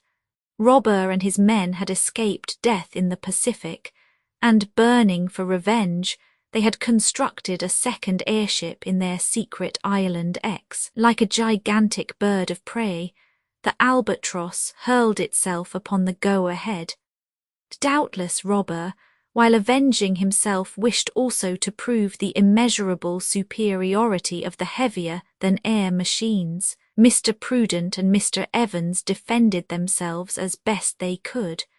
Knowing that their balloon had nothing like the horizontal speed of the albatross, they attempted to take advantage of their superior lightness and rise above her.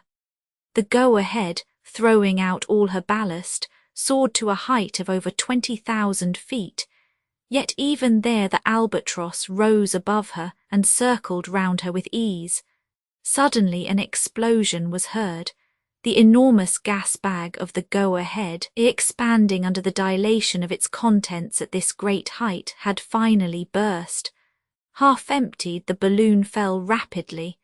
Then, to our universal astonishment, the albatross shot down after her rival, not to finish the work of destruction, but to bring rescue. Yes, Robert, forgetting his vengeance, rejoined the sinking Go-Ahead, and his men lifted Mr. Prudent, Mr. Evans, and the aeronaut who accompanied them onto the platform of his craft. Then the balloon, being at length entirely empty, fell to its destruction among the trees of Fairmount Park. The public was overwhelmed with astonishment, with fear. Now that Robert had recaptured his prisoners, how would he avenge himself? Would they be carried away this time forever? The albatross continued to descend, as if to land in the clearing at Fairmount Park. But if it came within reach, would not the infuriated crowd throw themselves upon the airship, tearing both it and its inventor to pieces? The albatross descended within 6 feet of the ground. I remember well the general movement forward with which the crowd threatened to attack it. Then Robert's voice rang out in words which even now I can repeat almost as he said them. Citizens of the United States, the President and the Secretary of the Weldon Institute are again in my power. In holding them prisoners, I would but be exercising my natural right of reprisal for the injuries they have done me, but the passion and resentment which have been roused both in them and you by the success of the albatross show that the souls of men are not yet ready for the vast increase of power which the conquest of the air will bring to them. Uncle Prudent Philip Evans, you are free. The 3 men rescued from the balloon leaped to the ground. The airship rose some 30 feet out of reach, and Robert recommenced. Citizens of the United States, the conquest of the air is made, but it shall not be given into your hands until the proper time. I leave and I carry my secret with me. It will not be lost to humanity, but shall be entrusted to them when they have learned not to abuse it. Farewell, citizens of the United States. Then the albatross rose under the impulse of its mighty screws, and sped away amidst the hurrahs of the multitude. I have ventured to remind my readers of this last scene somewhat in detail. because it seemed to reveal the state of mind of the remarkable personage who now stood before me. Apparently he had not then been animated by sentiments hostile to humanity. He was content to await the future, though his attitude undeniably revealed the immeasurable confidence which he had in his own genius, the immense pride which his almost superhuman powers had aroused within him. It was not astonishing, moreover, that this haughtiness had little by little been aggravated to such a degree that he now presumed to enslave the entire world, as his public letter had suggested by its significant threats. His vehement mind had with time been roused to such overexcitement that he might easily be driven into the most violent excesses. As to what had happened in the years since the last departure of the Albatross, I could only partly reconstruct this even with my present knowledge. It had not sufficed the prodigious inventor to create a flying machine, perfect as that was. He had planned to construct a machine which could conquer all the elements at once. Probably in the workshops of Island X, a selected body of devoted workmen had constructed, one by one, the pieces of this marvellous machine, with its quadruple transformation. Then the second Albatross must have carried these pieces to the Great Eyrie, where they had been put together, within easier access of the world of men than the far-off island had permitted. The Albatross itself had apparently been destroyed, whether by accident or design, within the Eyrie. The Terror had then made its appearance on the roads of the United States and in the neighbouring waters, and I have told under what conditions, after having been vainly pursued across Lake Erie, this remarkable masterpiece had risen through the air carrying me a prisoner on board. Romans 17. In the name of the LAW, what was to be the issue of this remarkable adventure? Could I bring it to any denouement whatever, either sooner or later? Did not Robber hold the results wholly in his own hands? Probably I would never have such an opportunity for escape as had occurred to Mr. Prudent and Mr. Evans amid the islands of the Pacific. I could only wait, and how long might the waiting last? To be sure, my curiosity had been partly satisfied, but even now I knew only the answer to the problems of the Great Eyrie. Having at length penetrated its circle, I comprehended all the phenomena observed by the people of the Blue Ridge Mountains. I was assured that neither the country folk throughout the region, nor the town folk of Pleasant Garden and Morganton, were in danger of volcanic eruptions or earthquakes. No subterranean forces whatever were battling within the bowels of the mountains. No crater had arisen in this corner of the Alleghanies. The Great Eyrie served merely as the retreat of Robber the Conqueror. This impenetrable hiding place where he stored his materials and provisions had without doubt been discovered by him during one of his aerial voyages in the Albatross. It was a retreat probably even more secure than that as yet undiscovered Island X in the Pacific. This much I knew of him, but of this marvellous machine of his, of the secrets of its construction and propelling force, what did I really know? Admitting that this multiple mechanism was driven by electricity, and that this electricity was, as we knew it had been in the Albatross, extracted directly from the surrounding air by some new process, what were the details of its mechanism? I had not been permitted to see the engine. Doubtless I should never see it. On the question of my liberty I argued thus: Robber evidently intends to remain unknown. As to what he intends to do with his machine, I fear, recalling his letter, that the world must expect from it more of evil than of good. At any rate, the incognito which he has so carefully guarded in the past, he must mean to preserve in the future. Now only one man can establish the identity of the master of the world with Robber the Conqueror. This man is I, his prisoner, I who have the right to arrest him, I who ought to put my hand on his shoulder, saying, in the name of the law, on the other hand, could I hope for rescue from without? Evidently not. The police authorities must know everything that had happened at Black Rock Creek. Mr. Ward, advised of all the incidents, would have reasoned on the matter as follows. When the Terror quitted the creek dragging me at the end of her hawser, I had either been drowned or, since my body had not been recovered, I had been taken on board the Terror and was in the hands of its commander. In the first case there was nothing more to do than to write deceased after the name of John Strock, Chief Inspector of the Federal Police in Washington. In the second case, could my confreres hope ever to see me again? The two destroyers which had pursued the Terror into the Niagara River had stopped perforce, when the current threatened to drag them over the falls. At that moment night was closing in, and what could be thought on board the destroyers but that the Terror had been engulfed in the abyss of the cataract? It was scarce possible that our machine had been seen when, amid the shades of night, it rose above the Horseshoe Falls, or when it winged its way high above the mountains on its route to the Great Erie. With regard to my own fate, should I resolve to question Robber, would he consent even to appear to hear me? Was he not content with having hurled at me his name? Would not that name seem to him to answer everything? That day wore away without bringing the least change to the situation.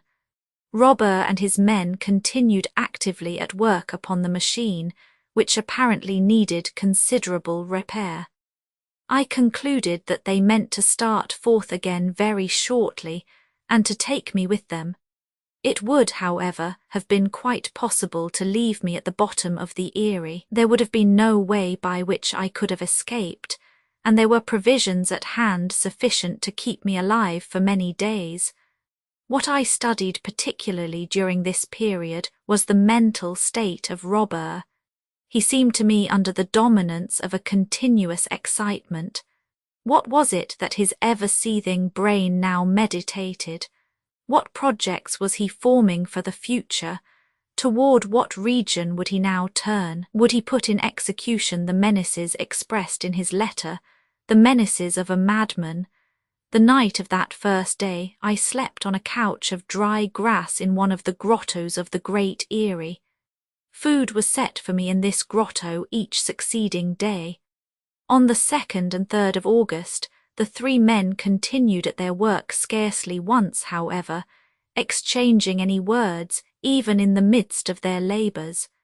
When the engines were all repaired to Robber's satisfaction, the men began putting stores aboard their craft, as if expecting a long absence. Perhaps the Terror was about to traverse immense distances.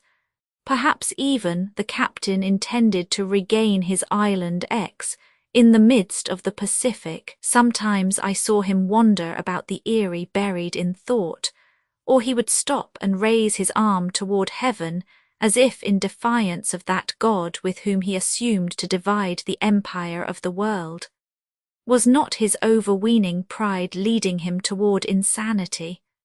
An insanity which his two companions, hardly less excited than he, could do nothing to subdue. Had he not come to regard himself as mightier than the elements which he had so audaciously defied, even when he possessed only an airship, the Albatross? And now, how much more powerful had he become when earth, air and water combined to offer him an infinite field where none might follow him? Hence I had much to fear from the future, even the most dread catastrophes. It was impossible for me to escape from the Great Erie before being dragged into a new voyage. After that, how could I possibly get away while the Terror sped through the air or the ocean? My only chance must be when she crossed the land, and did so at some moderate speed, surely a distant and feeble hope to cling to. It will be recalled that after our arrival at the Great Eyrie, I had attempted to obtain some response from Robert as to his purpose with me, but I had failed. On this last day I made another attempt. In the afternoon I walked up and down before the large grotto where my captors were at work. Robert, standing at the entrance, followed me steadily with his eyes. Did he mean to address me? I went up to him. "Captain," said I have already asked you a question which you have not answered. I ask it again, what do you intend to do with me? We stood face to face scarce 2 steps apart. With arms folded, he glared at me, and I was terrified by his glance. Terrified, that is the word. The glance was not that of a sane man. Indeed, it seemed to reflect nothing whatever of humanity within. I repeated my question in a more challenging tone. For an instant, I thought that Robert would break his silence and burst forth. "What do you intend to do with me? Will you set me free?" Evidently my captor's mind was obsessed by some other thought from which I had only distracted him for a moment. He made again that gesture which I had already observed. He raised one defiant arm toward the zenith. It seemed to me as if some irresistible force drew him toward those upper zones of the sky, that he belonged no more to the earth, that he was destined to live in space. A perpetual dweller in the clouds. Without answering me, without seeming to have understood me, Robert re-entered the grotto. How long this sojourn, or rather relaxation of the terror in the Great Eyrie was to last, I did not know. I saw, however, on the afternoon of this 3rd of August, that the repairs and the embarkation of stores were completed. The hold and lockers of our craft must have been completely crowded with the provisions taken from the grottos of the Eyrie. Then the chief of the 2 assistants, a man whom I now recognized as that John Turner who had been mate of the Albatross, began another labour. With the help of his companion, he dragged to the centre of the hollow all that remained of their materials: empty cases, fragments of carpentry, peculiar pieces of wood, which clearly must have belonged to the Albatross, which had been sacrificed to this new and mightier engine of locomotion. Beneath this mass there lay a great quantity of dried grasses. The thought came to me that Robert was preparing to leave this retreat forever. In fact, he could not be ignorant that the attention of the public was now keenly fixed upon the Great Eyrie, and that some further attempt was likely to be made to penetrate it. Must he not fear that some day or other the effort would be successful, and that men would end by invading his hiding place? Did he not wish that they should find there no single evidence of his occupation? The sun disappeared behind the crests of the Blue Ridge. His rays now lighted only the very summit of Black Dome towering in the northwest. Probably the Terror awaited only the night in order to begin her flight. The world did not yet know that the automobile and boat could also transform itself into a flying machine. Until now, it had never been seen in the air. And would not this 4th transformation be carefully concealed, until the day when the master of the world chose to put into execution his insensate menaces? Toward 9 o'clock profound obscurity enwrapped the hollow. Not a star looked down on us. Heavy clouds driven by a keen eastern wind covered the entire sky. The passage of the Terror would be invisible, not only in our immediate neighbourhood, but probably across all the American territory and even the adjoining seas. At this moment Turner, approaching the huge stack in the middle of the Eyrie, set fire to the grass beneath. The whole mass flared up at once. From the midst of a dense smoke, the roaring flames rose to a height which towered above the walls of the Great Eyrie. Once more the good folk of Morganton and Pleasant Garden would believe that the crater had reopened. These flames would announce to them another volcanic upheaval. I watched the conflagration. I heard the roarings and cracklings which filled the air. From the deck of the Terror, Robber watched it also. Turner and his companion pushed back into the fire the fragments which the violence of the flames cast forth. Little by little the huge bonfire grew less, the flames sank down into a mere mass of burnt-out ashes, and once more all was silence and blackest night. Suddenly I felt myself seized by the arm. Turner drew me toward the Terror. Resistance would have been useless, and moreover what could be worse than to be abandoned without resources in this prison whose walls I could not climb. As soon as I set foot on the deck, Turner also embarked. His companion went forward to the lookout. Turner climbed down into the engine room, lighted by electric bulbs from which not a gleam escaped outside. Robber himself was at the helm, the regulator within reach of his hand, so that he could control both our speed and our direction. As to me, I was forced to descend into my cabin, and the hatchway was fastened above me. During that night, as on that of our departure from Niagara, I was not allowed to watch the movements of the Terror. Nevertheless, if I could see nothing of what was passing on board, I could hear the noises of the machinery. I had first the feeling that our craft, its bow slightly raised, lost contact with the earth. Some swerves and balancings in the air followed. Then the turbines underneath spun with prodigious rapidity, while the great wings beat with steady regularity. Thus the Terror, probably forever, had left the Great Eyrie, and launched into the air as a ship launches into the waters. Our captain soared above the double chain of the Alleghanies, and without doubt he would remain in the upper zones of the air until he had left all the mountain region behind. But in what direction would he turn? Would he pass in flight across the plains of North Carolina, seeking the Atlantic Ocean, or would he head to the west to reach the Pacific? Perhaps he would seek, to the south, the waters of the Gulf of Mexico. When day came, how should I recognize which sea we were upon if the horizon of water and sky encircled us on every side? Several hours passed, and how long they seemed to me. I made no effort to find forgetfulness in sleep. Wild and incoherent thoughts assailed me. I felt myself swept over worlds of imagination as I was swept through space by an aerial monster. At the speed which the Terror possessed, whither might I not be carried during this interminable night? I recalled the unbelievable voyage of the Albatross, of which the Weldon Institute had published an account, as described by Mr. Prudent and Mr. Evans. What Robber the Conqueror had done with his first airship, he could do even more readily with this quadruple machine. At length, the first rays of daylight brightened my cabin. Would I be permitted to go out now, to take my place upon the deck as I had done upon Lake Erie? I pushed upon the hatchway, it opened. I came halfway out upon the deck. All about was sky and sea. We floated in the air above an ocean at a height which I judged to be about 1,000 or 1,200 feet. I could not see Robber, so he was probably in the engine room.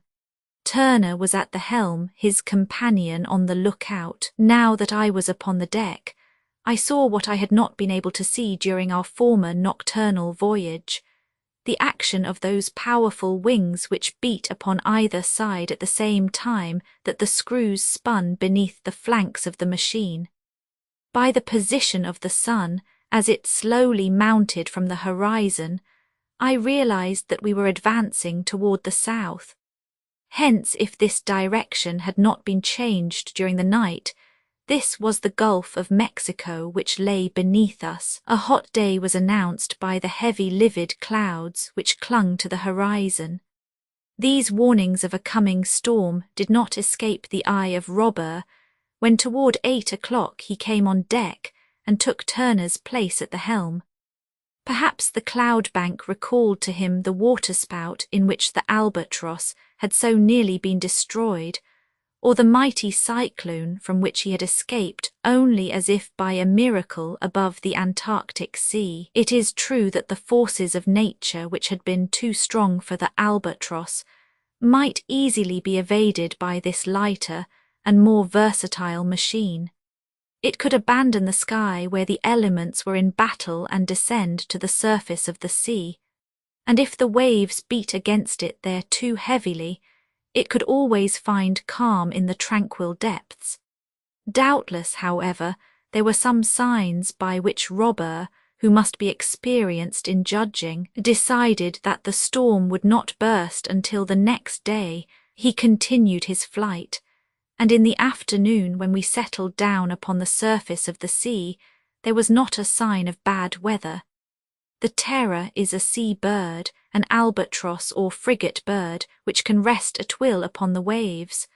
Only we have this advantage, that fatigue has never any hold upon this metal organism, driven by the inexhaustible electricity. The whole vast ocean around us was empty. Not a sail nor a trail of smoke was visible even on the limits of the horizon, hence our passage through the clouds had not been seen and signalled ahead. The afternoon was not marked by any incident. The Terror advanced at easy speed. What her captain intended to do I could not guess. If he continued in this direction, we should reach some one of the West Indies, or beyond that at the end of the Gulf, the shore of Venezuela or Colombia, but when night came, perhaps we would again rise in the air to clear the mountainous barrier of Guatemala and Nicaragua and take flight toward Island X, somewhere in the unknown regions of the Pacific. Evening came. The sun sank in a horizon red as blood. The sea glistened around the Terror, which seemed to raise a shower of sparks in its passage. There was a storm at hand. Evidently our captain thought so. Instead of being allowed to remain on deck, I was compelled to re-enter my cabin, and the hatchway was closed above me. In a few moments from the noises that followed, I knew that the machine was about to be submerged. In fact, 5 minutes later, we were moving peacefully forward through the ocean's depths. Thoroughly worn out, less by fatigue than by excitement and anxious thought, I fell into a profound sleep, natural this time and not provoked by any soporific drug. When I awoke, after a length of time which I could not reckon, the Terror had not yet returned to the surface of the sea. This manoeuvre was executed a little later. The daylight pierced my porthole, and at the same moment I felt the pitching and tossing to which we were subjected by a heavy sea. I was allowed to take my place once more outside the hatchway, where my first thought was for the weather. A storm was approaching from the northwest. Vivid lightning darted amid the dense, black clouds. Already we could hear the rumbling of thunder echoing continuously through space. I was surprised, more than surprised, frightened, by the rapidity with which the storm rushed upward toward the zenith. Scarcely would a ship have had time to furl her sails to escape the shock of the blast before it was upon her. The advance was as swift as it was terrible. Suddenly the wind was unchained with unheard of violence, as if it had suddenly burst from this prison of cloud. In an instant a frightful sea uprose. The breaking waves, foaming along all their crests, swept with their full weight over the Terror. If I had not been wedged solidly against the rail, I should have been swept overboard. There was but one thing to do, to change our machine again into a submarine. It would find security and calm at a few dozen feet beneath the surface. To continue to brave the fury of this outrageous sea was impossible. Robert himself was on deck, and I awaited the order to return to my cabin, an order which was not given. There was not even any preparation for the plunge. With an eye more burning than ever, impassive before this frightful storm, the captain looked it full in the face, as if to defy it, knowing that he had nothing to fear. It was imperative that the terror should plunge below without losing a moment, yet Robber seemed to have no thought of doing so. No, he preserved his haughty attitude as of a man who in his immeasurable pride believed himself above or beyond humanity. Seeing him thus, I asked myself with almost superstitious awe if he were not indeed a demoniac being, escaped from some supernatural world. A cry leaped from his mouth and was heard amid the shrieks of the tempest and the howlings of the thunder. "I, Robber, Robber, the master of the world." He made a gesture which Turner and his companions understood. It was a command, and without any hesitation these unhappy men, insane as their master, obeyed it. The great wings shot out, and the airship rose as it had risen above the falls of Niagara. But if on that day it had escaped the might of the cataract, this time it was amidst the might of the hurricane that we attempted our insensate flight. I must throw myself upon this madman to prevent him from driving his machine into the very middle of this aerial furnace. I must compel him to descend, to seek beneath the waters, a safety which was no longer possible either upon the surface of the sea or in the sky. Beneath, we could wait until this frightful outburst of the elements was at an end. Then amid this wild excitement, my own passion, all my instincts of duty, arose within me. Yes, this was madness, yet must I not arrest this criminal whom my country had outlawed, who threatened the entire world with his terrible invention? Must I not put my hand on his shoulder and summon him to surrender to justice? Was I or was I not Strock, Chief Inspector of the Federal Police? Forgetting where I was 1 against 3, uplifted in mid-sky above a howling ocean, I leaped toward the stern, and in a voice which rose above the tempest, I cried as I hurled myself upon Robber, "In the name of the law, I—" Suddenly the terror trembled as if from a violent shock. The airship soared upward into the heart of the sky, amid 1,000 lightning flashes, surrounded and shaken by the bursts of thunder. It steered amid the blinding, darting lights, courting destruction at every instant. Robber's position and attitude did not change. With one hand on the helm, the other on the speed regulators, while the great wings beat furiously, he headed his machine toward the very center of the storm, where the electric flashes were leaping from cloud to cloud. All her frame quivered, as the human frame quivers under the electric fluid. Struck by the lightning in the very middle of her powerful batteries, the airship spread out on all sides and went to pieces. With her wings fallen, her screws broken, with bolt after bolt of the lightning darting amid her ruins, the terror fell from the height of more than 1,000 feet into the ocean beneath. Roman 18, the OLD housekeeper's last comment when I came to myself after having been unconscious for many hours, a group of sailors whose care had restored me to life surrounded the door of a cabin in which I lay. By my pillow sat an officer who questioned me, and as my senses slowly returned, I answered to his questioning. I told them everything.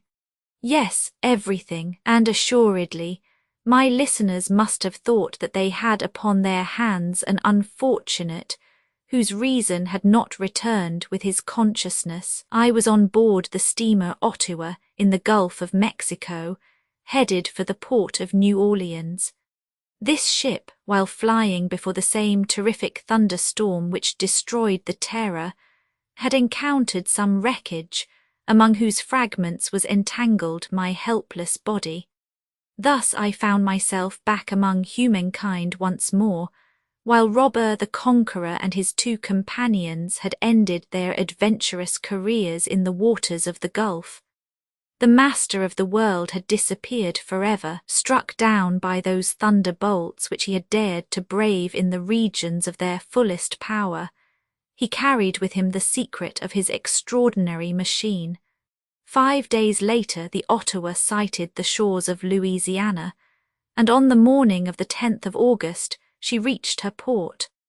After taking a warm leave of my rescuers, I set out at once by train for Washington, which more than once I had despaired of ever seeing again. I went first of all to the Bureau of Police, meaning to make my earliest appearance before Mr. Ward.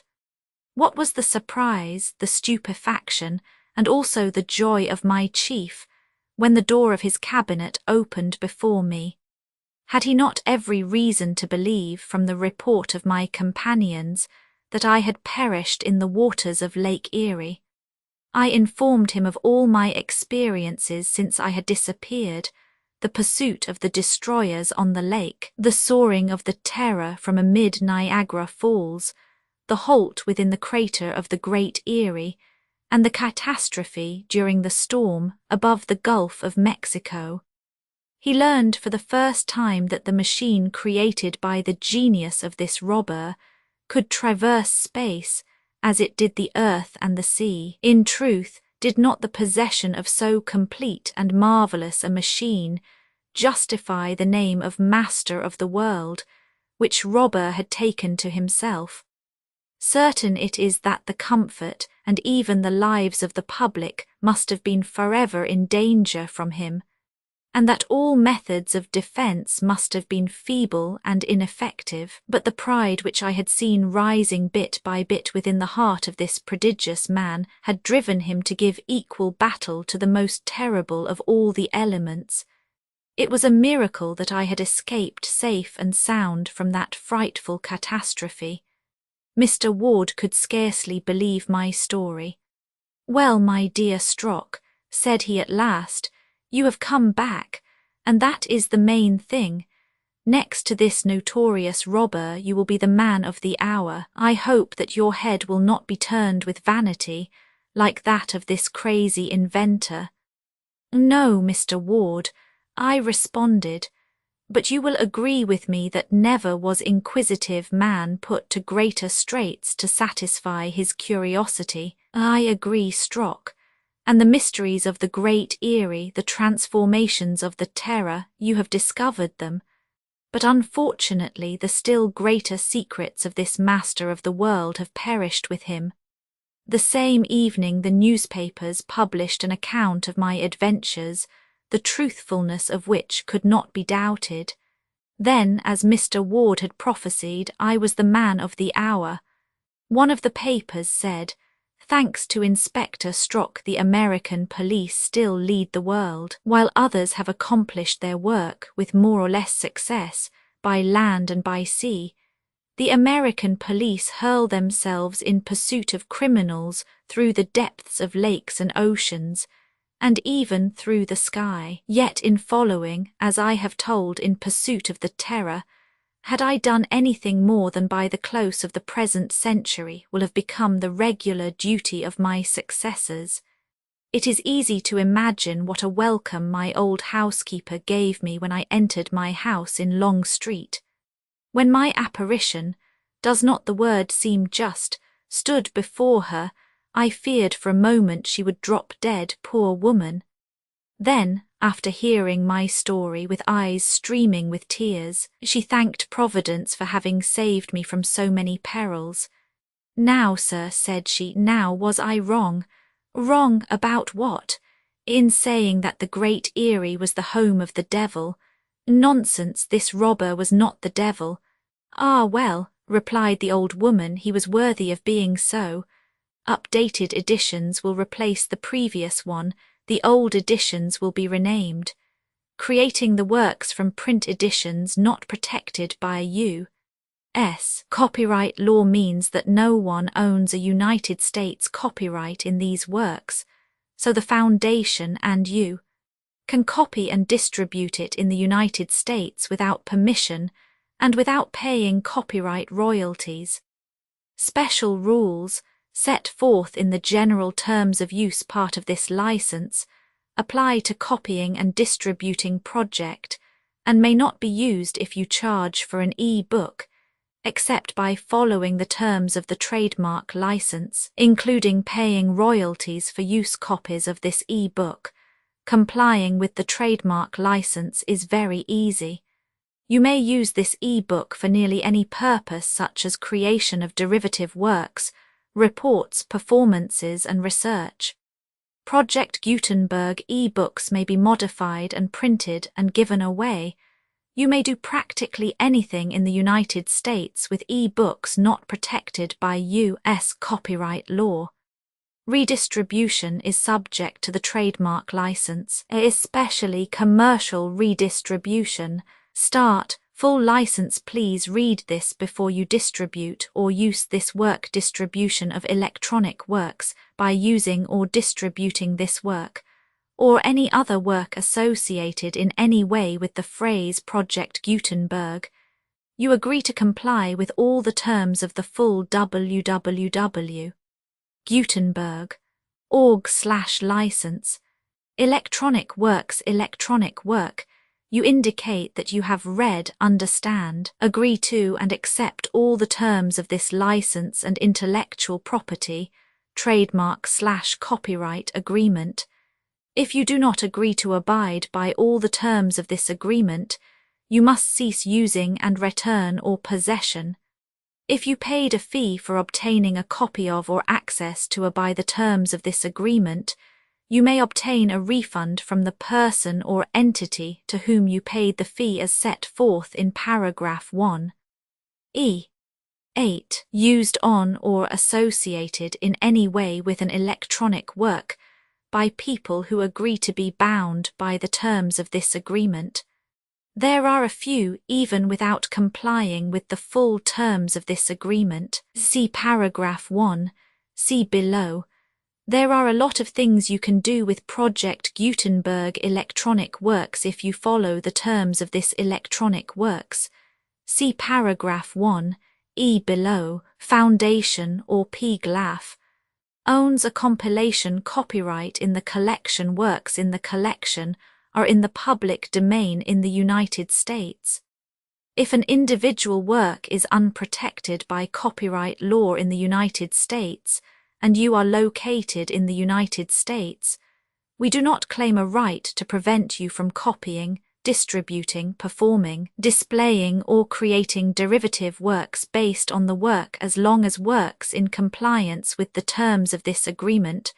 For keeping the comply with the terms of this agreement, by keeping this work in the you share it without charge with others. 1. D. The copyright laws of the place where you are located also govern what you can do with this work.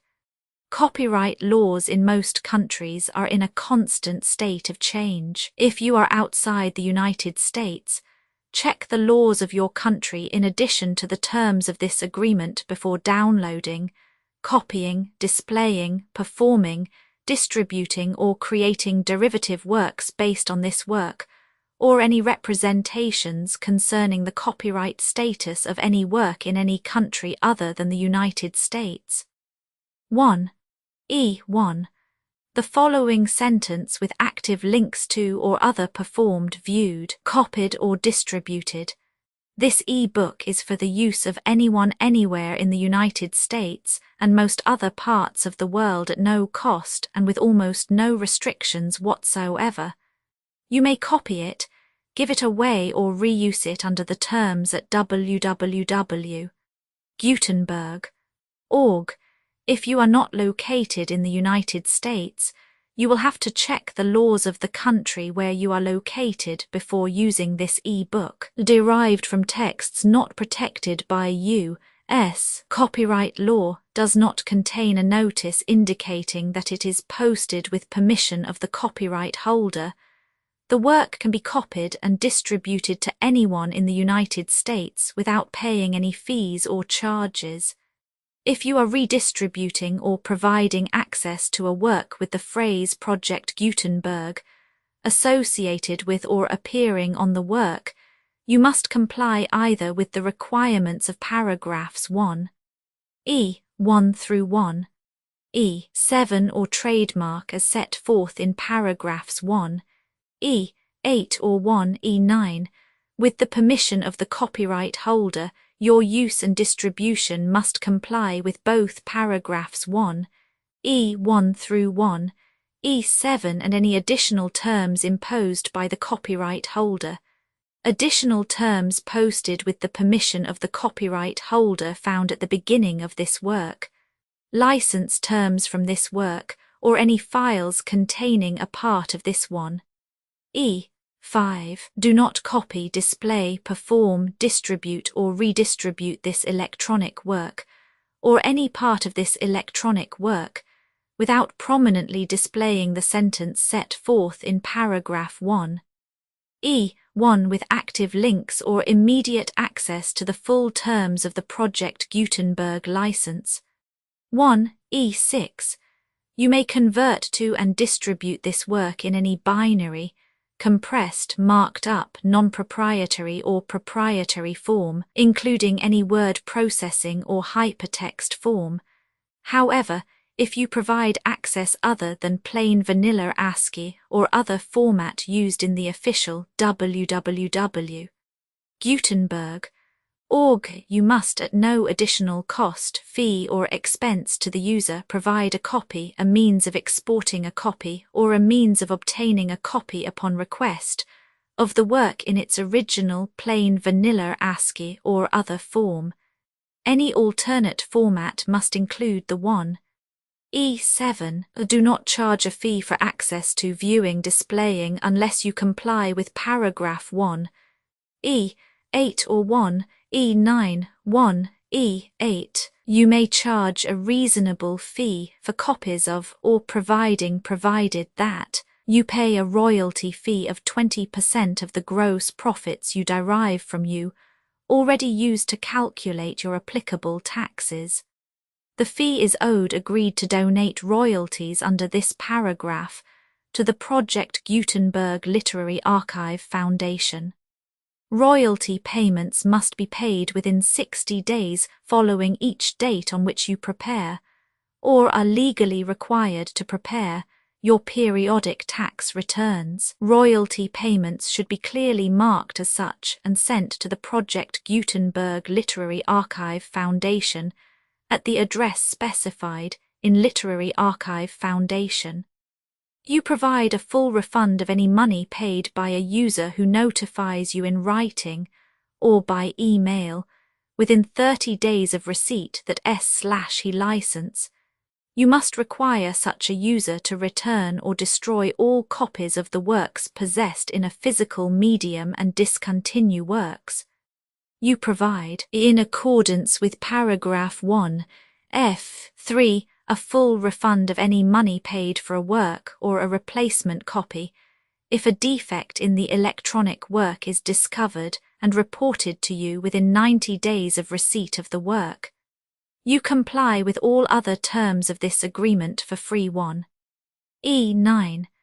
If you wish to charge a fee or distribute a Project Gutenberg trademark electronic work or group of works on different terms than are set forth in this agreement, you must obtain permission in writing forth in section 3 below. 1. F.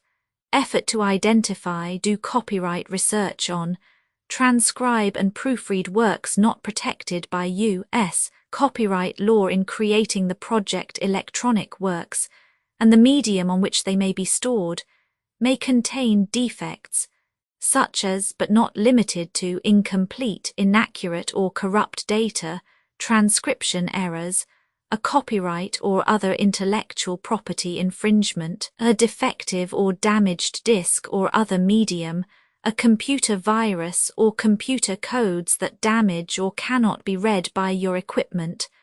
1. F2. Limited warranty, disclaimer of damages except for the right of replacement or refund, described in paragraph 1. F3. The Project Gutenberg Literary Archive Foundation, the owner of the Project Gutenberg trademark, and any other party distributing a Project Gutenberg trademark electronic work under this agreement, disclaim all liability to you for damages, costs and expenses including legal fees. You agree that you have no remedies for negligence, strict liability, breach of warranty or breach of contract, except those provided in paragraph 1. F3.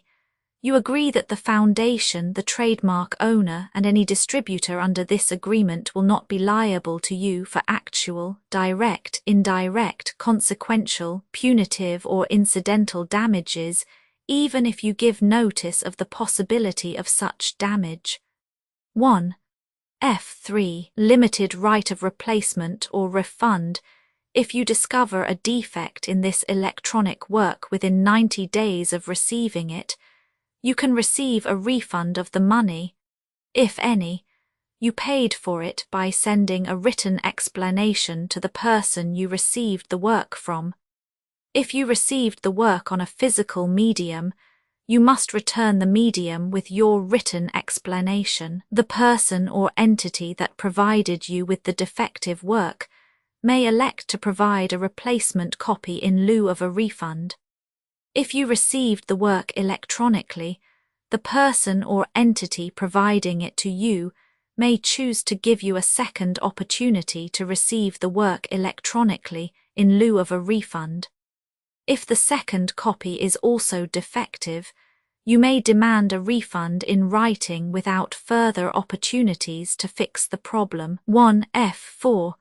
Except for the limited right of replacement or refund set forth in paragraph 1.